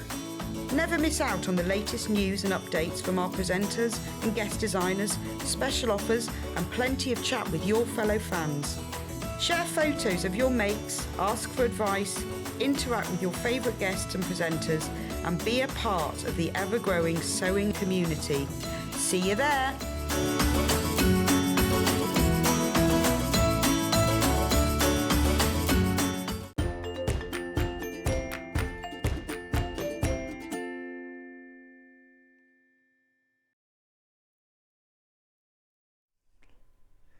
Hi, welcome back. Now I want to ask you a question right from the word go. Are you happy with your sewing machine? Is it doing everything you want it to do? When you go to workshops, are you happy to take that sewing machine in your sewing room? Do you want to take it along to your class? Does it do everything you need to? Do you dread taking it out of your sewing room in case it gets damaged? Do you want a second machine to take along to a class? Do you want a machine that does more for you? Maybe in this hour I can answer the questions that you need to help you decide which sewing machine is right for you moving forward. And it may not be the one that you've currently got. We're going to start by having a look at the Brother embroidery machine, which has been one of our absolute heroes. Certainly this year, all 5 days of it, but also last year we fell in love with embroidery. This is the Brother Innovis embroidery machine. This is incredible value, first off, for an embroidery machine. I didn't think you could get embroidery machines, certainly not Brother, for less than £1,000 or £1,500. This is £599 for this embroidery machine. And it has preloaded Disney designs, which you cannot buy on their own. It's also got hundreds of other designs, alphabets, florals, animals, frames. It's got a USB port. You can download thousands of designs to this machine. But you know what? £599 would be a lovely price. It would be a really lovely price. But why don't we make it even lovelier? Let's go for it. £539. You're getting 10% off. Today only. Today only. And please don't think, oh, I bet this is going into sales. It's not. It's not. I can tell you that. This is a brilliant deal. It's 10% off today. Just make the most of it. Now, with the code that's on screen right now, if you put that code in and buy that code, you'll get the embroidery machine for £539. You will also get a pack of stabilisers, 12 different stabilisers to experiment with, and a metre of fabric. Now, there are only 6 of those bundles left. So if you want the machine for £50 off, £60 off, sorry, if you want to make a £60 saving and get yourself a pack of stabilisers and a metre of fabric for free thrown in, use this code that's on screen right now. Now, if you would like this machine with £60 off, but with some free threads and a metre of fabric, you need to use this code. So you decide what freebie would you like. If you want threads and fabric, then you need to use the code that's on screen now, and you'll pay £539, or better than that, use split pay. Pay £179.66 today, That's all you need to pay today. No credit checks, no interest to be paid. You'll get the threads, you'll get the fabric, you'll get the machine sent straight out to you. Your next payment won't come for another month, and you'll make 3 split pays.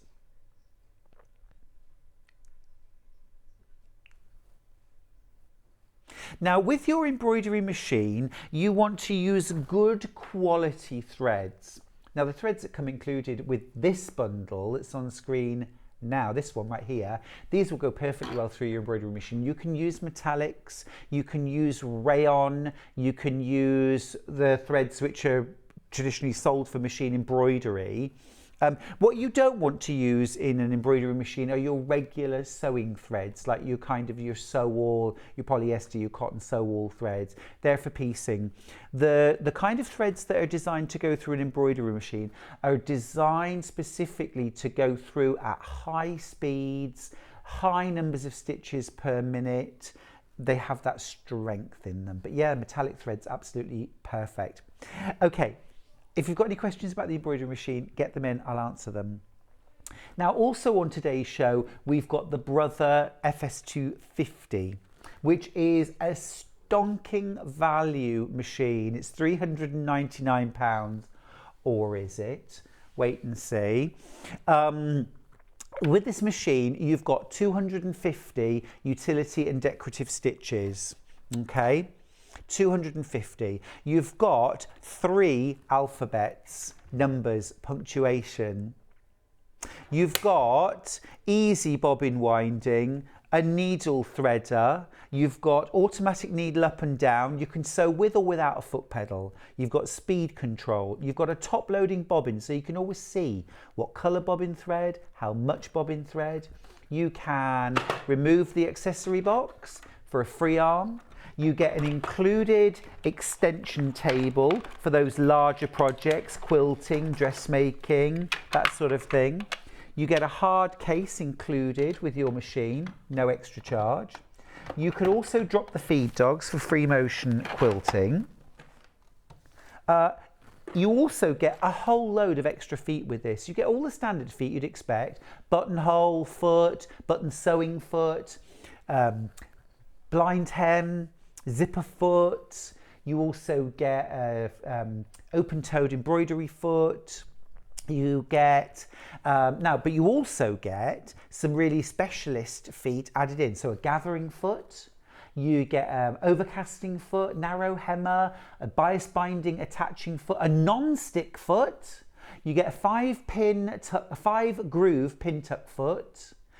You get a zipper and piping foot, you get a straight stitch foot. Those are all additional extras. They're all thrown in for £399. But however, it's not £399, not today, because we're going to take 10% off this machine until midnight tonight. It's £359. Now, it's a bundle, so you're also getting something free. Let me show you what you're getting for free. Something, he says. You're getting a couple of Delphine Brooks panels. You're getting some toy stuffing. You're getting some fabric as well. £46 worth of extras thrown in for nothing, but you need to use the code that's on screen now, PU6610, and you'll pay £359. You'll get the machine and all those extras sent out to you. But if you want to, go for split pay. Do split pay, 3 split pays of £119.66, but you only need to pay the first split pay, and then we send out the machine to you. Now, Trudy has messaged me on Facebook to say, hello Stuart and team. Hi. Great show today, thank you. My question is, I've got the Brother embroidery machine. My gorgeous daughter and husband bought it me for Christmas. Well, that's rather lovely. But I'm confused with what thread to buy. It states in the booklet 90 weight, but I can't find any. Please help. Now, this is 90 weight for your bobbin.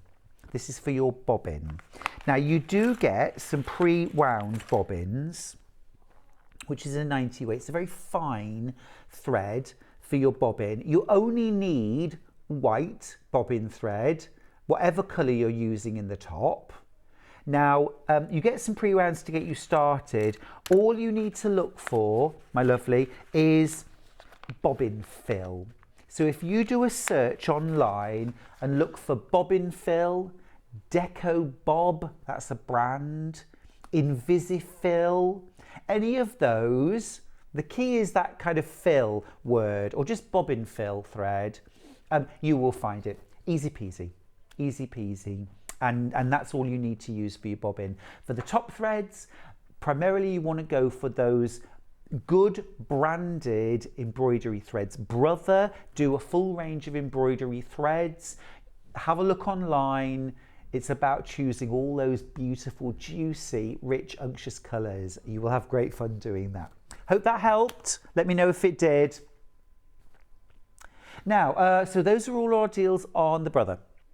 I'm going to move across and I'm going to tell you about some Elna machines that we've got on the show today. Now then, we're going to start. We haven't had this machine on air. We've had it for sale before now, but we haven't had a model on sale before on air. So this is fab. This is a gorgeous machine. This is the Elna 450 EX sewing machine. Now, I spoke at the start of the show. Is your sewing machine that you've currently got delivering for you? Has it got all the features you want? If you're brand new to sewing, maybe you haven't got a sewing machine yet and you want to know, well, what's a good starter machine? Now, often we go for a starter machine that's too simple and too basic, and that can be a problem because you'll outgrow it very quickly. This is a knockout machine for £309. You get a lot in this machine. Now then, do we have a slide for this? We don't. Okay, all right. So what you get on here, you get 30 stitches and they are all pre-programmed. They are all on the front of the machine. Okay, so you get 30 stitches. You get a straight stitch with center needle position. You get a straight stitch with reinforcement at the start and finish. That's super useful. Although you do also have, just have a look over here for a second, you have a reverse sewing button, so you can do that manually. You also have a knotting function for at the start and finish of your seams. You have automatic needle up and down. You have start and stop, so you don't need to use a foot pedal. You can use a foot pedal, you get a foot pedal, but you don't have to use it. You've also got a speed slider right here, so that you can control the speed of your machine. Now, if we go back to the stitches, so we've got our straight stitches, we've got our triple stitch, which is a great stretch stitch and also good for top stitching. We've got lightning, zigzag, we've got a stretch zigzag, we've got overcasting stitches for using on regular fabric and stretch. We've got blind hem and blind hem on stretch fabric.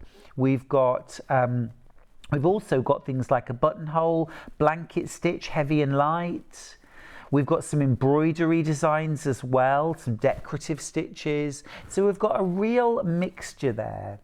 Now, foot-wise, you get the standard foot that comes on the machine. And if I just lift the presser foot for a second, and I will show you. So they're ever so easy to change the feet. They're snap-on feet. So little button, use that little black button at the side. You push that, and the foot will drop off. If you drop your presser foot back down, come here a minute, I have to turn it around the right way.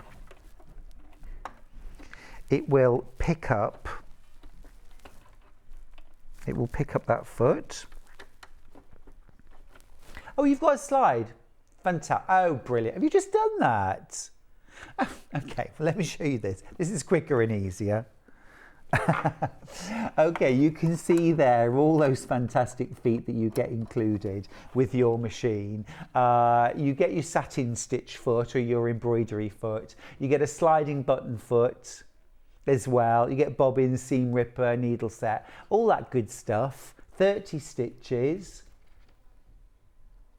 Now, I want to show you as well, because the first thing I wanted to know about this as a quilter is, well, can I do a 1/4 of an inch stitch on it? It doesn't have a 1/4 of an inch stitch programmed and it doesn't have a 1/4 inch foot. Do I need to go out and buy a 1/4 inch foot? And the answer is no. Let me show you how you're going to get 1/4 inch. So I just need to grab a rotary ruler. Any rotary ruler will do. Okay, I'm back. So what you're going to do, did I mention this has got an automatic needle threader, by the way? Because that's pretty amazing, isn't it? So what you're going to do is you're going to put your rotary ruler underneath the standard presser foot and drop the presser foot down onto it so it holds it in position. Now, your standard presser foot that comes on this machine will actually stitch a 3/8 of an inch seam allowance, okay, which is too big for patchwork. And we don't have a 1/4 inch foot. So all you're going to do is you're going to go into stitch width adjustment, and I'll show you how to do that in a second. And then from there, what you're going to do is you're going to increase your stitch width. Did you see the needle move? And you're going to increase the stitch width. Now, if you increase it to 3.5, you'll get straight on the 1/4 inch mark. If you go to 4, you will be just inside, which is a scant 1/4 inch. So that's all you need to do. And then what I would do is I would get a piece of, you know, that sticking plaster that you can get, or washi tape, yeah, I think sticky plaster, that comes on a roll. I'd put a bit of that on the front of the machine and write on it with a Sharpie, 1/4 inch, stitch width of 4, just to remind yourself. Now, if I just show you how you alter the different modes, because it's slightly different on this machine. So, you don't have stitch width, stitch length and stitch number adjustments individually. They all share the same up and down key, okay? What you have got over here is mode, okay? And then you've got a hashtag, which is the number of the stitch.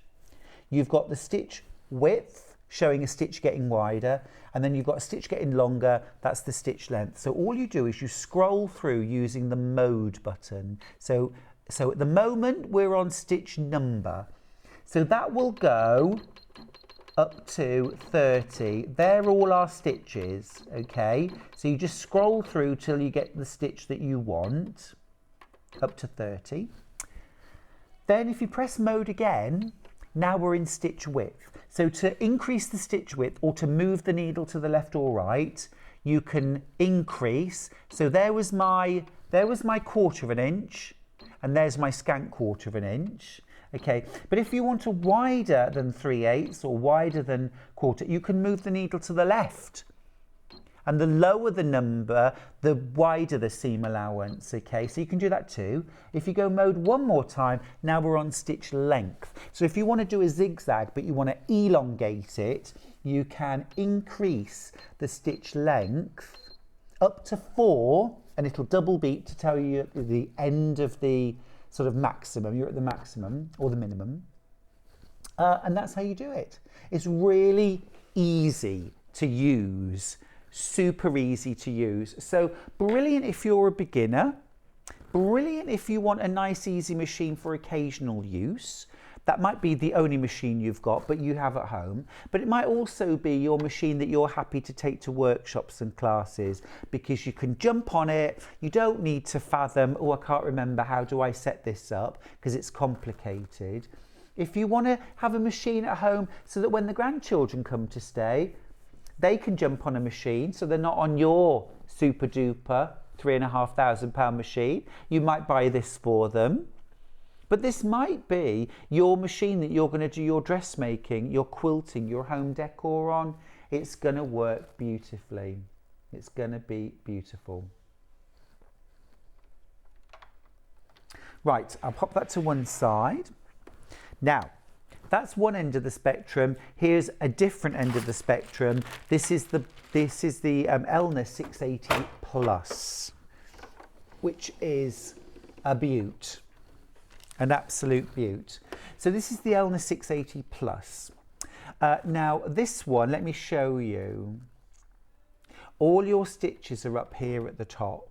If I just tilt that slightly so you can see. So now that's a lot of stitches. And you can see there as well that you've got lots of different modes. So in exactly the same way as I just showed you with the 450, you can scroll between modes. And it's a way, because of course with 2 buttons you can only go to 99, and this has got way more than 99 stitches. So that's how you do it, having different modes. You've got all your alphabets there as well. You've got many, many different buttonholes, many different decorative stitches, and of course all of the utility stitches you could ever hope for. It's a wonderful machine. I have the Elna 680. I often take it with me when I'm working. I take it to workshops and classes. It's a beaut. Now let me talk you around some of the features. So you've got all of those stitches, absolutely mega. I mean, perhaps it goes without saying, you can use it with or without a foot pedal. You've got speed control, needle up, needle down, reverse sewing. You've got a locking stitch there as well. You've also got a knee lift. Do you see this little hole at the front right here? This is for your knee lift. Now, the knee lift is a metal bar which fits into the front of your machine, and it hangs underneath the table. Now what happens then, oh, there we go, there it is, like this, there it is. So this goes into the front, so it pushes into that hole, this little metal bit here, pushes into that hole, so all of this actually hangs under the table. Now imagine this is under the table and my tabletop is up here. I'm going to put my leg or my knee against this bar right here. I manually drop the presser foot on my machine, and then when I push this bar away with my knee, remember, the presser foot will lift. When I bring my knee back towards my midline and return it, it will lower the presser foot. So rather than those ones which kind of the machine decides when to lift or lower or hover, you actually do it with your knee. It is brilliant. And once you've used one of these, you will never want a machine that doesn't have one, I suspect. You're not lifting the weight of the machine, of course. It's literally just lifting up the presser foot up and down. It's very, very easy. It doesn't put pressure on your knee. Now, let me continue telling you about the machine. So you've got that. You've got an extension table. It's a really, really sturdy extension table. Here it is right here.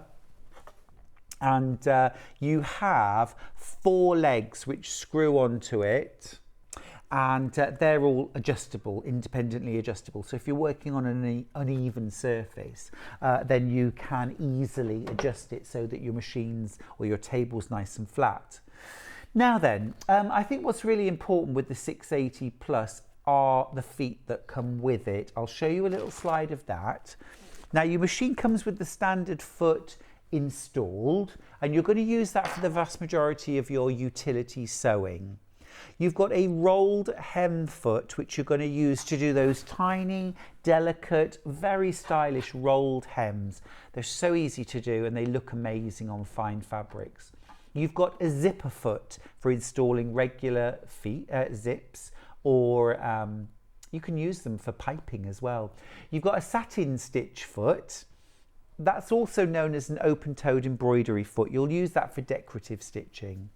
Open-toed satin stitch foot, there we are. You've got a blind hem foot. You've got an overlock foot. This overcasts or neatens the edges of your seams. You have a 1/4 inch seam foot, but you also have a 1/4 inch stitch, which automatically sets your needle in the right position to use with the standard foot. So you can pick your foot there. Now then, you've got a darning foot. So if you want to do free motion quilting, you have the darning foot included in the price. It's right here. Let me show you. This is your darning foot. Even just those feet alone, it comes to over £100, and we're nowhere near going through them. So that's your hopping foot or darning foot. All right. Then you get your convertible free motion foot. Now I want to show you that because this is rather special. Okay, so this is your convertible darning foot. Okay, now it looks a lot like the previous foot that I showed you, but there's one difference, and it is this little screw at the back. So this little screw at the back, you undo that screw, and then this bit at the bottom comes off. So at the moment you can see what's installed is an open-toed foot. Yeah. You've also got a closed toe foot that will go on there, so that's your second option. And then your third option, this is the one I use all the time, is your bullseye or clear view foot.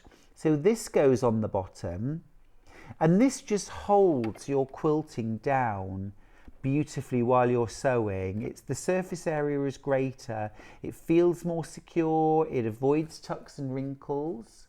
But it also means that when you quilt over the border, where you go off the fabric just onto the batting, when you come back on again, where a standard darning foot would go under the fabric and you'd get caught, this will just glide over the top.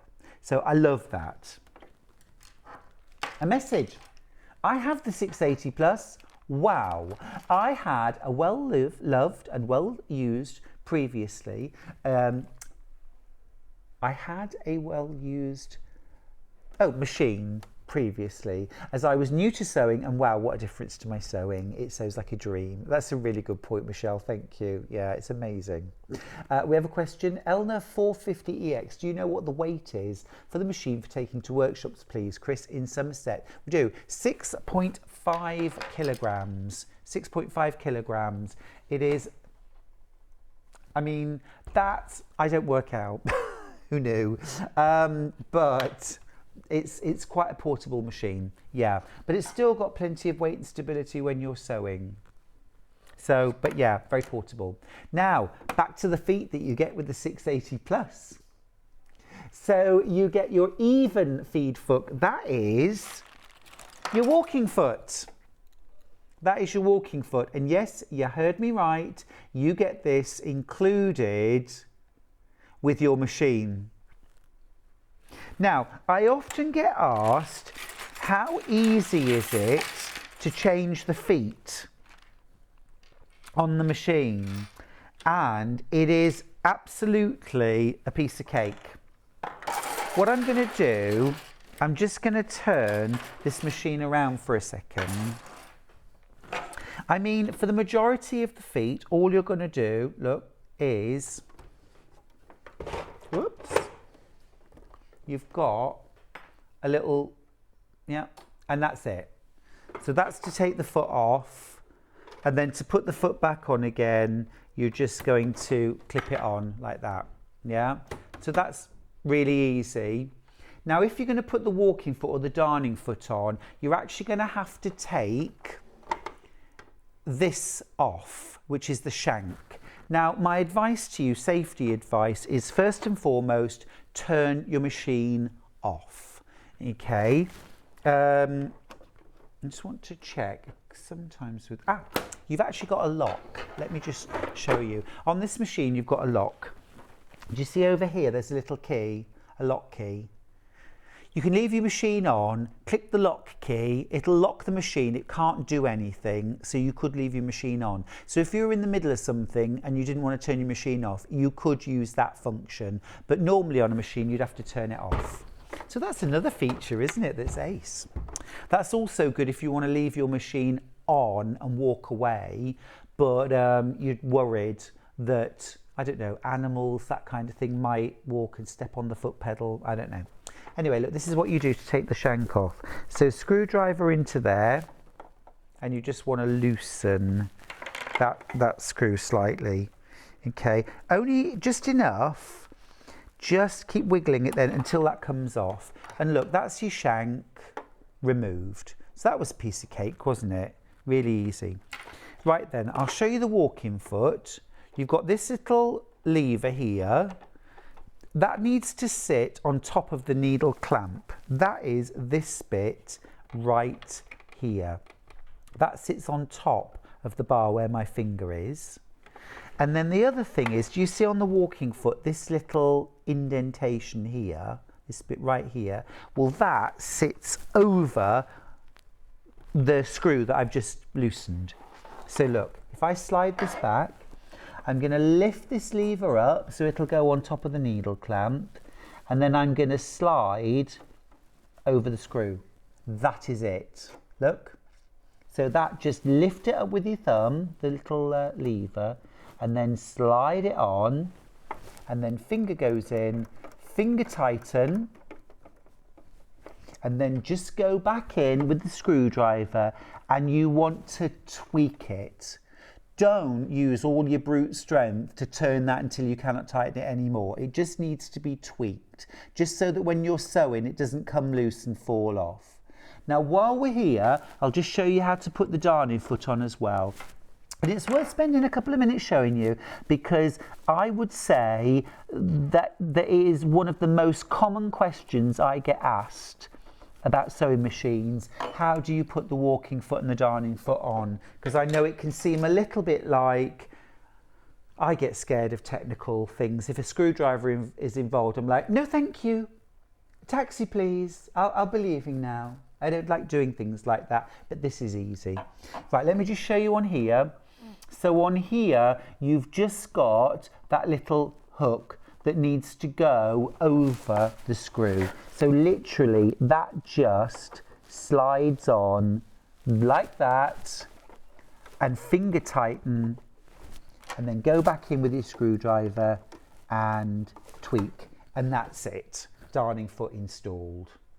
Yeah? Dead easy, nothing to be scared of. Love it. Love it. I'll just put the regular shank back on now, so again you can just see how easy that is. It's literally just a case of unscrewing with the left hand, popping the shank on, and then tweak it with your screwdriver, and it's back on.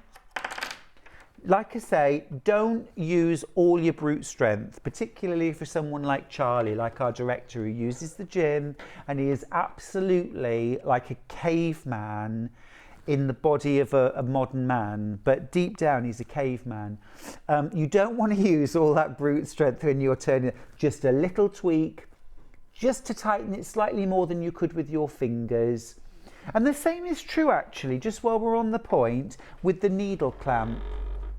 So look, the needle clamp is round here, yeah, right there, and that also has a space for the screwdriver to go in, yeah, right there. So again, when you change your needle, put your needle in, finger tighten, and then go in with your screwdriver and tweak it the tiniest little bit, but just slightly more than you could do with your fingers. And the reason why you need to do that is because if you only finger tighten it, if you're doing a lot of very fast sewing in particular, those vibrations can loosen the screw on your needle, and your needle can drop mid-sew. And if you're sewing really fast, that can drop down into the bed of your sewing machine. So you always want to go in with a screwdriver and just tighten it just ever so slightly. Change your machine needle every 6 to 8 hours of sewing time. Yes, you heard me right. Not every 6 to 8 weeks or months or years. Every 6 to 8 hours, please. Change your machine needle. Right. Okay. I'll leave that there for now. Let's recap the brother. Oh, let me just grab the Brother FS250. The Brother FS250. Dreamy little machine, this. Absolutely gorgeous. And I say little machine, it's wrong to say that. You can use this for making big projects, of course. You can use this for quilting quilts.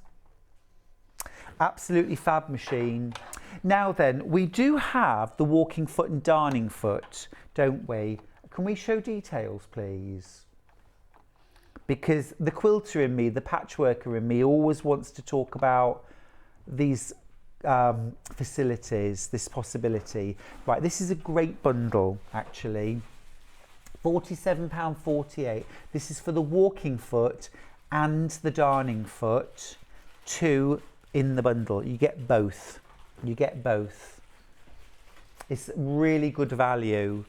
really good value. And this is the only thing, the walking foot and darning foot, which is missing from this machine, if you like, from my point of view. Okay, I do recommend that if you're buying the Brother FS250 that you also get this bundle with walking foot and darning foot. The walking foot you will use in so many ways: quilting, dressmaking, heavier fabrics, tricky fabrics, when you're doing home decor, when you're pattern matching and you want to keep the fabrics together. Nothing like a walking foot for doing that. While we're on the subject, I want to show you how to put the walking foot and the darning foot on this machine, because I'm recommending you buy this and I want to show you how you do it as well. Now don't forget that you're making a £40 saving, £30, no £40. £40 saving. So you're only going to spend £7.48 buying these pieces. Right, so again, turn your sewing machine off before you start, and then I'm going to just unscrew. You've got the same little screw at the side, and look, there you can see that shank came straight off. So there's the shank of the sewing machine. So take that off. We'll do the walking foot first of all. Now it's very, very similar to the Elna, but there's one subtle difference. You've still got that little clamp that goes on the side of the screw that I just loosened, so that's no different. But the other side, rather than it being a bar that sits on top of the needle clamp, this time it's got like a little mouth, it's got like a little opening, and that needs to go over the needle clamp. So if I just go around the back, and this is slightly awkward because I'm going from the back. In fact, I don't know if I can work out in my muddled head how to do it. Okay, so what you're going to do, it's a two-handed job again. So you want to hold the little lever up top, make sure that slides over the top, and if I just reposition that round here, so you just want to make sure that this is going over. Can you see how it's sort of almost taking a bite? And it's on there. So that's on now. So while you're there, remember this looks terribly awkward because I'm doing it from the back and you'll be doing it from the front, which is the right side. And then you just want to turn that screw and tighten it up. But it just wants to be finger tight. You do not need to make it tight. And that's just holding that in place. There we go. That's on now. Absolutely perfect. So that's how you put the walking foot on. All right, and then to take it back off again, just lift your presser foot, undo that screw, just enough. You don't need to take it out completely. It's just enough to be able to remove your walking foot. Now your darning foot is very slightly different. There's your darning foot. You've got a little metal bar that is going to sit on top of the needle clamp, so very similar actually to the Elna. Then on this side you've got, rather than this kind of slots under, this goes under the screw. So if I put that, so you want to position that, whoops. So I'm going to lift up that presser foot as high as it will go and slot the darning foot under the screw. Do you see that? It's going up and under, and then, whoops, tighten that screw up with your fingers. That bar will naturally sit on top of the needle clamp, and then just a little tweak to tighten it. And now that's installed. All right. I've bought both the FS250 and embroidery machine. I'm so impressed by both, says Melanie, who's in Norfolk. The FS250 is brilliant for the price and very impressed by the delivery also, which is important. £3.95, you only pay your standard delivery charge. I'm really glad that you're enjoying the machine. A question for you: do you have the walking foot and darning foot? If not, today's a great day to buy it because we've got that super bundle price, £47.48 for both darning foot and walking foot. Now, if I just let you know that for some brands of sewing machine, the walking foot can be £110 just for the walking foot, and then another £40 for the darning foot. So, you know, okay, right. Oh, I don't. Okay, so we've had a question. Christine's asked about a different machine. Yeah, if you want to pop the question on. So, hi Stuart, I've the Brother FS70WTX. Will the walking foot fit on the machine? Thanks, Christine. Okay, so what you need to do is have a look. If you Google it, well, in fact, we can Google it, can't we? We can Google it. All you need to know is it a low shank or a high shank? Because these are both low shank. And that's all you need to know if that Brother machine is a low shank. And if it is, these will fit. If it's a high shank, they won't. You need the high shank. We'll look into that for you, Christine, and we'll come back to it. So your Brother FS250, quick rundown. You've got 250 stitches. They're all there on the front of your machine in what I think is a bit of genius. I love this little flip chart that shows you all your stitches. So clever, which means you don't have to have the manual with you. You've also got all of your alphabets, there's 3 of them, in the top of your machine, plus numbers, plus punctuation. And you can program up to 50 characters into your machine, including spaces. So if you want to do a full name, first, middle, last name, and you can get that out of 50 characters, including the spaces, you can do that, and then you can just stitch that out on name tape, leave a little gap, put your presser foot down and carry on. Christine, your machine is a low shank. These will fit. These will fit. Ace. I love it when that happens. I love it when that happens. Brilliant machine, this. You get so much for your money. I think that's the best thing about it, really. The fact that you're getting a Brother computerized sewing machine with so many extras for £359 today and £46 worth of freebies. It's stonking. Absolutely brilliant. You get an extension table that's already fitted at the moment. When that comes off, there's your free arm for doing things like bags and sleeves. If I turn the machine around for a second, you can see this little slider here. This is your feed dog button. So at the moment, the feed dogs are up for regular sewing. If I pull that button towards me, the feed dogs will drop. If I push that button away, nothing happens, but as soon as I take my first stitch, the feed dogs pop back up again. Okay, so please don't ever think that you've broken your machine. If you ever try and sew with your Brother FS250 and the fabric isn't feeding, make that the first thing you check. If your machine is running but it's not feeding the fabric, you've probably had it on free motion, or it's got accidentally pushed that way, and you just need to bring it back up and it'll sew normally. Let's have a look at the bundle you're getting. You're getting the Brother FS250, including hard case and extension table, all those extra dressmaking feet thrown in, included in that price. You're also getting panels from Delphine Brooks, solid fabric. You're also getting some toy stuffing, £46 worth of freebies. And don't forget, naughty little Ben, naughty Ben, who we love, has knocked £40 off the price today, 10% today. You've got your accessory box. This is where the majority of your feet are going to live. Got nice storage there. Seam ripper, buttonhole foot, button sewing foot. You've got a blind hemming foot there as well, an over edge stitch. You've got an embroidery foot. You've got a zipper foot.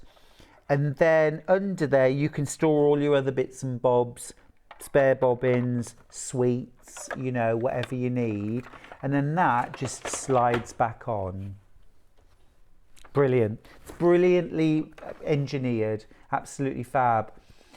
Needle up, needle down position. Sewing with or without a pedal. You've also got reverse sewing. You can, now another thing, we don't often mention this, your machine, there's a few things. It beeps as you go. You can turn that beep off if you don't like it. The machine automatically finishes every line of sewing, or wherever you stop sewing, it finishes with the needle in the down position. If you don't like that and you want your machine to always finish with the needle in the up position, it's one of the first things the manual tells you how to do. You can reset your machine so that it always finishes with the needle in the up position instead. So you can kind of change these settings a little bit. So as I always say, read the manual. I know it's not going to be the first thing you want to do when you get your machine home. You just want to get on it and enjoy it. And there's a quick guide. You can get on it really quickly. But when you've got time, read the manual. Every one of us, whatever our level of sewing, will learn lots by reading the manual for our sewing machine. It explains to you the different kinds of needles, why you would use them, when you would use them, which in itself, a lot of us, we sew for years and we're like, what do you mean there are different size needles? There are different types of needles. For years I sewed, I thought there was one type of needle, universals, you know, because they were the ones that came with the machine and they were the ones that I'd used at home on my own. It wasn't until I went to a class and I saw people talk, well, I heard people talking about different needles, but it was all there in my manual. I just hadn't read it. You can actually go to the Brother website if you want to. You can find the manual on the Brother website for any machine and you can download it. It'll download onto a computer, an e-reader, a tablet, anything like that. You can read the manual before you get the machine. I think that's really smart to do as well. If you are undecided between two machines, download both the manuals, put them side by side, see which one works best for you. But if you're going to go for the Brother today, this is the best day because you're getting freebies, but more importantly, you're getting 10% off. And you're buying it while we've still got it in stock, which we haven't always by any means. Sue's messaged on Facebook to say, I have several machines that are either too valuable or too heavy to carry down the outside steps in my new house. What machine would you recommend as a machine to take to class?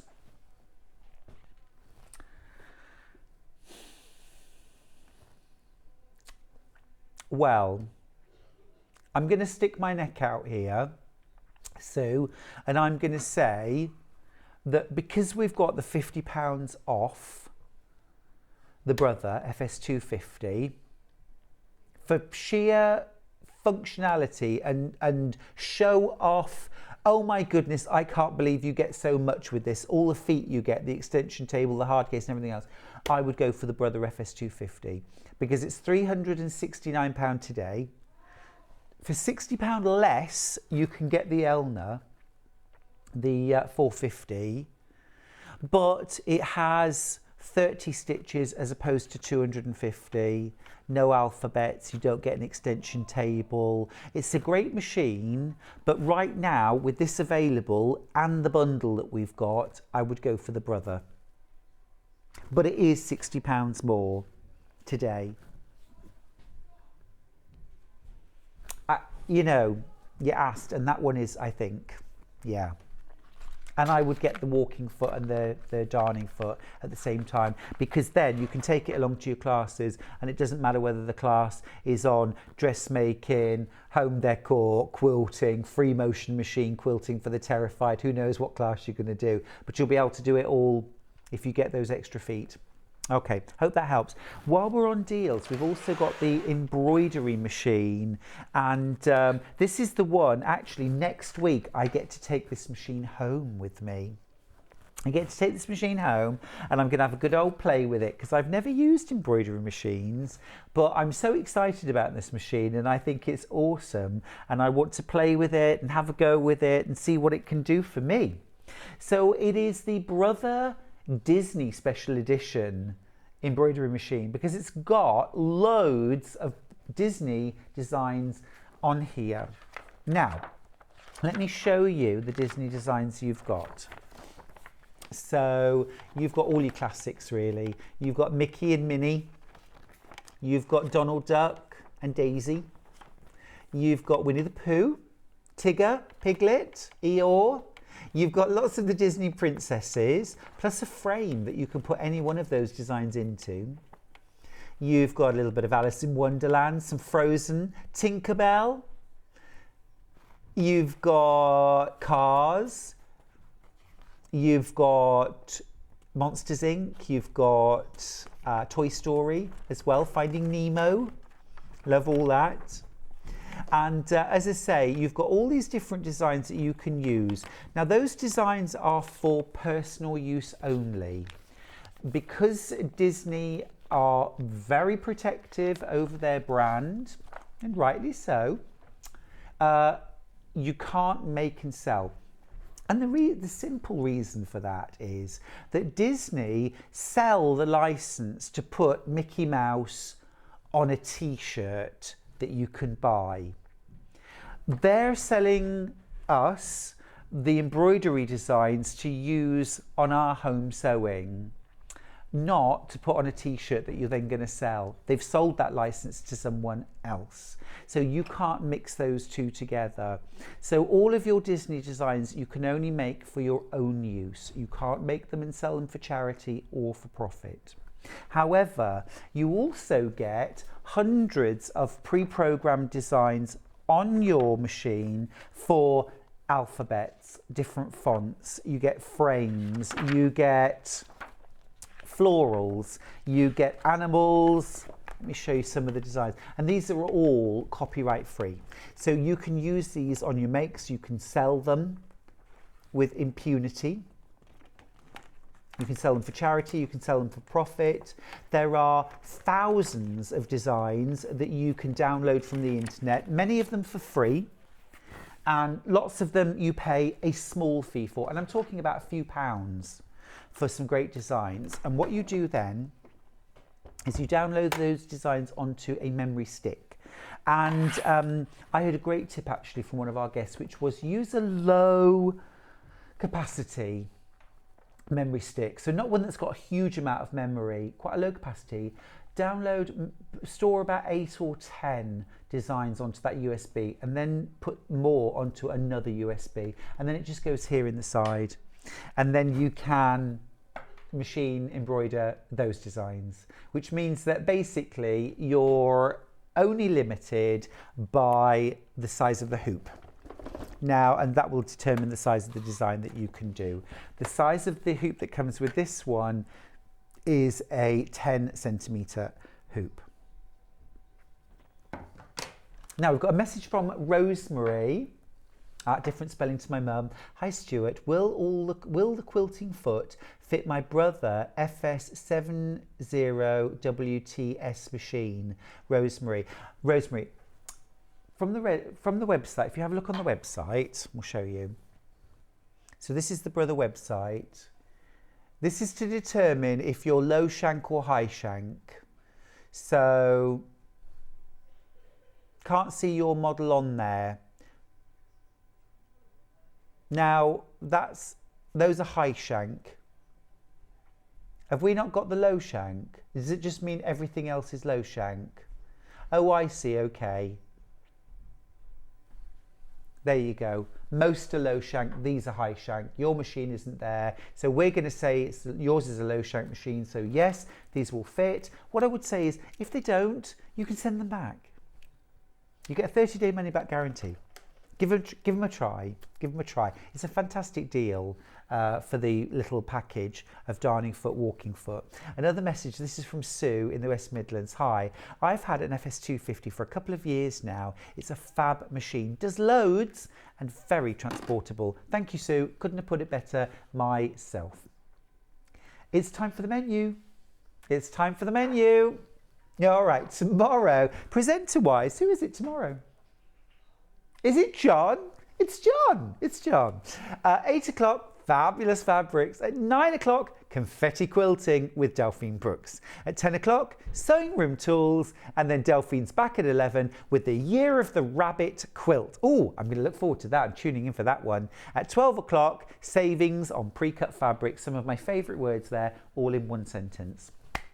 Thank you for your company this morning. We've had a lovely couple of days. And thank you to Ben and to Charlie and to Becky, who have been my absolute stalwart companions over the last couple of days. We can't do any of what we do without our team here. We can't do anything without our fabulous guests, Suzie Duncan today and Delphine yesterday. And of course, Kerry from Living in Loveliness. We couldn't do anything without you. So thank you for being here with us too. I'll see you very soon next week. In fact, Monday I'm guesting, Tuesday, Wednesday I'm presenting. So I'll see you next week. Don't go anywhere. Stay tuned for Hobby Maker. I'll see you soon.